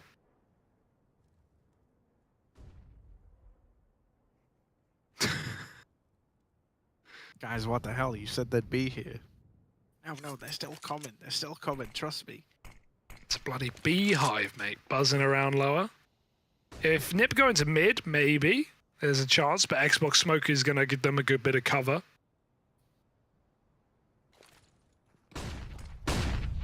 Out they go. Bye. Quick flank, I think, right? Like you just run, you jump up Xbox, you run the cat flank. You got to wait till they commit, though. You don't want to get heard doing this. But like now, they go now. They have great timing. But yeah, pistols at the end of the day. Also, 2 players coming back to hold the flank. If it was just 1, this could actually be a way in. The fact that you got 2 here is nice, right? Both players putting up a kill apiece. And even though you think you're going to get away with the gun, you're not actually going to get away with the gun. ZTR has already pushed into mid and is holding the extremities. So as Zontix tries to go back, that's when he'll pounce out. 11-12. Young Ninjas back in the swing of things here, just 1 away from tying this game up, and they're in the power position, right? They might be ahead in, they might be behind in terms of the rounds, but they're in the more powerful spot where every round they're winning is immediate, like, economic impact on the side of Spirit Academy. And these are the kind of positions you need to be in and capitalize on if you want to turn around a game like this. Let's see if Young Ninjas can. Be mad impressive. Recovery arcs in both halves. Faking B. Keeping 2 there will give them some space in middle to work up catwalk. Even some smoke spam.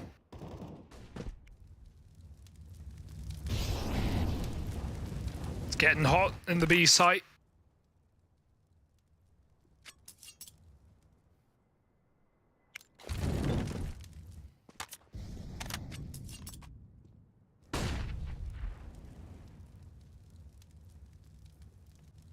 Frost trusts the molly, and he might even go a bit wider now that it's faded.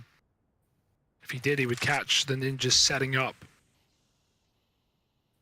Instead, back to the safety of the bomb site, where he's able to get multiple shots off on this commitment. I think they're dropping ZTR into spawn again. Yeah, he's going to go flying through with that CT smoke. Frost saw it, though. They know what's up. They know what that means. A mid to B with 3 on the fence. Oh, good trade onto Owner, but yeah, there is still a lot more inside of this B bomb site that you're going to have to crack open. Knives are out because they think it's clear. They weren't ready for that second man, but Chiquinho is able to get the AK out in time. Still, that hold ends up being clean. A lot of the pressure now on ZTR on this lurk, and it's only 1 kill. Artfrost versus Chiquinho. It's the clash of these 2 Titan AWP players. Artfrost in through the tunnels. Chiquinho trying to sit pretty over at the car. Half the time ticked off this bomb with the smoke in his way. Artfrost doesn't have a lot of time here. Doesn't have a kit either. And even though there are kits dropped around the site, he doesn't want to give this a go. He's going to write it off in the 1v1. And so that's Young Ninjas tying this game up at 12-all. This is a decision, by the way, that comes off the back, you know, coming into this round. I said Young Ninjas, they're in a very, like, they're in what I would call like a power position in this game in terms of the money. And I think that really influences this save call, right? If there was a little bit more in the coffers of Spirit, if they weren't approaching a tie game where they're going to be put on eco if they threw everything into that round, maybe you would have seen Artfrost be a little more heads up in that 1v1 and look to get stuck in. But there, no attempt at it. He was just kind of seeing if Chiquinho gave it to him. And when he didn't, the save was called. 4 in a row, and then B rushing against Eco. Oh no, it's going to be a disaster, isn't it? Quick kill and some damage, but they make it out alive. ZTR, 1 health goes over the top and takes out Zontix. Man, old Deagle there, that's a triple kill. New Deag, it's 2.5. And that will not be around being 1. It's just going to be the resave of the AWP for Artfrost. He's got a bodyguard, and Owner's looking for an exit or 2. This is now 5 in a row for Young Ninjas on this T side. Power position, damn right.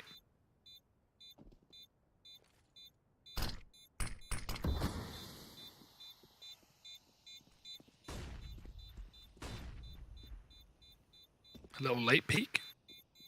Go on. Oh. Yeah. You know, don't let him make too much money. Keep him honest. Oh, he found the AK. Massive.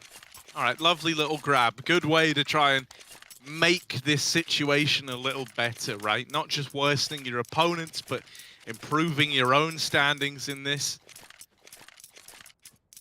The huge bank of money on Artfrost is actually really nice. It's very liberating to have enough cash to bring that AWP out, even if you die.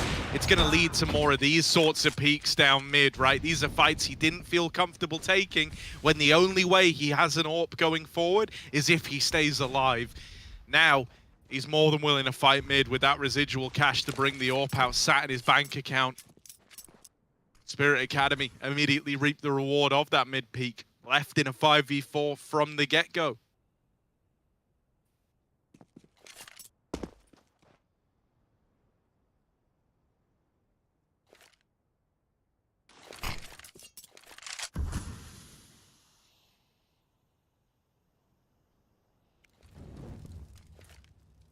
Well, let's see if the Young Ninjas can do it when it's the hardest round yet. An untraded 4v5. And with Spirit backed all the way up into their bomb sites. I like this setup. They're not giving away anything here. If you want to take long, you're going to have to get through this big green. And boy, is it big. It's large. It's massive. It's gargantuan. Artfrost waiting. No flash, no problem. And he's even going to pop himself back in to help out Hasanator, who turns just in time. Artfrost dies. Oh, he needed that kill. Linus wasn't looking the right way. Felt like the silencer eluded him there. And Spirit hold on with just one casualty, but still with a saved AWP. Level the playing field now, and this game is anyone's to take.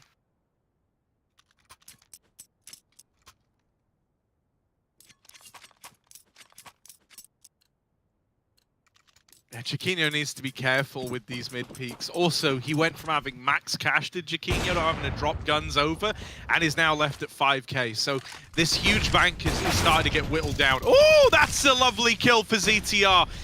A nice way to open up and a huge scalp to find. With Artfrost dead, that is a, oh my God, Linus is doing the same over at long. Will burn in the molly after the fact. But you'd like to think he's done enough with that tag down mid earlier on, playing into things as well, and Donk down at 12 points of health. Zontix might not even want to give this a go. He's the only guy with any HP, and even though he's in a good position, you know, Young Ninjas are already in the A bomb site. He might have the element of surprise for a fight out at long. Wouldn't surprise me if we see him give it a look in, because he's here so quickly. But it's not without risk, you know, it's not without the chance that you are being held by an AWP. And wouldn't you know it, he's being held by an AWP. So there's Chiquinho putting the final nail in the coffin of Spirit Academy in this round. Leaving Donk in the save, conceding the lead to Young Ninjas again. Dude, this is a heartbreaker, this entire game. No matter what happens, someone's going to go home sad. Oh, he won't even save the AWP. What a sick exit for Chiquinho, running into spawn in preparation for that save. And 14 first for the Swedes. Crazy close. Luckily still with money for Spirit. But they've really got to win this one, or that money is going to be left to maybe 2 rifles, maybe 3 max in the follow-up. They're going to call their first timeout 28 rounds deep. Crazy late, but not too late to hold on to this game. We saw Spirit's ability to stand tall yesterday. When they were 14-11 down against OG, they managed to pull it back and close it. They even, on Dust 2, ended up coming back into overtime and flawless sweeping OT, 4-0. So don't count their staying power in this series, but Young Ninjas right on the edge of closing this one out. Looking to long. Chiquinho risky fighting mid. Okay, he's just going to molly the cat peak in case of an AWP pushed up on a boost. They're going to flash their way out long. There's a late recommit with 2 CTs with a flash. That smoke misses. They've got open season on this corner, but Max is still there to stop it. Blinded, gets away with 1. Upcat goes CTR, and they're getting split and picked apart in this round. That one's got to hurt. Spirit set up to shut down that long take, and they get backstabbed by the captain of the Ninjas. 2-on-5. What a sick way to steal 15. Yeah, I mean, it's hard not to love ZTR as a player, right? But he has been so instrumental in this map. So many of his lurks, of his flanks, create space. They feel very oppressive.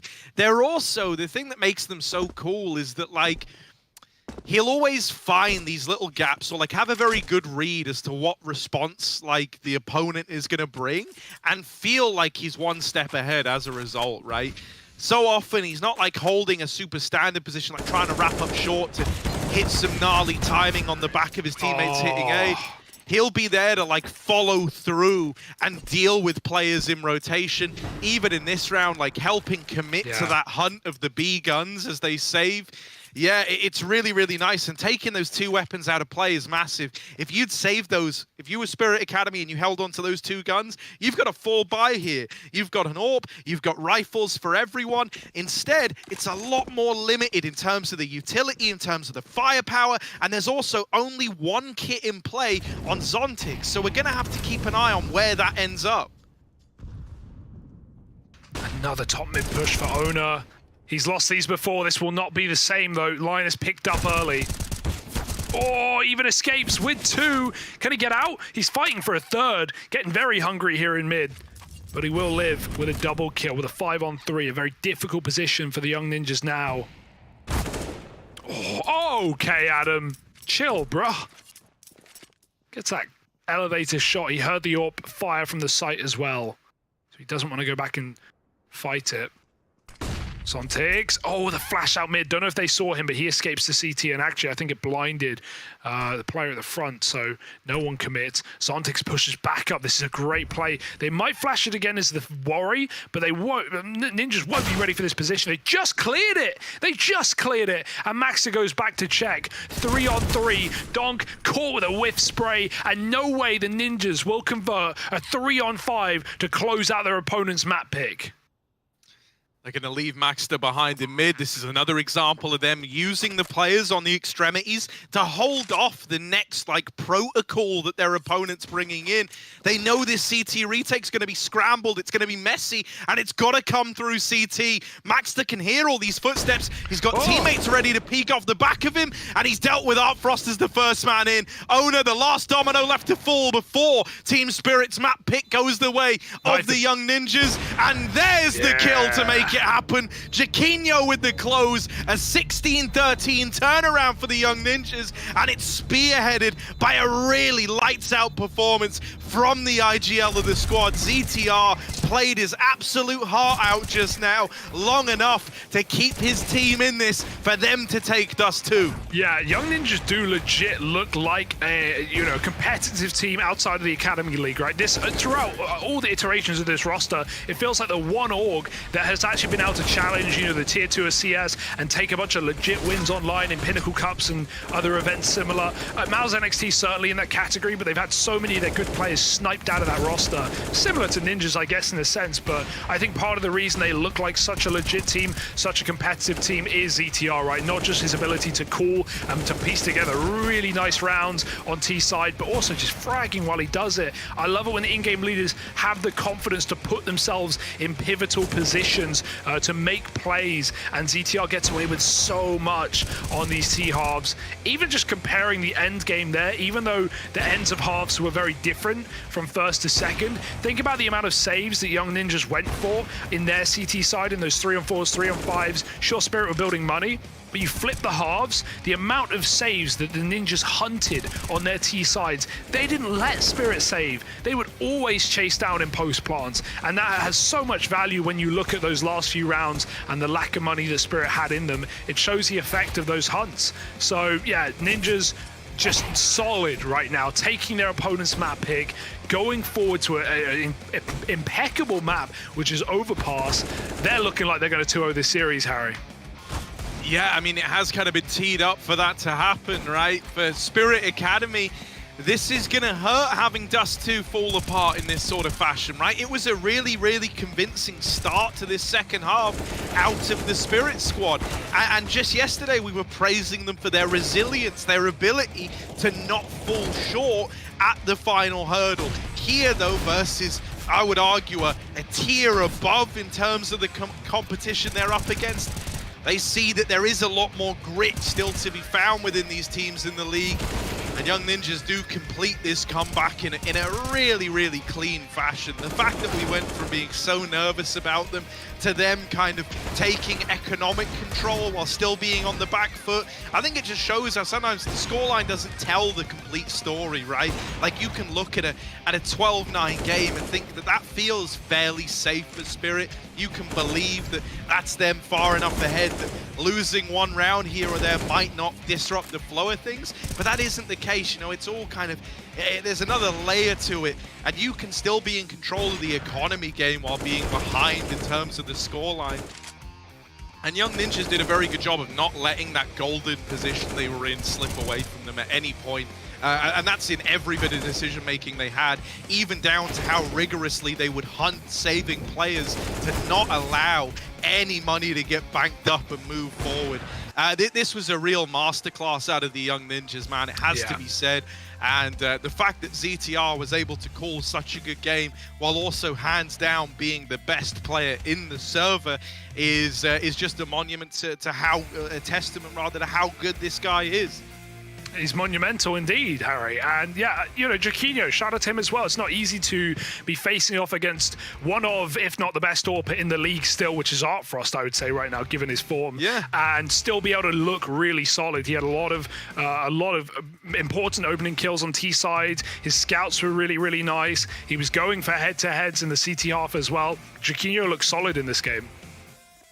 Yeah, it's kind of mental because I think a lot of people are going to look at Jaquinho and think like, oh, you should be dominating every single game because these are academy players and you yourself, you played in the Fnatic main team, right?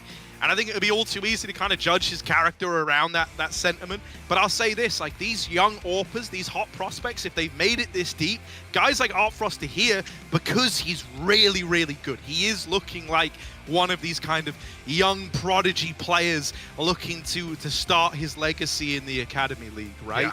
And I think in a way, those sorts of AWPers, especially in the meta we find ourselves in right now, where your AWP has to be a star, has to be someone who is very impactful, those are actually the kind of the scariest AWPers to match up against, right? Because Jaquinho's got all these ideas about what's the right move in situations, what's the wrong move, how do I play this safely and like by the numbers. A lot of the guys you go up against are a lot more just, especially an Artfrost, who's very like flicky and flashy by nature. You know, he's a lot more about going for these like absolutely wild, just feeling-based plays. And that can be hard to play up against when you're someone like a Jaquinho who's been used to being in these more like regimented and respectful environments, if that makes sense. So I actually think he did a bang-up job of AWPing in this one because he had one of the I would say one of the best AWPers in the league to go up against. So yeah, I think this was very, very good from Young Ninjas. Yeah, I just want to pick out a stat that WePlay just put on there that was really nice. Artfrost had 17% headshot ratio. As an AWPer, very normal, right? You're going to have low, you know, below 20 if you're AWPing most of the game like he is. Jaquinho had 45% headshot rating. That's based off of the scouts somewhat, right? Like, also he had less AWPs than Artfrost, so there was some rifling in there, but 45% headshot with, as an AWPer rather, is kind of cracked. So yeah, scout player Jaquinho, and let's see if the Young Ninjas can do it in 2. I certainly have faith in them now moving to their map pick of Overpass, a competitive game for Spirit, no doubt. They were there until the very end, but they will not last long unless they can pick their feet up over on Overpass. So join us in just a moment for map 2 and what could be the final map of the Gauntlet stage if the Ninjas have their way.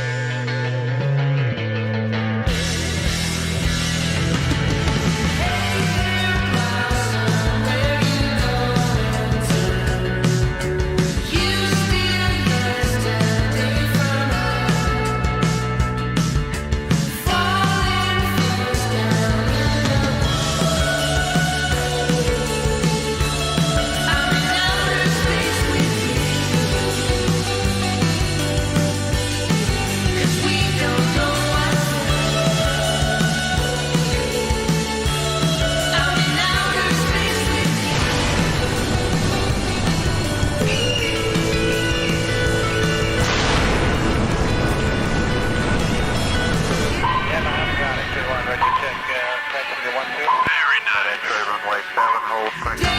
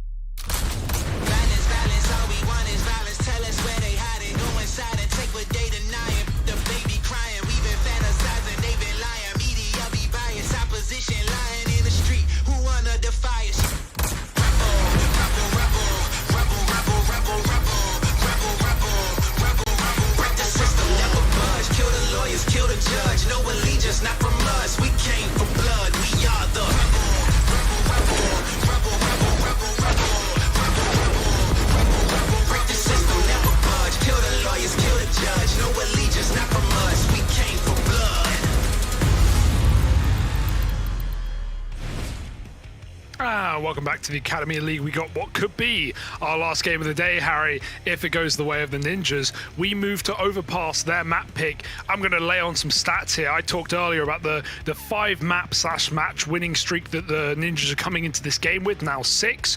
Well, what do you think 4 of those 5 are, Harry? They're overpass. It's the home map. It's the go-to.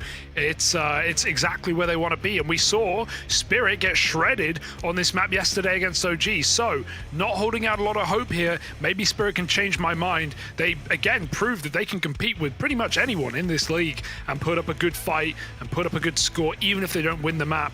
But at this point, they need the map and they need the third as well. What do you think? What do you make of it all? I know you rate the Ninjas after that game. Yeah, I mean, here's the biggest problem you're going to have is that Young Ninjas have always been a really good overpass team. And I think so much of that is rooted in the fundamentals and the system that they've created around this map. That guys like ZTR have had a huge part in crafting, right? And the fact that he looked so good in that last map suggests to me that we're going to have something even vaguely similar to that here, and that he's feeling quite good right now. So the fact that, like, historically, this has been a really strong map for Young Ninjas, and in recent memory, it's still a really good map for them, it defo does make you concerned for Spirit Academy, right? When we saw the veto come through, I was a big believer in the idea that if Spirit were gonna win, it had to be in 3, because for my money, Overpass is such a safe map for the Young Ninjas that I don't see them losing it.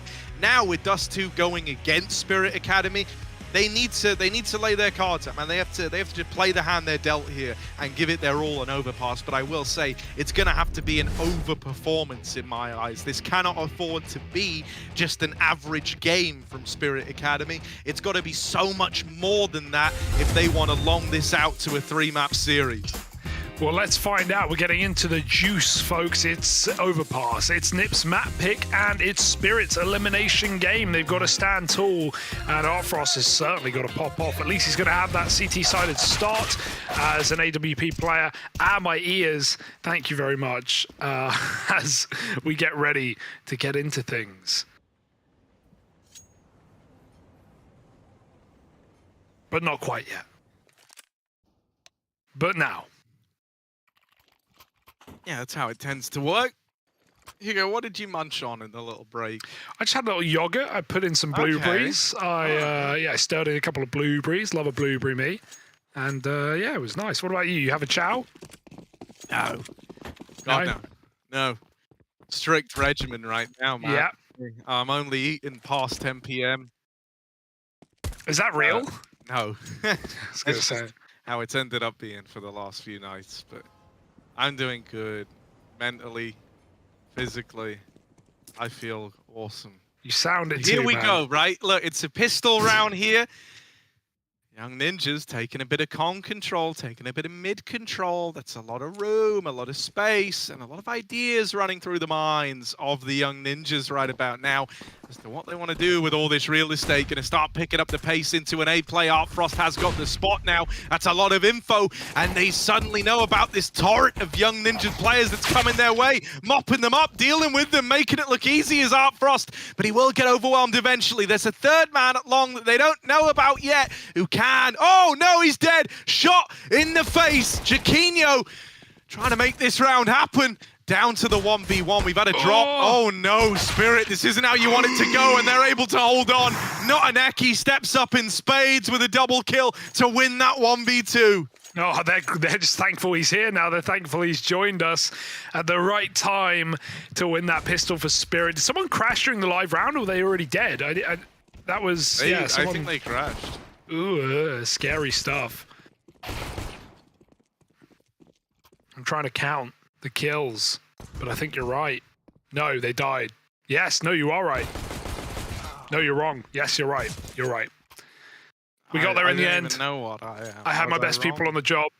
It was a 2-on-1, and they crashed, and Notaneki clutched it out. Phew. Spirit with a pistol. They need that. Artfrost going straight for an M4, not trying to farm up money early. Just wants to get involved, get aggressive. We know he likes to take party and be a nuisance in middle.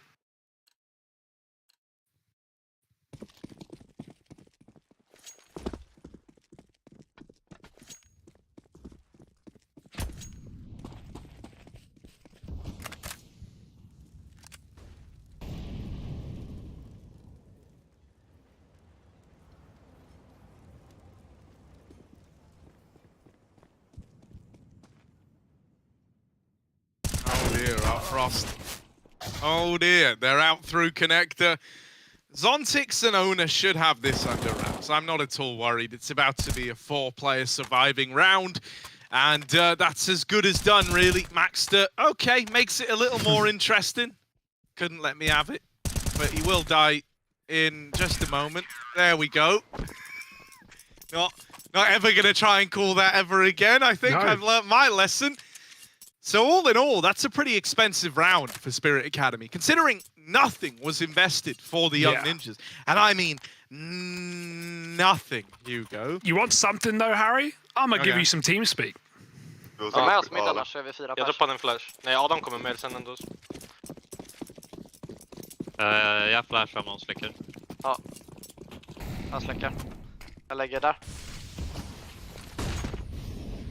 Han har jag. De nejdar duge. Jag kommer smoka fram. Jag går anti. Jag kommer gå igenom smoken alltså. En UG. Han är med mig. Vänta. Emma. Eller var UG på? Det var en UG. Där duge. En UG, wide. Ja. Han backar ut CV. En till av, släppa det Vänta CV. Chilla nu boys. Jag tar bomb och håller CV från... Håll tå, jag håller om man går ut upp. Jag 4-3. Ja, kan pika det från Penta. Han är ute, CV. Nice. Jag ser ingen mer CV. Lyssna boys, var beredd att gå. Jag kommer gå ut monster. Linus, vi får lägga höga åt mig, okej? Jag kan försöka. Dör jag, så ruschar ni 3 upp bara. Ni har 3 vänner. Jag tar ballongerna. Ja. Han är ute CV, ut CV. Ja, chilla. Jag spelar. Tysta. Fortsätt chilla på. Han backar ut CV. Han backar in B. Kan någon hålla dig fortfarande, Max? Ja, vi går alla 3 alltså. Det är avspelare, vi borde ha timingen. Ja, våga. Toa. Den andra var B. Okej, Adam kan smyga bakom Adam. Ja, akta inte. Jag måste rota istället. Okej. Jag tar Erik. Adam går rygg B. Akta han pushar på dig rygg, Max. Tryck. Jag tryck. Akler. Vad sista B? Ja, sista var B. Inne B. En monster. Du hinner gå runt. Vi kan måla bakom nu. Adam, bara håll CT. TV pushar rygg. Why? Det är lugnt. Deary me, Hugo. It's not ideal, is it? What happened with Maxter? That's what I don't get. I thought he was meant to run away with the bomb. Yeah. And then he went back and forth, They got losing the bomb in con. They got a bit confused. I don't speak Swedish, unfortunately. But you know what I do want? I do want a like an hour-long compilation of the young ninjas communicating, and just I'll sleep with it every night. It's like whale noises, you know. Ooh. It's very relaxing. Swedish people, just hearing them talk. So WePlay, hook me up with that. An hour's fine. I'll be asleep by then. Right now, Harry Spirit, they're doing something. Oh. Yeah, it's not nothing. Oh, Dunk! Okay. Wrestles with his AK, and he's able to regain control of the round and everything. 4-0. Indeed. For Team Spirit, Hugo. 4-0. Not a bad number. Can they keep it up, though? Another gun round that hopefully a 2-on-4 isn't thrown away in this one.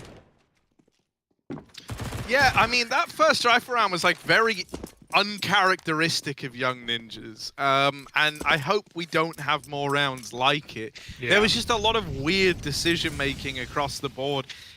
Even the decision to go B, honestly, was weird to me. Yeah, I guess they had Adam flanking from heaven, I think it was, so that added up already. This is a bit of a slaughter, though.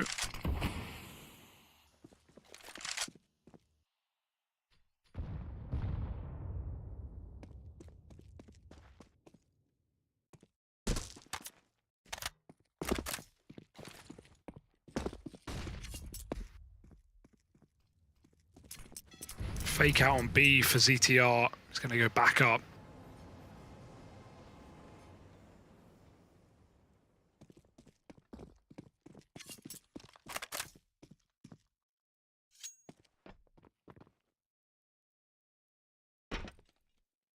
Just walk toilets together. But even with only 2 players here, considering one's Art Frost on the AWP and he started strong yet again, not having his old problem of slow beginnings, this is going to be a very difficult execute to find success in.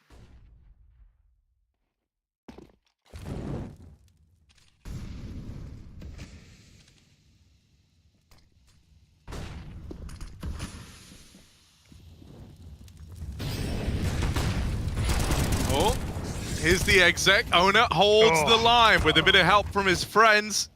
Oh, but fire is still hot, no matter how many friends you have. Let that be a lesson to any of you getting ideas.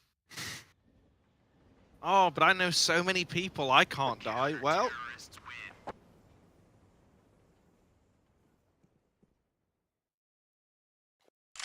straight up save for the young ninjas. Very, very good start here for Spirit Academy. Exactly what they needed. They needed a little hot streak like this. Young ninjas, I hope they're not just completely capitulating, because these rounds have not really been too good, apart from the 1 rifle round that they threw away in the 4v2.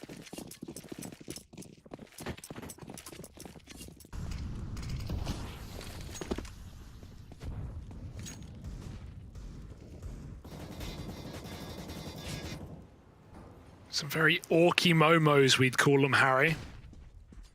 That's awkward moments for you non-Brits. Oh, the timing. Art Frost just jumps out. Would have been a freebie as they sneak out con with no flash.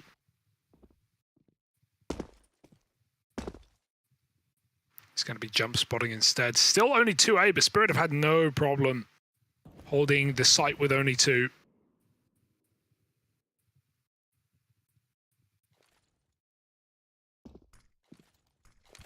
Zontix with a warning. His teammate smoked out. Needs both. Does get both. So really can't ask for more there. There's physically no one else to kill. Art Frost up to no good. There's no flashes to stop this AWP. It's about to be a shooting gallery.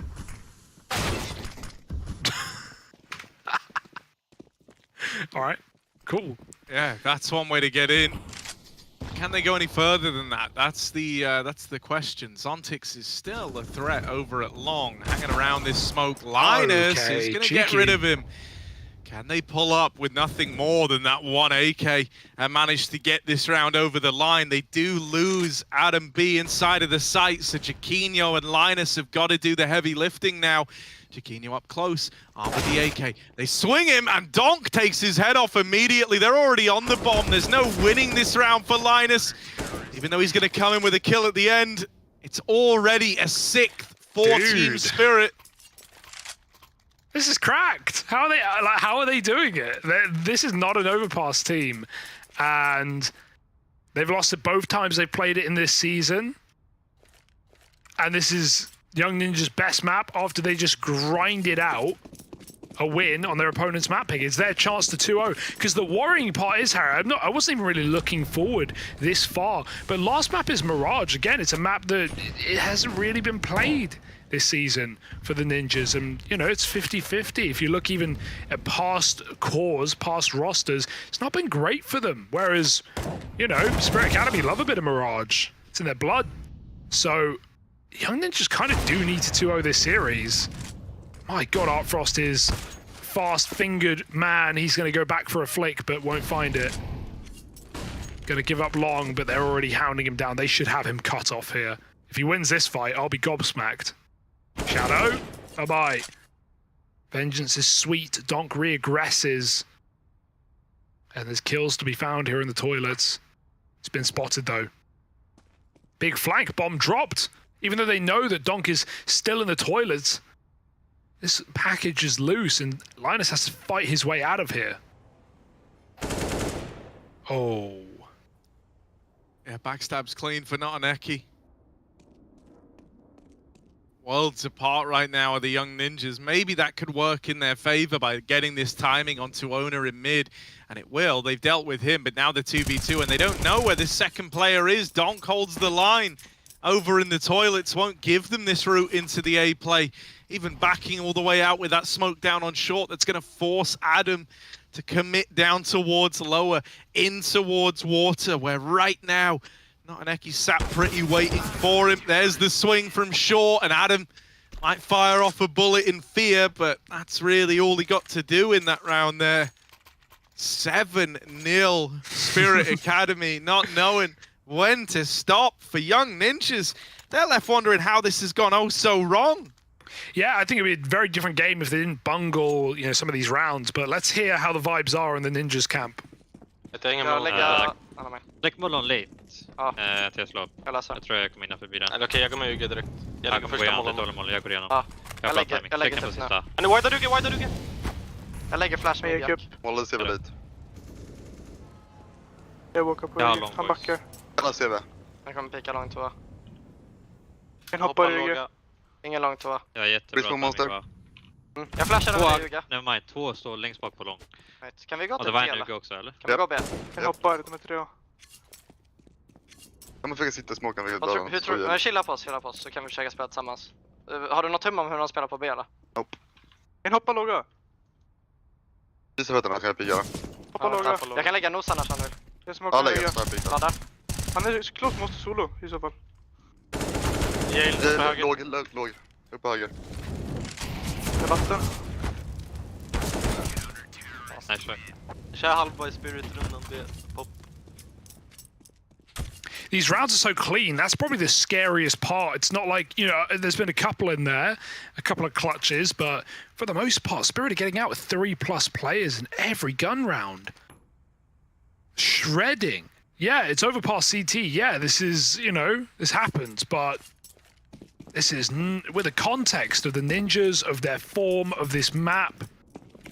This is still shocking. While it's still recoverable, that recovery needs to start now or never. They need a base. They need something on the T side.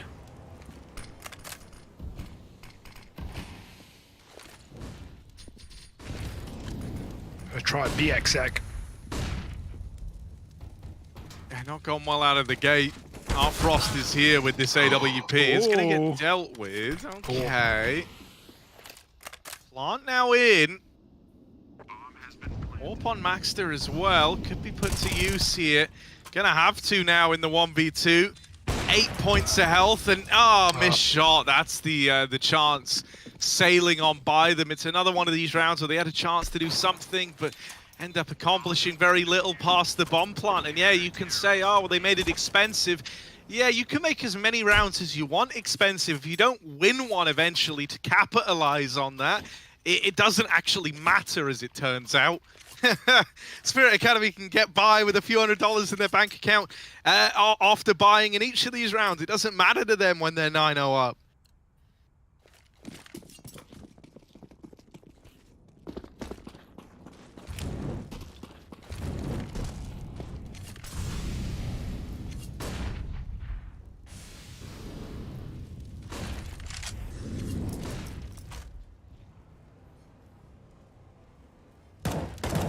B default, but just look at the info and the control Spirit had. They've not seen anyone get out mid, and even on long, Art Frost is super deep. He's going to give it up. But that's only because Spirit know exactly what's going down. 3 towards B. Only 2 in the site, though. There's a chance. Only Donk. Got to hold on. Solo Dolo drops the smoke to play around. Hiding in the water. There's the backstab, the 2-layered con attack. Maxter tries to chase, but Donk will not give them the time of day. 14-3. This kid's nuts, and he keeps going. Oh my goodness. A 5.0 KD before he dies. And so will Linus. 10-0. What happened? You could tell me that the team names were wrong and we got them backwards, I would believe you. Yeah, I mean, you know, it's not unheard of for strong overpass teams to still struggle on the T side, but normally, you know, normally they at least get like 4 or 5 rounds to work with. Yeah, and that's enough. That's fine. 4 rounds, you can work with that. Their first time out of 10-0, maybe a bit late. Yeah, I don't love that. You know, I'm actually a fan of teams using them super early on, if anything, like maybe way too soon. Yeah. I would have been calling that after losing the first rifle round in the 4v2. But you also don't want to sit and stew in that too much.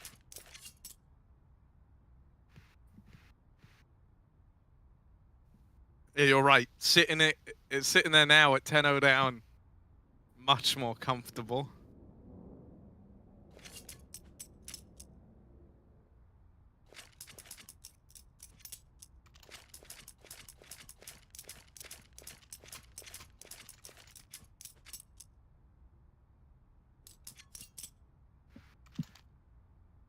If they don't pick up this round now on the back of the pause, I think they just get blown out.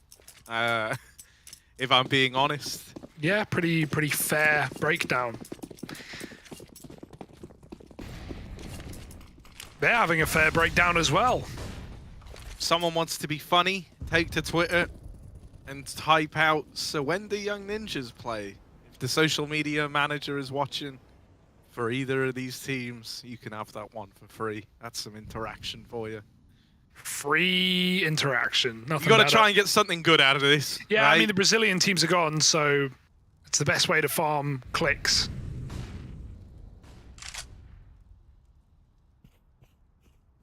One never even showed up.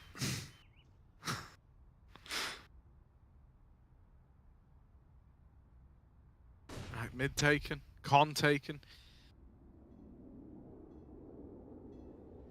They've been really getting punished by players for Spirit finding gaps and coming in on like lurks that are netting multi-kills more often than not. So they seem quite paranoid about the idea that, you know, they need to hold all this map control. They need to eliminate some of these timings that can be hit. It's a nice slowdown, honestly. I do like this change of pace out of ZTR and the boys on the back of that timeout. It's clear that they've tried to come up with the solution here. This is like the most purposeful round yet, we'll call it. Now it's going to end with them trying to get out through Monster and into this B site. Over at short, Linus is dead on his attempt to get out the connector. So now there is no short component to this B split.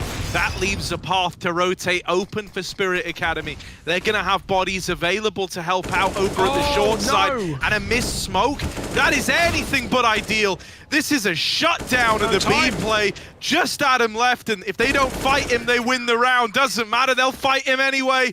11-0 Team Spirit Academy still racking up this CT side. Blimey. Still putting up rounds and still yet to drop one. Yeah, lazy clear for Linus. Just jumps up before he even checks his corners. And they may hunt the pit player, but they had no room for error there, and the error is the smoke. Even if someone was covering it, the trade is too late. Didn't make a difference. Oh, that's a nightmare. After a nice round, it looked good. If they get that plant, very different position. But rather, if they get that plant with no deaths, you know, in that 3-on-3. Nope, not today. Another B play. And this is actually strong. Last round, they only had one guy in the site. This time it's 3 strong. Ready for this monster rush. Artfrost is not missing a beat. 2 quick flicks and a no scope to boot. He's flexing. 12 and 6.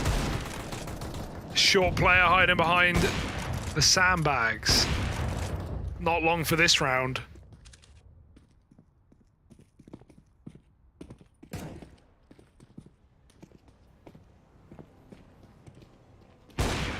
Boom.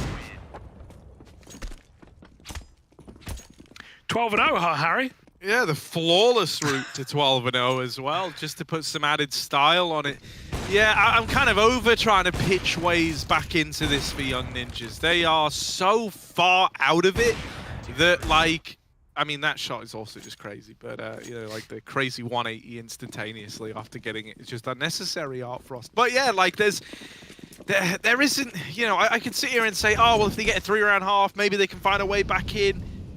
I'm just going to wait to see, firstly, if they actually get a 3-round half, which so far nothing has I think they need a round before they can think about 3 rounds. And on top of that, it's like, even if they get 3, or if they lose the pistol, they're done for. This has been a dismal T side from Young Ninjas, one where they've constantly been getting out-positioned and out-read. The individuals haven't been here either, and it's so far beneath the pedigree that they've set themselves on this map.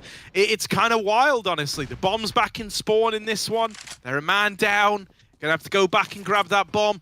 Probably just walk out B again, don't you, Young Ninjas? Probably just go back to that strat that hasn't worked out once yet. And yeah, it will be, right? They lost everyone over at A. They no longer have the info as to whether or not it's the A play. So they will be left only with the option to go B. At a bare minimum, only 2 players here, right? So maybe that gives them a slightly easier time. Donk, only good for 1. That's going to leave a 2v2 open, and Spirit Academy are a ways away, having to rotate in through heaven. Oh, mama. They've got nades, though. That could be big. Dunking it on the low player, and it misses. So living to tell the tale is ZTR back to Monster. Owner got a clear, deep graffiti. This should be unchecked. This should be the round winner for Maxter. He's got it on a plate, and he heard Owner drop in as well. Molly for sure. He's trying to isolate this fight, but if he fights Maxter, ZTR's coming in to save the day. He's trying to wait for that early peak, and ZTR wins it. So a round taken right near the end of the half for the Young Ninjas. It won't be that flawless 16-0. We didn't jinx it. It just happened naturally. But will that be anything, Harry? Will that even be a 3-round half? With money flowing like melted butter on popcorn for Spirit. They're feeling sweet. Young Ninjas still salty.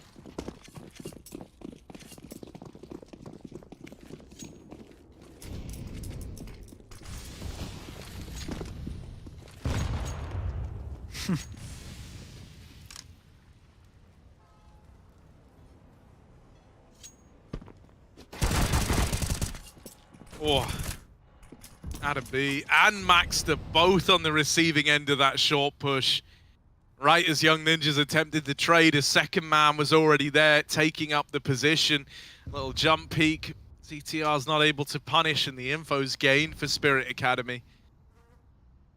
I guess this round, it's like the opposite of the last. You end A because you no longer have the B real estate, and as far as you're concerned, there's probably a triple stack there. So, yeah, it might not be a terrible idea to follow through with this A play. Kind of the only option they have. Moving up the short side, they will be running into Artfrost's AWP. He's known to click. He's known to flick. Waiting back at the stairs.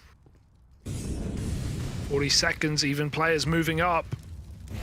And Halfrost wants to go through the smoke. Once that molly phase, he probably will just try and fight from the truck instead, but he's flashed out, pushed back to safety. Gonna have to play retake instead, but they have a long flanker coming in through toilets. Linus is trying to clear out this player, but he's way behind. He's already wrapping through Divider's side. Double kill on the retake immediately, and Linus is trapped alone at long in an undoable 1-on-5. They're flashing him and they're quad peeking him. It's another round for Spirit. They've had many, maybe too many. 13 at worst for the half, and Mirage feels like a guarantee. Oh, you reckon? Yeah, I think so.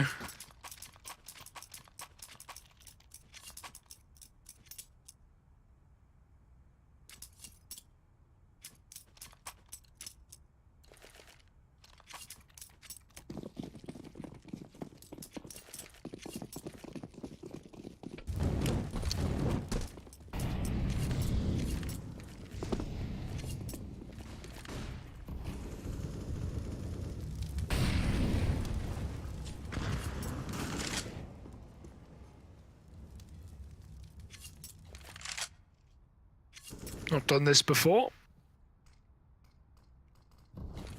I like it with the molly. It pushes a player back from wood. Oh, is anyone watching? Yes, thank goodness. They were ready. Still on the boost, though. Got to be careful. Drops off. They're going to hit Monster. They've got their B pick, and they're going to make work.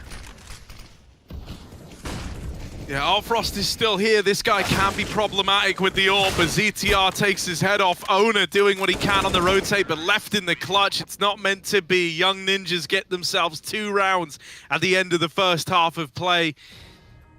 That's something at least, right? Something to hold on to for these guys. But it still isn't a good feeling. The pistol round now weighs so heavily in this game. It means that if Spirit win it, that's it. They just run away with the entire thing.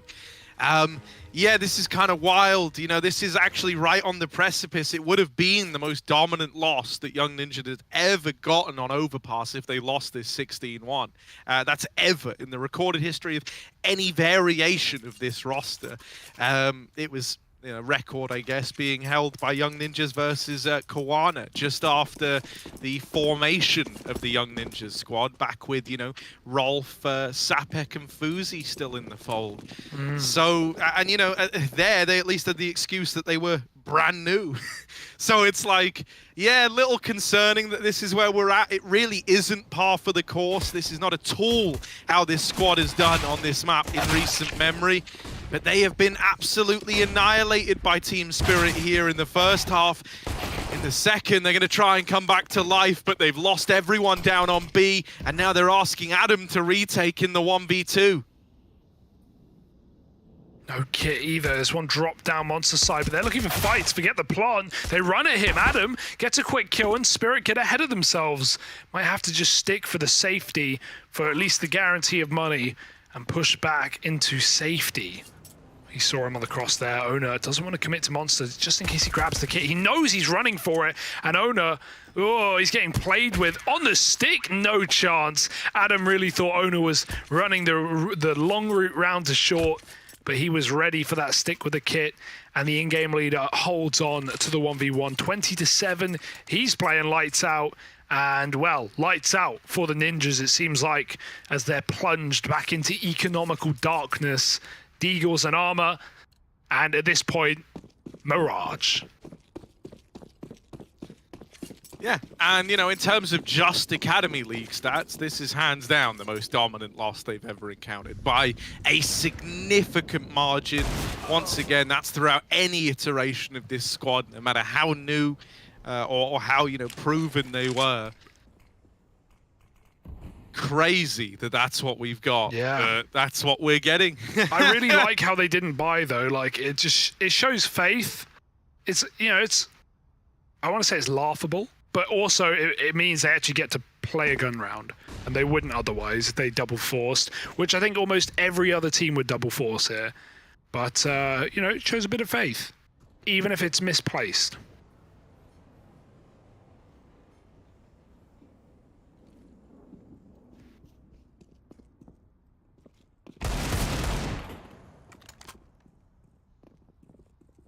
All right, 1 kill for Chiquinho, but now he's going to get challenged by a lot more players in the toilets.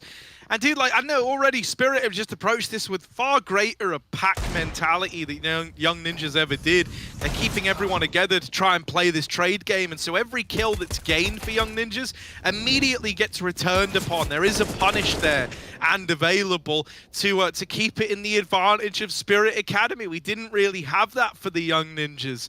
Now just ZTR, who does have good timing on this long wrap round. He could have stopped the bomb if he didn't jump. Oh dear. Now down to the 1v1, and he's dead. Not Neki closes that one out, and it's 15 for Spirit Academy, just 1 round away from sending us to the 3rd and final map of Mirage. Just unbelievable. We touted Spirit as a team that when their back's against the wall, when they've got to pull a comeback, they're good to do it. They don't give up, they don't go down. And even after they lose a very close Dust 2 game with some excellent rounds in there, it would have been easy to roll over and accept defeat on a map like Overpass. But Spirit, not an Overpass team, take on the best in the league at this map, and they absolutely shred them. Not seen anything like it this season. There was a 16-0, but it was nothing like this. And only a couple of kills away from the inevitability. 4-on-4. Chiquinho pushes Con. Nothing to lose. Ninjas can play wild. They can do some crazy stuff. And actually, this play might be massive. Love that. All right, Chiquinho making things a lot more interesting with the trigger discipline in mid. Now he is getting flanked. But it's a little bit weird. He's eluded capture right now. They're going to go really hunting for him. I'm assuming they just full commit Zontix to flushing him out. And yeah, they will. 2v4 attempting to get one by Spirit to close the game. Can they do it? I'm not counting them out. They've done it before. They've got a 2-on-1 in mid. CTR's just sat in the toilet. The one guy who's at least held on statistically in this game. They're going long though. They bypass this completely, and it's a gamble that Ninjas have to make, and they'll never know about till it's too late. Sure, there'll be a quicker backstab on a plant. Are they going for it? Yeah, 20 seconds. Okay, they're running a double smoke, and this backstab is coming in. I think they might just get around the corner in time. No, he's caught one. Bomb can make it down if he believes, but 8 seconds, he's got to just stick and pray they will run through this. There's no reason not to. Not Neki. Oh, okay. They won't run through. They wait for ZTR before they make the play. Young Ninjas win a round on the CT side and do their best to delay what feels to be the inevitable.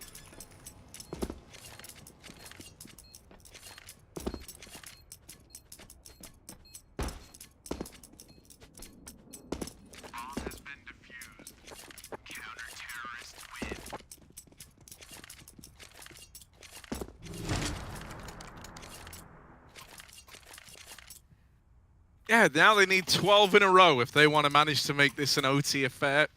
Doesn't take a genius to work out that that's a pretty tall order to be put in.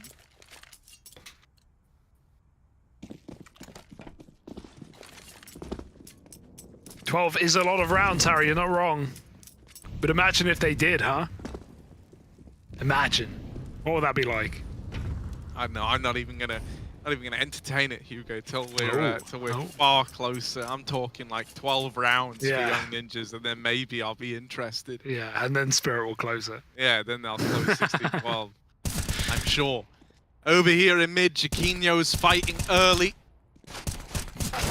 I really can't help but shake the feeling that so much went wrong because they lost the 3v1. Yeah, right? It does feel like like that. Because that just like destroyed the confidence and synergy that we had in place from Dust. Like, because it just was such an unlike them, decision. Like to go back into B for Max, who gets to con and then turns around and dies. Like a miscomm or something. I don't know what it was. Well, so obviously we don't speak Swedish, but we had the comms on in that round, and I saw like folks were saying, but I don't know how much we can trust them.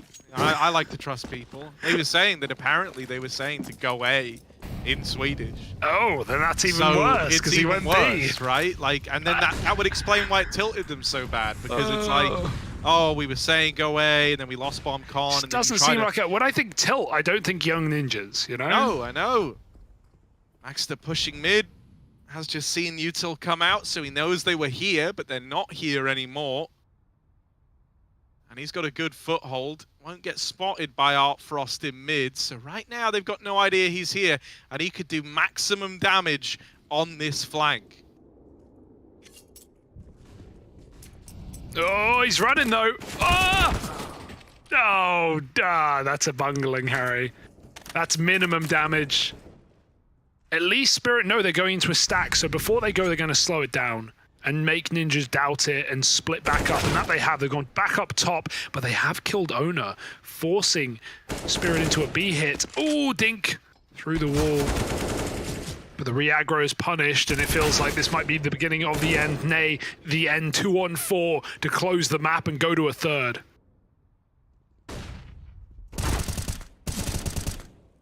All right, ZTR and Chiquinho make it interesting. It's the two low HP players left standing, and hello, Oh! over the line, turn around this 2v4.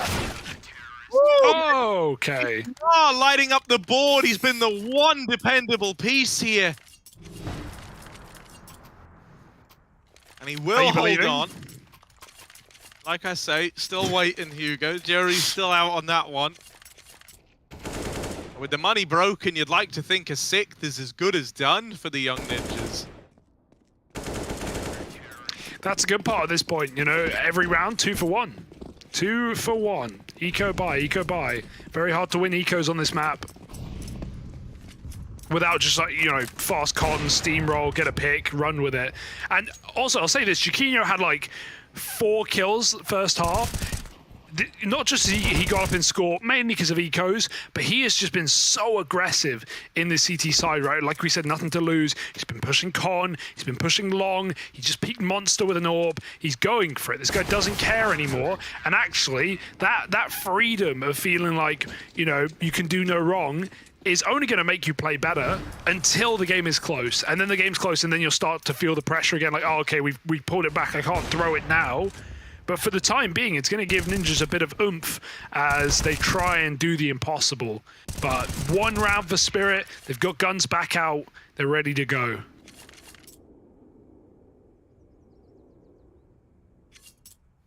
Yeah, I have a really bad feeling that this is going to end up being one of those games where afterwards you sit around and you say, oh, well, you know, what would have happened if they got a 4-round T-side? You know, what if they'd done a little better than the 2 rounds they were able to get?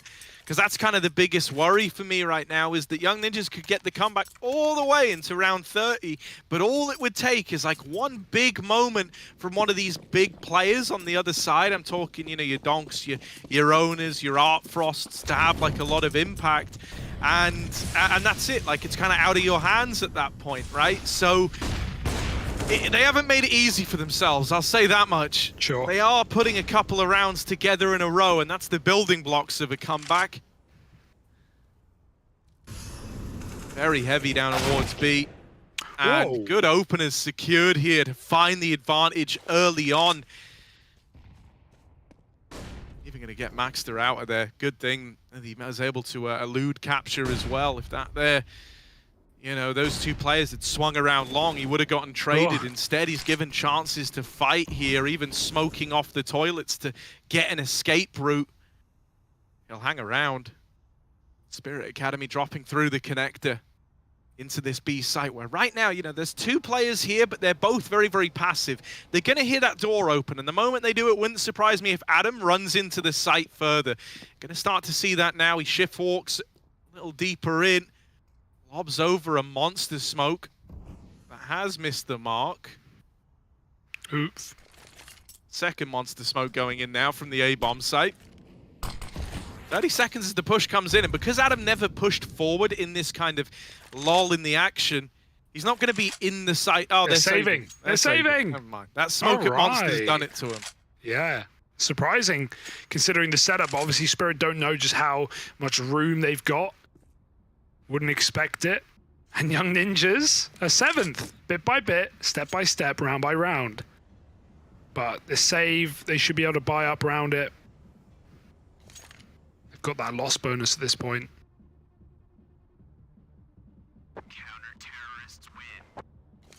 Just will have no util on those extra players if they buy AKs. I don't know. Am I worried? Not really.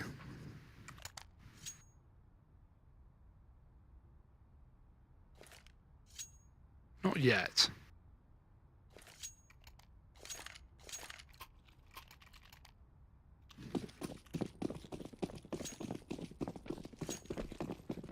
Oh, smooth.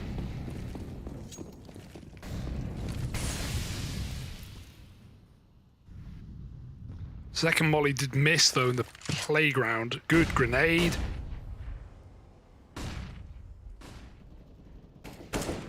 Max is, yeah, get out. Yeah, that's kind of spooky, isn't it? That's enough to make you go, okay, I'm kind of still lucky to be in the round. Maybe I'll take it a little more passively here. But he does get that info ahead of time that they were leaning into middle with a couple of bodies early on. I like this, they swap it up, right? Setting up a bait and switch over towards long. Spirit Academy haven't seen something like this yet.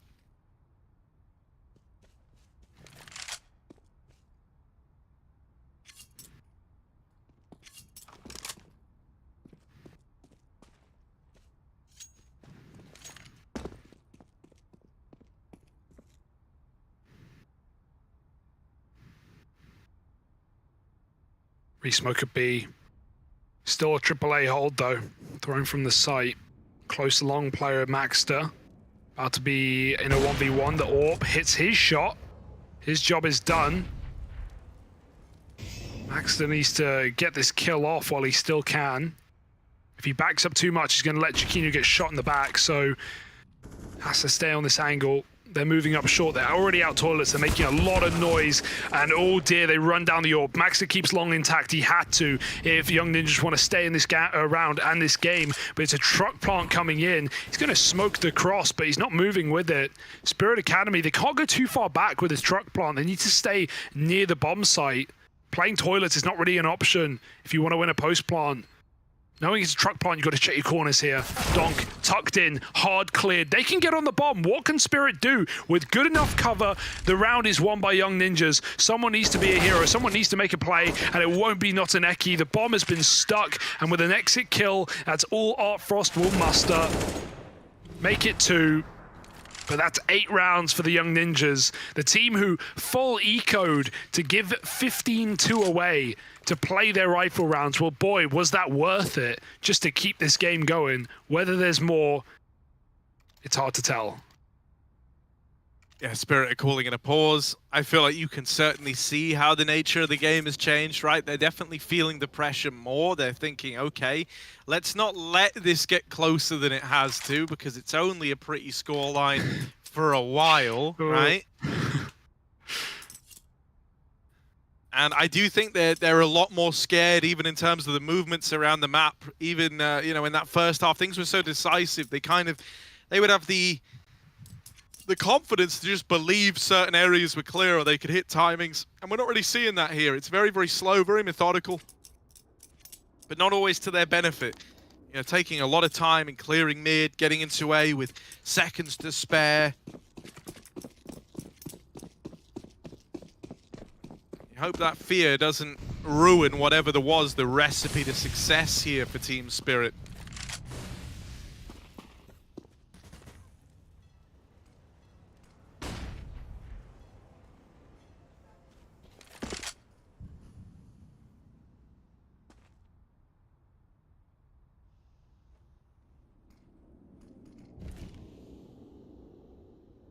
Oh, could be good. Oh, dude, these nades. Uh-oh. Oh, he moved into them. Watch out. Good nades nonetheless. 70 damage. Right now, Chiquinho is solely responsible for this A bomb site. It is a one-man hold. It's this AWP just holding the angle down towards short that's got to do the heavy lifting. If he can win an early fight, that would be ideal. Right, that would be so good. If you could just take one man out of the equation, tuck in at Dice, call for the rotates, that would be perfect. If he dies without getting anything done, the A bomb site will feel open. Luckily enough, they have started to scramble some rotates up, right, reinforcing A after B goes quiet, and there we go. We said one opener was the minimum. How about a collateral? Is that going to be enough? 2 quick kills. Can't quite make it the third. They have to trade that one. And it leaves it in a 2v2, even odds. Best chance Spirit have had yet to close this game out. Zontix pushing into Bank, gonna win that first fight. It is just one man, Linus, who was softened up by the nade stack earlier on, left in the clutch.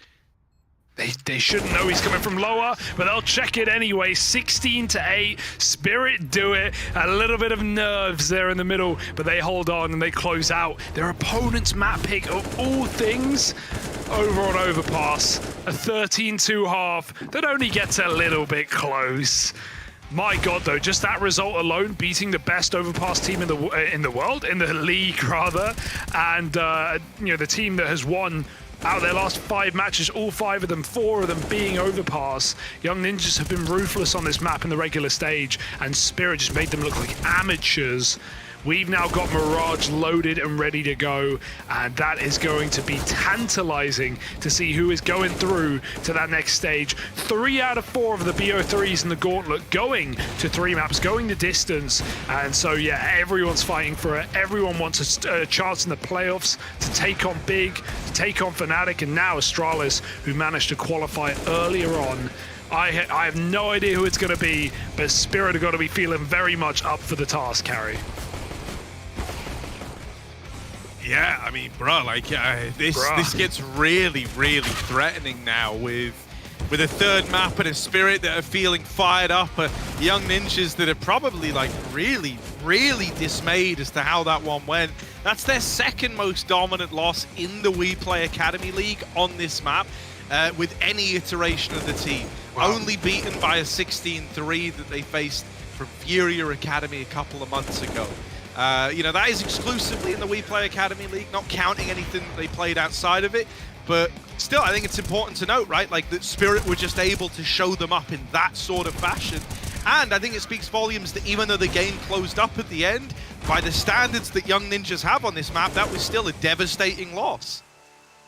Yeah, absolutely. They're not going to be happy with that. It did, you know, again, we talked about this in the game. It did feel like a bit tilt after that absolutely bungled 3-on-1, 2-on-4, however you look at it, with Maxer going back out con and getting caught by the solo B player, and then the whole round falls apart, and I don't know, Young Ninjas fell apart as a result.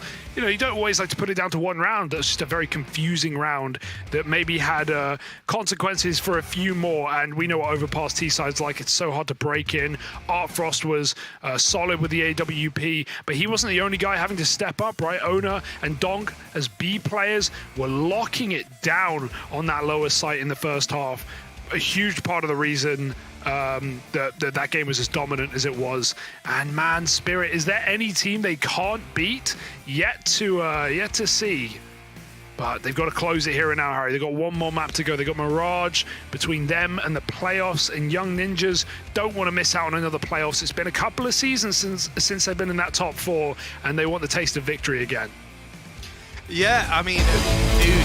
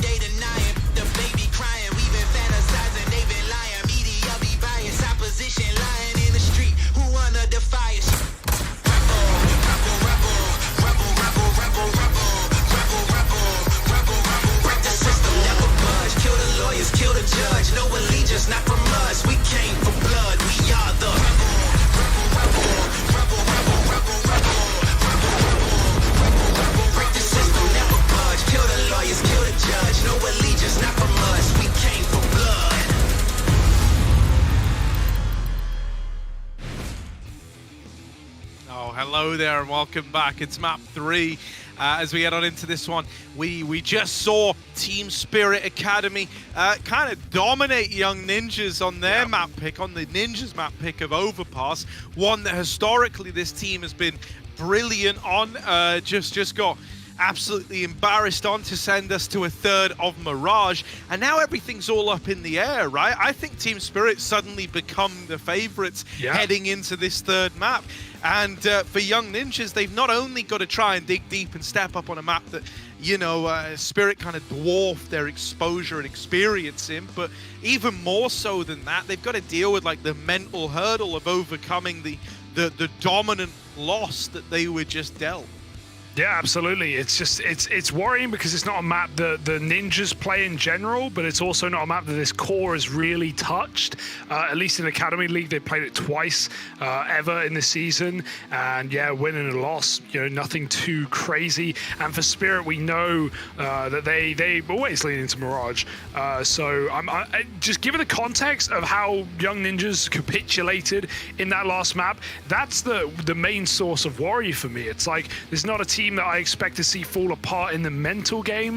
You know, I don't want to fully attribute it to that, but it did seem like definitely in the early half, after that weird round that we had TeamSpeak comms in, there were some resounding effects, shall we call them, and Young Ninjas need to brush themselves up and pick themselves up, because this is Spirit looking to make some upsets all the way through this part of the bracket, taking down OG in a crazy comeback affair into a third map overtime that they've swept flawlessly, and now looking to do a similarly crazy result up against the likes of the Ninjas. So let's see if they can do it. Hell, all the credit to them if they can, but we got to find out where we're starting here. Knife round to decide sides. Winner gets the pick. Yeah. Yep. You know, knife rounds. Team backstab. They don't require too much talking over. You know, one day we'll get like a cool knife clutch, but this wasn't today. It was Young Ninjas securing that one. No, it wasn't. You liar. Wait. You liar. You're a liar. Wait, was I that zoned out that I didn't even realize? Okay, yeah, liar! You're right. Wow. I literally just watched the whole thing. I know my knife rounds are like... It's because the T's won it and they insta-swapped. Right? And so you looked at the T's and went, Young Ninjas are T's. Liar! Okay, bud. Sorry, I'm all hopped up on gooseberries. We're going in. Map 3, folks. Running it back B, baby.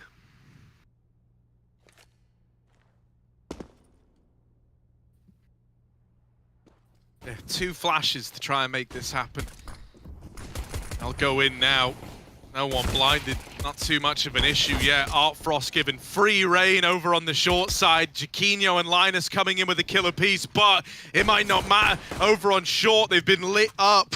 Adam B left up in the clutch. It was a 1v3 when this began. Now he's trying to flush out Art Frost, who's just being annoying, just staying alive and, you know, grabbing enough attention so that it allowed Zontix to sneak in. There's a pistol for Spirit Academy.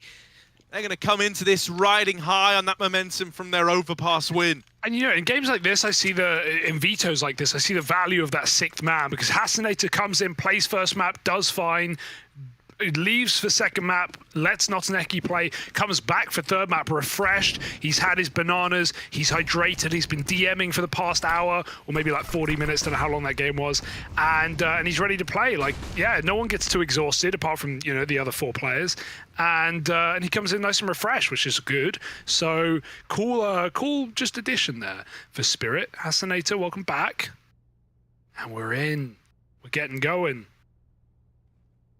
Oh, ZTR had a lot of space, but oh no, will shut it out pretty quick.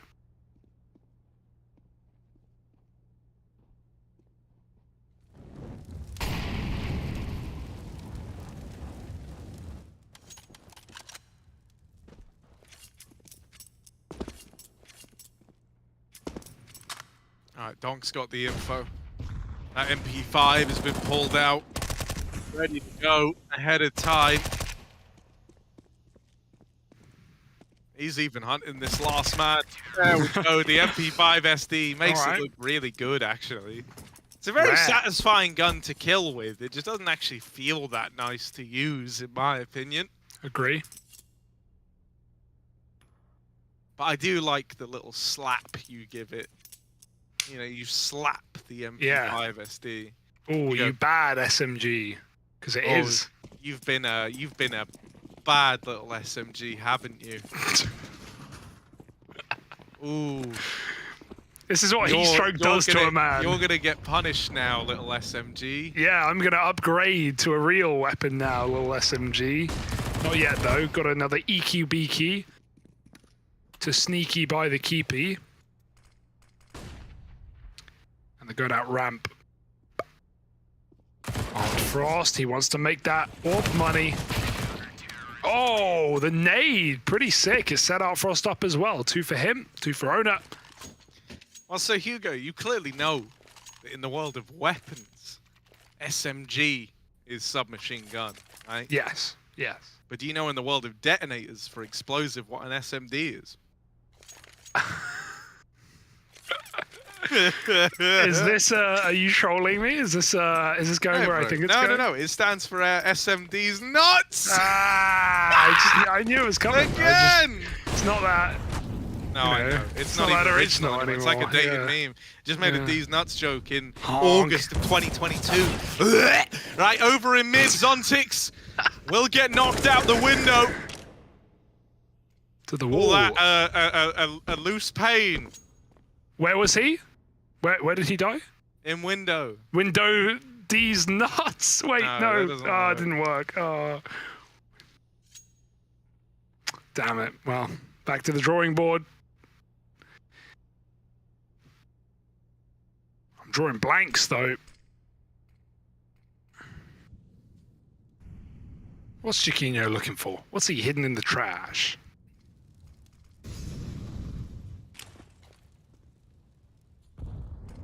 Double ramp. Oh, the flash. Oh, it's beautiful. Adam gets a couple of kills, but the AWP is still in CT to stop it. Oh, Frost could win this round on his own. He really could, but he looks away from Palace, and Linus finds that timing. Donk is left with a slapper in a 1v4, and I think they know. They've got an inkling.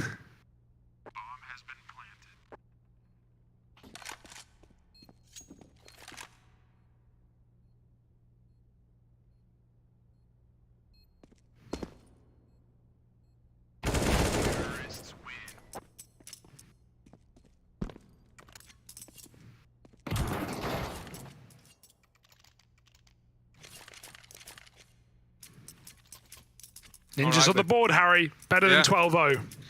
No, right? It's already greener pastures in a lot of senses. That was the bonus round, right? It might have had an AWP in play, but you still had SMGs. So now we have like a proper go at it for Team Spirit Academy. So this is like a better litmus test to see if we should get excited. Over in mid, Owner, that is a wide old peak. But luckily enough, his teammates are there to kind of fill in the gaps.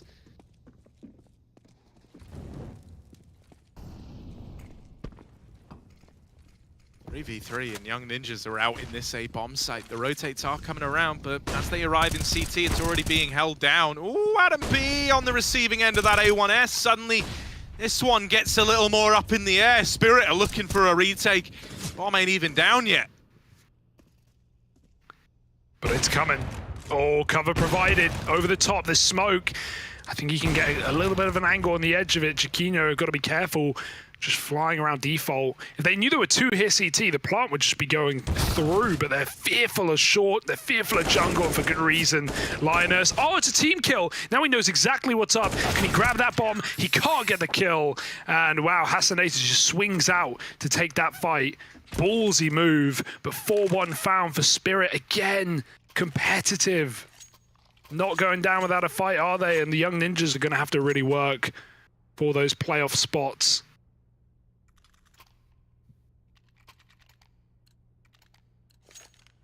They rebuy back in with no plant. It's not perfect.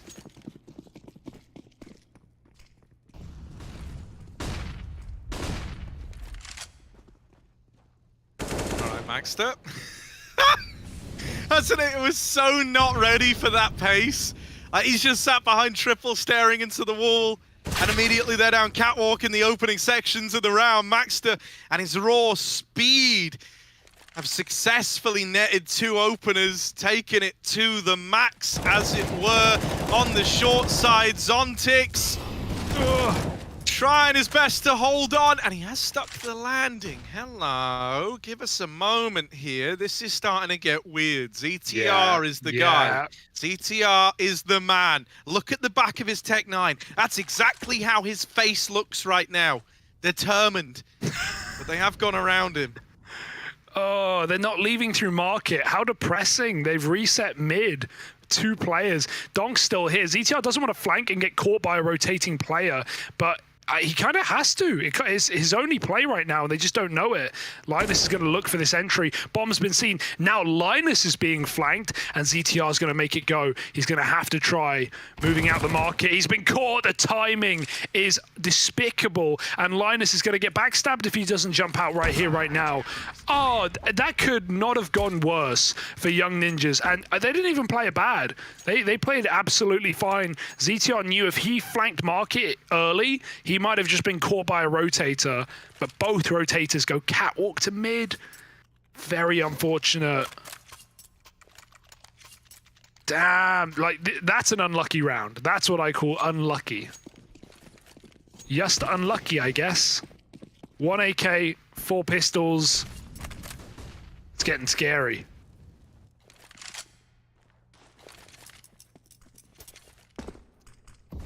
Yeah, they're going to try and come through the apartments. Oh. Ouch.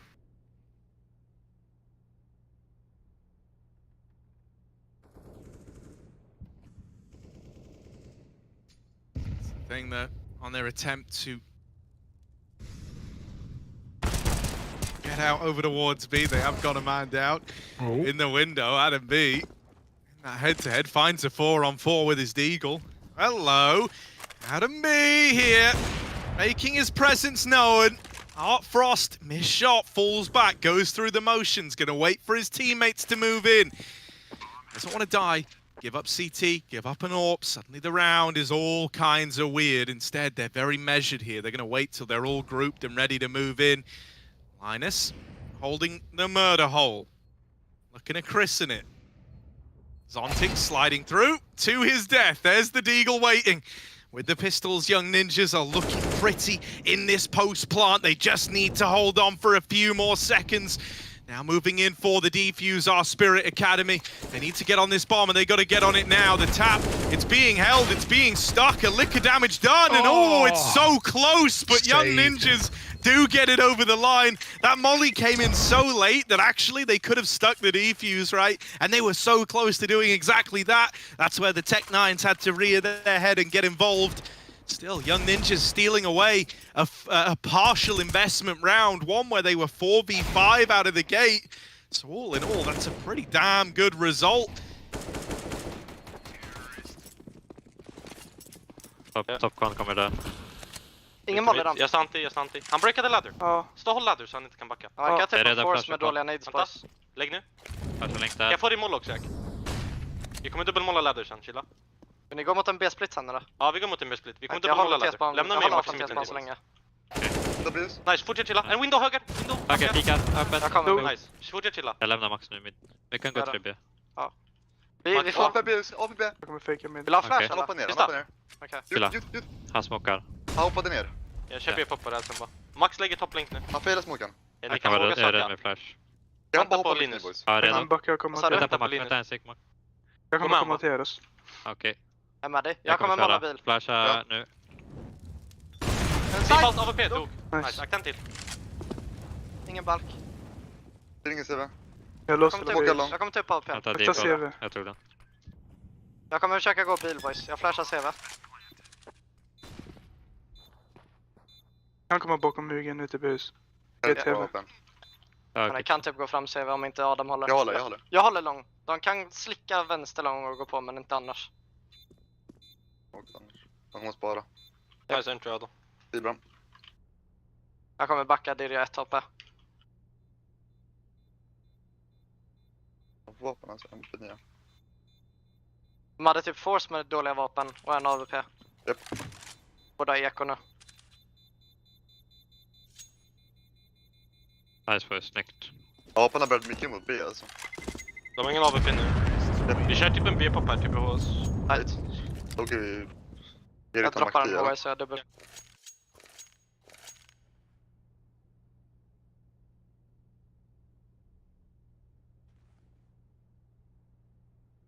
All right, Ninjas break the money, back in business.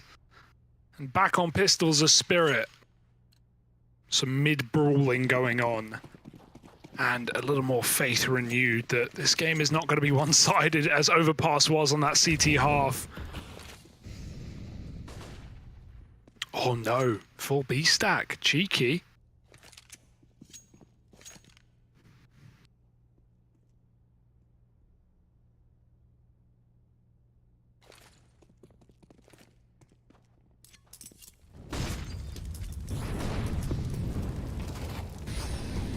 Out they go into the stack. 2 USP kills immediately come in. There's trades, but Maxter goes big mode. He's very low, 1 health. Still 2 CTs here. Are they aware? Donk pops his head out, finishes a kill. Maxter with 1 health survives for another second, and it's down to the clutch. Jaquinho knows which side he's on, but AK right below him, and he doesn't. He pulls the Glock, and he still wins it. Oh my goodness.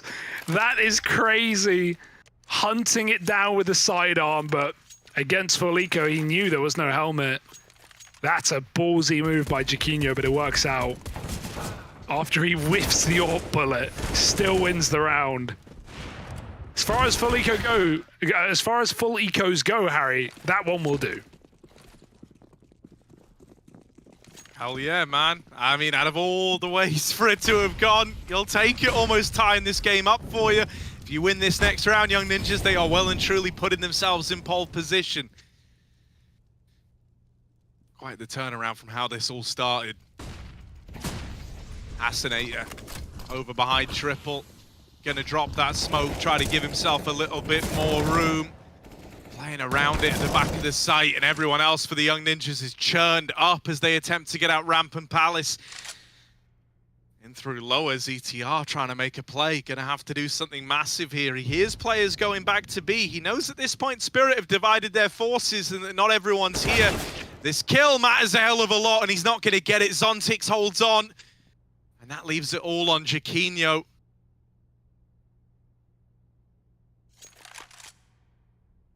Just under a minute left to play with. He's gonna have to give us some of his best AWPing yet if he somehow wanted to win this.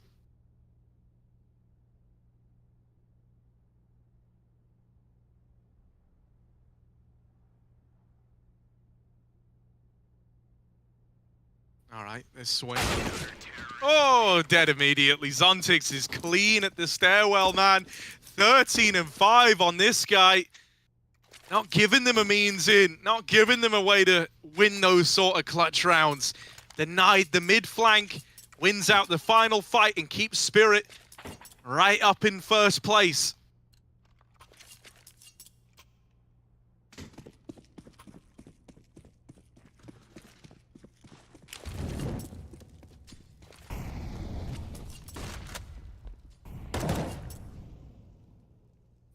Cat jump for the AWP, it's already facing. That gives owner the confidence to move up with it, gonna hold under and ready to react. Oh, he's gonna go full send. Flash is there, but even the anti-flash player turns back in time and still dies.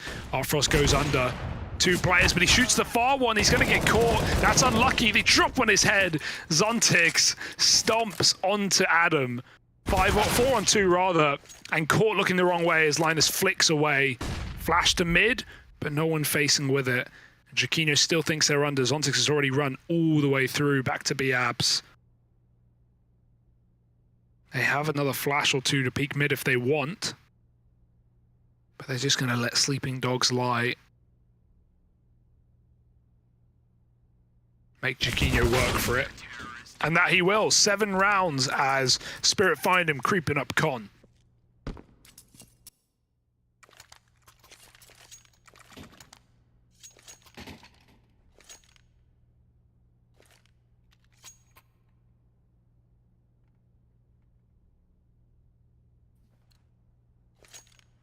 reality setting in for the Young Ninjas. Might not be a very pretty T-side after all, right? Back onto an eco. They've had pretty good success on these eco rounds.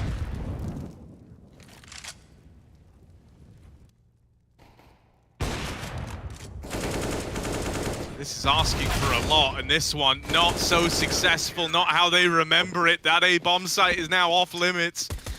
That's a couple of A plays repelled in a row by Team Spirit, so Young Ninjas might have to look for answers elsewhere.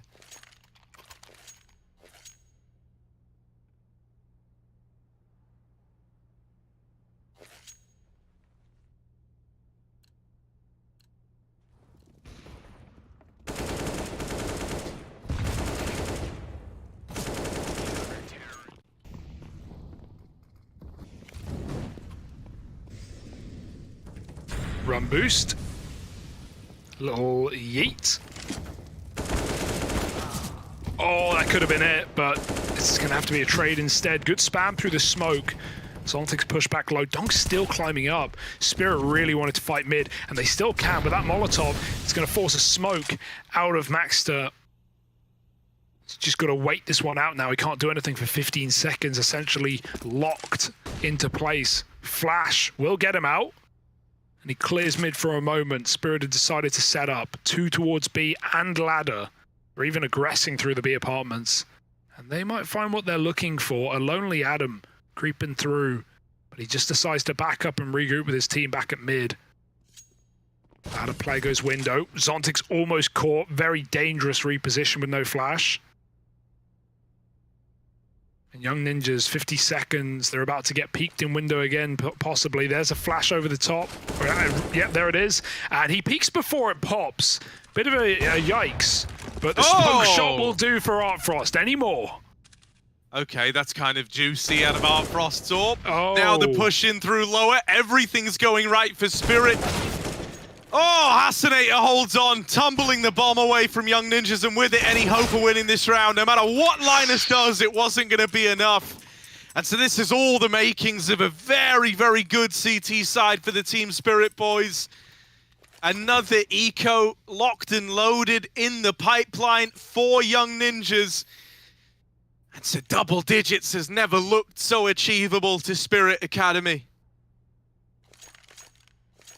What's happened, man? What's happened since the start of this series? Don't know. I figured even on the third, even if Spirit were looking good, Young Ninjas would keep competitive, right? Kind of push them to the limits. Right now, this is verging on another very one-sided first half. Yeah, we're just seeing a lot of mid-fighting. We're not really seeing any executes. They've gone B on anti-ecos, but yeah, attack pause. Good time for it. Not too late by any means, but would love to see just some more standard rounds, some A splits. An underlurk on just an A execute. Maybe not wanting to be too predictable, but they're standard for a reason. These just waltzes into middle and 4-on-4 fights aren't really working their wonders.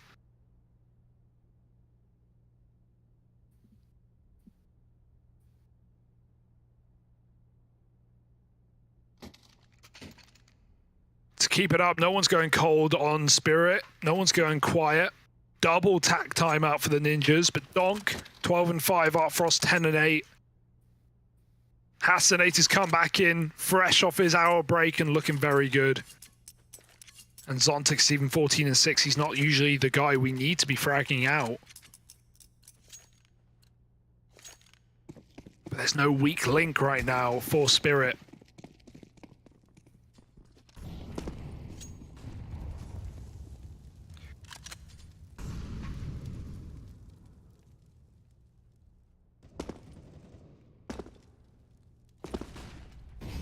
Try their hand at another one of these A-pops, faster up tempo A-play, and this time only 1 kill from the man holding in sandwich. Owner, after the first, Adam B's upgraded this gun. It was him who in the last one of these ecos led Young Ninjas to success. This time he's trying to do the same, double from the opener. Bomb now down as well. Getting here hasn't been the problem, it's completing the round, it's winning this post plant that's been the issue for Young Ninjas. ZTR dead, and it's all starting to crumble. Hasanator's coming in big with a triple, and it's left to Adam B. Will find that first kill, but now they know where he is.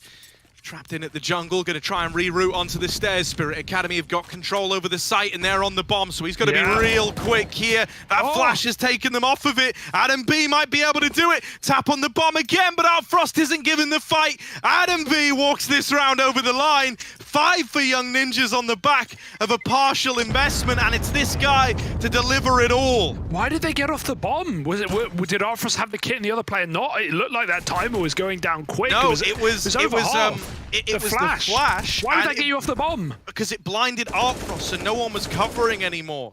The one guy who was on the bomb turned to fight because he wasn't blinded as bad, and they end up paying the price. Don't get me wrong, I'm not saying it's the right move, but that, I think, is the justification in the moment. Yeah, the heat of the moment. Jeez. So only, he's probably still going to get shot off the bomb, but a couple of seconds difference there. Very close. Fast to the connector, already a man down though. Captain gone, he was the carry of map 1. Dropped nearly 30 kills, now at 3. And this is for double digits of the half on Spirit.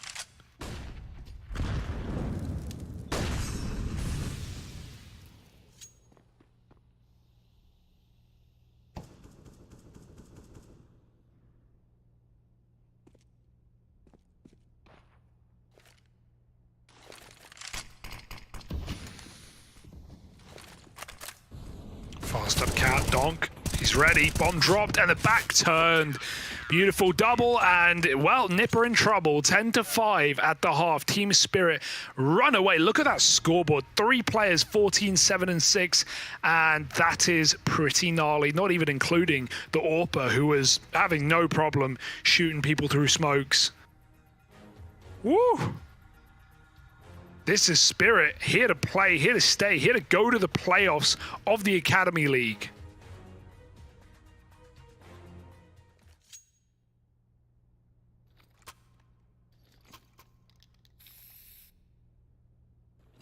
Are their spirits still high? Let's find out. Jag är Ruta hjälper av. Vi håller B3 linje, jag och Max skiftar ut. Right. Ni skiftar ut CV eller? Ja. Okej. Let's go boys, ta picka nu. Ingen ute med tidigt. Jag släpper mitt. Jag kommer söka upp mot topp med. Utstopp. Ja, jag såg det. Ruta CT. Jag tar ingen. Jag lämnar dig, Jack. Jag är beredd att pika med dig, Max. De har ingen. Jag håller med dig, jag håller. Chilla, backa vänster, gå vänster. Jag är med dig. Jag håller. En till djungel. Jag håller. Close contest. Jag tar backa CT. Jag sant dig. Två djungel. Vi widar. Två djungel. Djungel. Jag tror ni har ju Saddam. Djungel. En till djungel. There's djungel. Rapp. Bakom min länk. Bakom min länk. Vad var den andra? P3. Han borde vara August någonting. Han hoppade upp window. Han är länk. Båda. Finns smoke någonstans eller? Båda tror jag. Ja, lep med oss. En ven. Sista där, samma. Rocket. Nice. Ora. Oh dear, Hugo, you can hear that frustration, man. Like, this is scary now. Spirit Academy, having won the pistol, is quite the boost to a team that's already rip-roaring their way to a big lead. They're going to be allowed to go 12-5 up before that reinvestment's coming through for the Young Ninjas. It's very, very typical for ZTR to call these full ecos and get the buyout straight away. We've seen that do them well. Oftentimes able to get a good few rounds off the back of the early buy. But at this sort of scoreline, it is scary. Even the fact that, your investment up against 12 rounds, if you lose that, well, then your eco up against 13, at which point you're left with 1 buy separating you from being eliminated and falling short. So it was never going to be an ideal way for this to go. The best case would have been winning the pistol. Now you just got to try and make the best out of a bad situation. Team Spirit Academy have got their heads screwed on, though. They're not going to go running amok into a B play all willy-nilly. They're taking their time here, exploring mid, seeing what they can get. That molly will force a peek out of Linus. Now, maybe that kill tempts you to go, especially because you've dealt with a ladder player. Now that you've killed the third, it doesn't really matter that you're running into where the stack was, because it's no longer a stack. So So there's 12-5 as promised. Here's the investment the Young Ninjas have to win, or else this game is well and truly out of their hands. What a horrible feeling. They do have the AWP. You know, Jaquinho, kind of similar spot to where he was after the first half of Overpass. It was when they were in the same position, in fact, a worse position, that he kind of just went ham and tripled his score very quickly. But, God, it needs to happen right now. AWP, big ticket item, up in middle. They're going to cross, maybe a collat? No, one will do. He gets out as well. Still crossing mid, though, is a second player on this A split. Something that the Ninjas don't know about. Jaquinho needs to be careful. His back is open right now. Missed shot through smoke, down low. Here's that backstab. Max has missed it, and Zontix has heard him run through. He's going to get that freebie. The nade kills ZTR, and Zontix just lives. That thorn in their side, in the back of their mind. They know he's right behind, and they're still going to try and commit with the exec. No, they're not. They've bailed out. 3-on-3. They know they've got everyone out of position. And so Zontix is going to try and take space towards B. An empty bomb site right now with Spirit in tandem.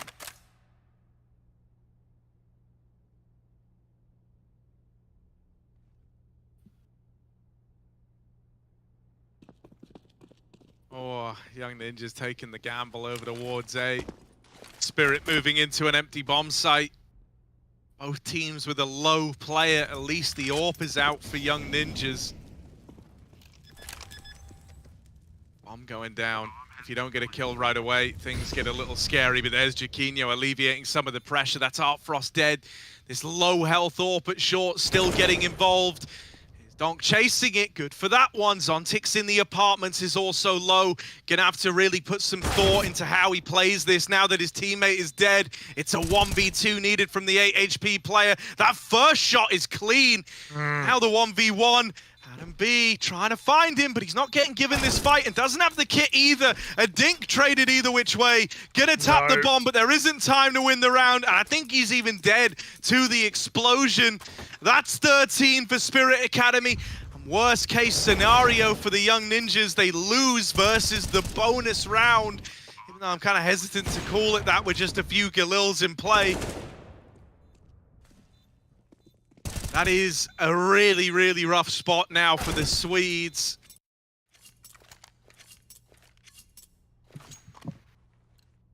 They've got this AWP, but that is about it.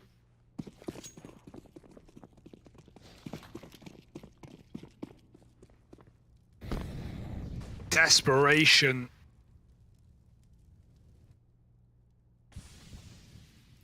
And a full default. Ugh, Spirit. Knowing this one round, just shutting out the pistols, and there are only 2 from it. They're in no hurry. Don't want to make mistakes against low eco and give a way back in. Flash for the apps. Zontix has been quite a nuisance in this game.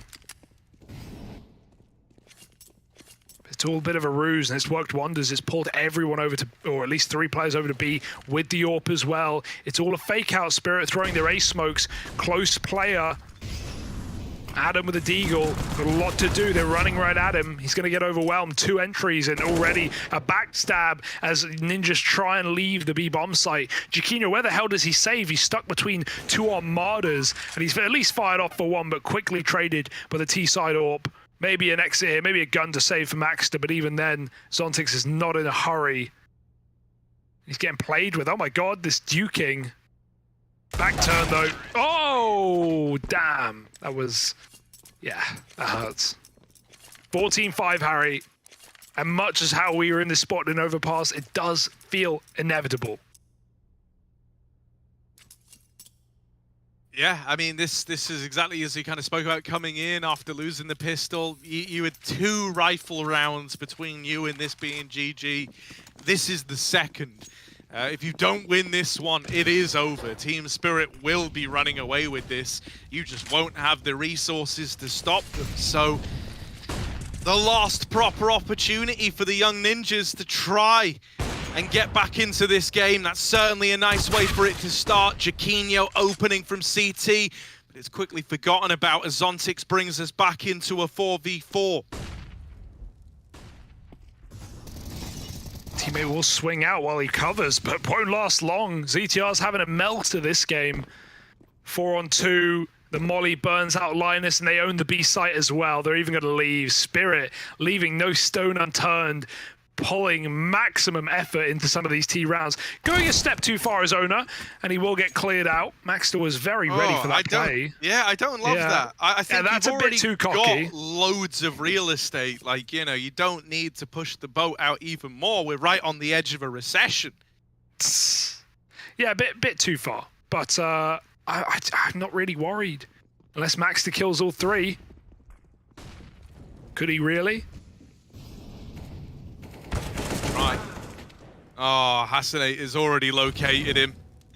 And I mean, I guess the best case scenario here is to save, but no ignoring how much Spirit Academy have upped the level since we started the day on Dust 2. They played the best damn overpass we saw, and now they've brought that same heat, that same tenacity to Mirage. A young ninjas that came in looking hot, but have really cooled off as this series has gone on. Kind of underwhelming from the young ninjas, if I'm being entirely honest. Yeah, shame.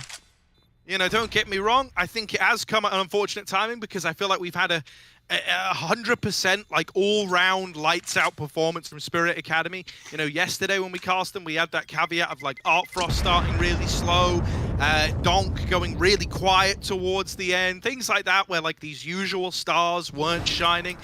But they are now for Spirit Academy. Everyone's at the level they're meant to be at. And for young ninjas, we had a great start to the day for guys like CTR. 30 kills deep in the first map for them to pick that up.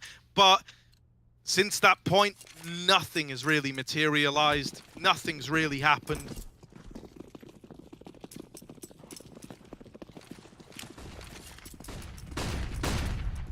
Now, this is one that I think is going to stick with the ninjas for a while. I can imagine they're going to be pretty disappointed with the fashion in which this series got away from them. Yeah, and I don't think there's any time to recover at this point.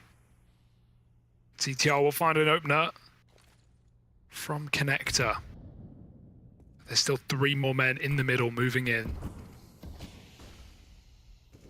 Re-smoking window. They're waiting for the one to fade in combat. It's just been replenished. CTR still got a nice little angle. Still get weird with it. Oh, care these gaps. Zontix, he's got his glasses on, but ZTR, very quick response. 2 kills, and Spirit had just left mid, so they can't even get that trade off. ZTR's made this round look good. They're going to just try and crunch B. Jump spot, 1 jump would be a massive bait for Linus on this balcony. They don't know about it. They're hunting him, and Linus has got the cover. Lovely setup for the young ninjas. They just got to close the door right now on this round, and it's opening up again. Oh dear, squeaky hinges. 2 on 3. Spirit have got the sight. They just need the plant. Yeah, the Apps flank is big though, right? ZTR is here way faster than Spirit are ready for. No one's even considering it yet, so he could end the round right here, right now. Rears his head up. Art Frost gonna have to turn on a dime. That shot misses, and there's ZTR to close that round. Still, it gets super close, right? That was a 2v5 that was hanging in the balance for a moment there. Young ninjas do at least see that one through to the end and get out with double AWPs in tow. Big round from the captain, ZTR, with 4 kills to try and save his stat line a little bit here in the 3rd and final map.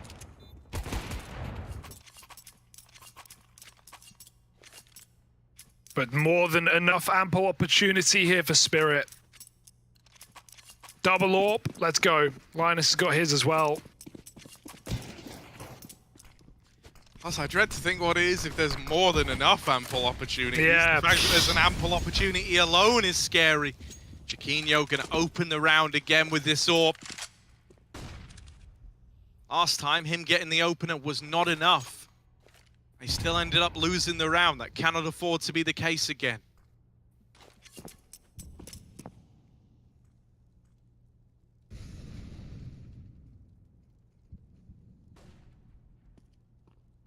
Another B group. Linus, if he's not flashed off, and I don't think he will be. Oh, that should have been a free kill. Bit slow to the shot. Donk with the entry, and now they can just run it in. entering into the site, another one, and this is how the cookie crumbles, folks. One man made it out of the market. He's going to run the plant. Nice kill, stops that from going down. Owner will have to trade, but ZTR picks up a double kill before all is said and done. Orb spotted. Will they really re-peek? It's a risky one, but they get away with it, and they even get the kill. Despicable stuff. 2-on-1. Forget the plant. The flank is in. They haven't realized no one's looking. The chance, but look at the bomb. It's run away. Even as Adam sneaks in, even if he finds his kill, he will not be ready for the plant on A already coming in. There's the confirmation. He can just scope up. Why plant when you can kill him from the other side of the map? That's one way to go out with style. Spirit do it bad. 16-6 and go straight to the playoffs to meet Fnatic, Big, and Astralis. Young Ninjas, they go home. Yeah, heartbreaking for the Young Ninjas, man. It really is. The day started with a triumphant 16-13 on Dust 2, the map pick of Spirit Academy. We thought that would have been enough for a 2-0 story for the Young Ninjas, but after getting dealt their second worst loss in the Academy League history with this squad on that map, they then came here into Mirage. Spirits were at an all-time low for the Young Ninjas, whereas for Team Spirit, they're able to battle through right to the very end. And this idea that we've been painting Spirit as a very tenacious, very resilient squad continues to hold true, which is made even more impressive by the fact that they are the second youngest team in the WePlay Academy League. So, yeah, I'm super impressed with Spirit Academy. I really am. I think all the teams in the playoffs need to be looking at this squad as one to be worried about. They're very, very hard to put games away against.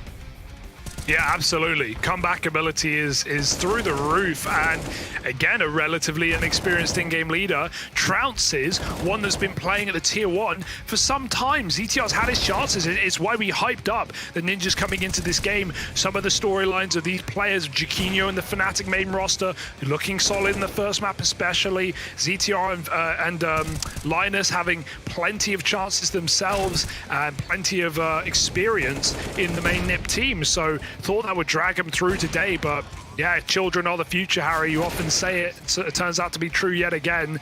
Average age of 18, and Spirit Academy just do them dirty in this one.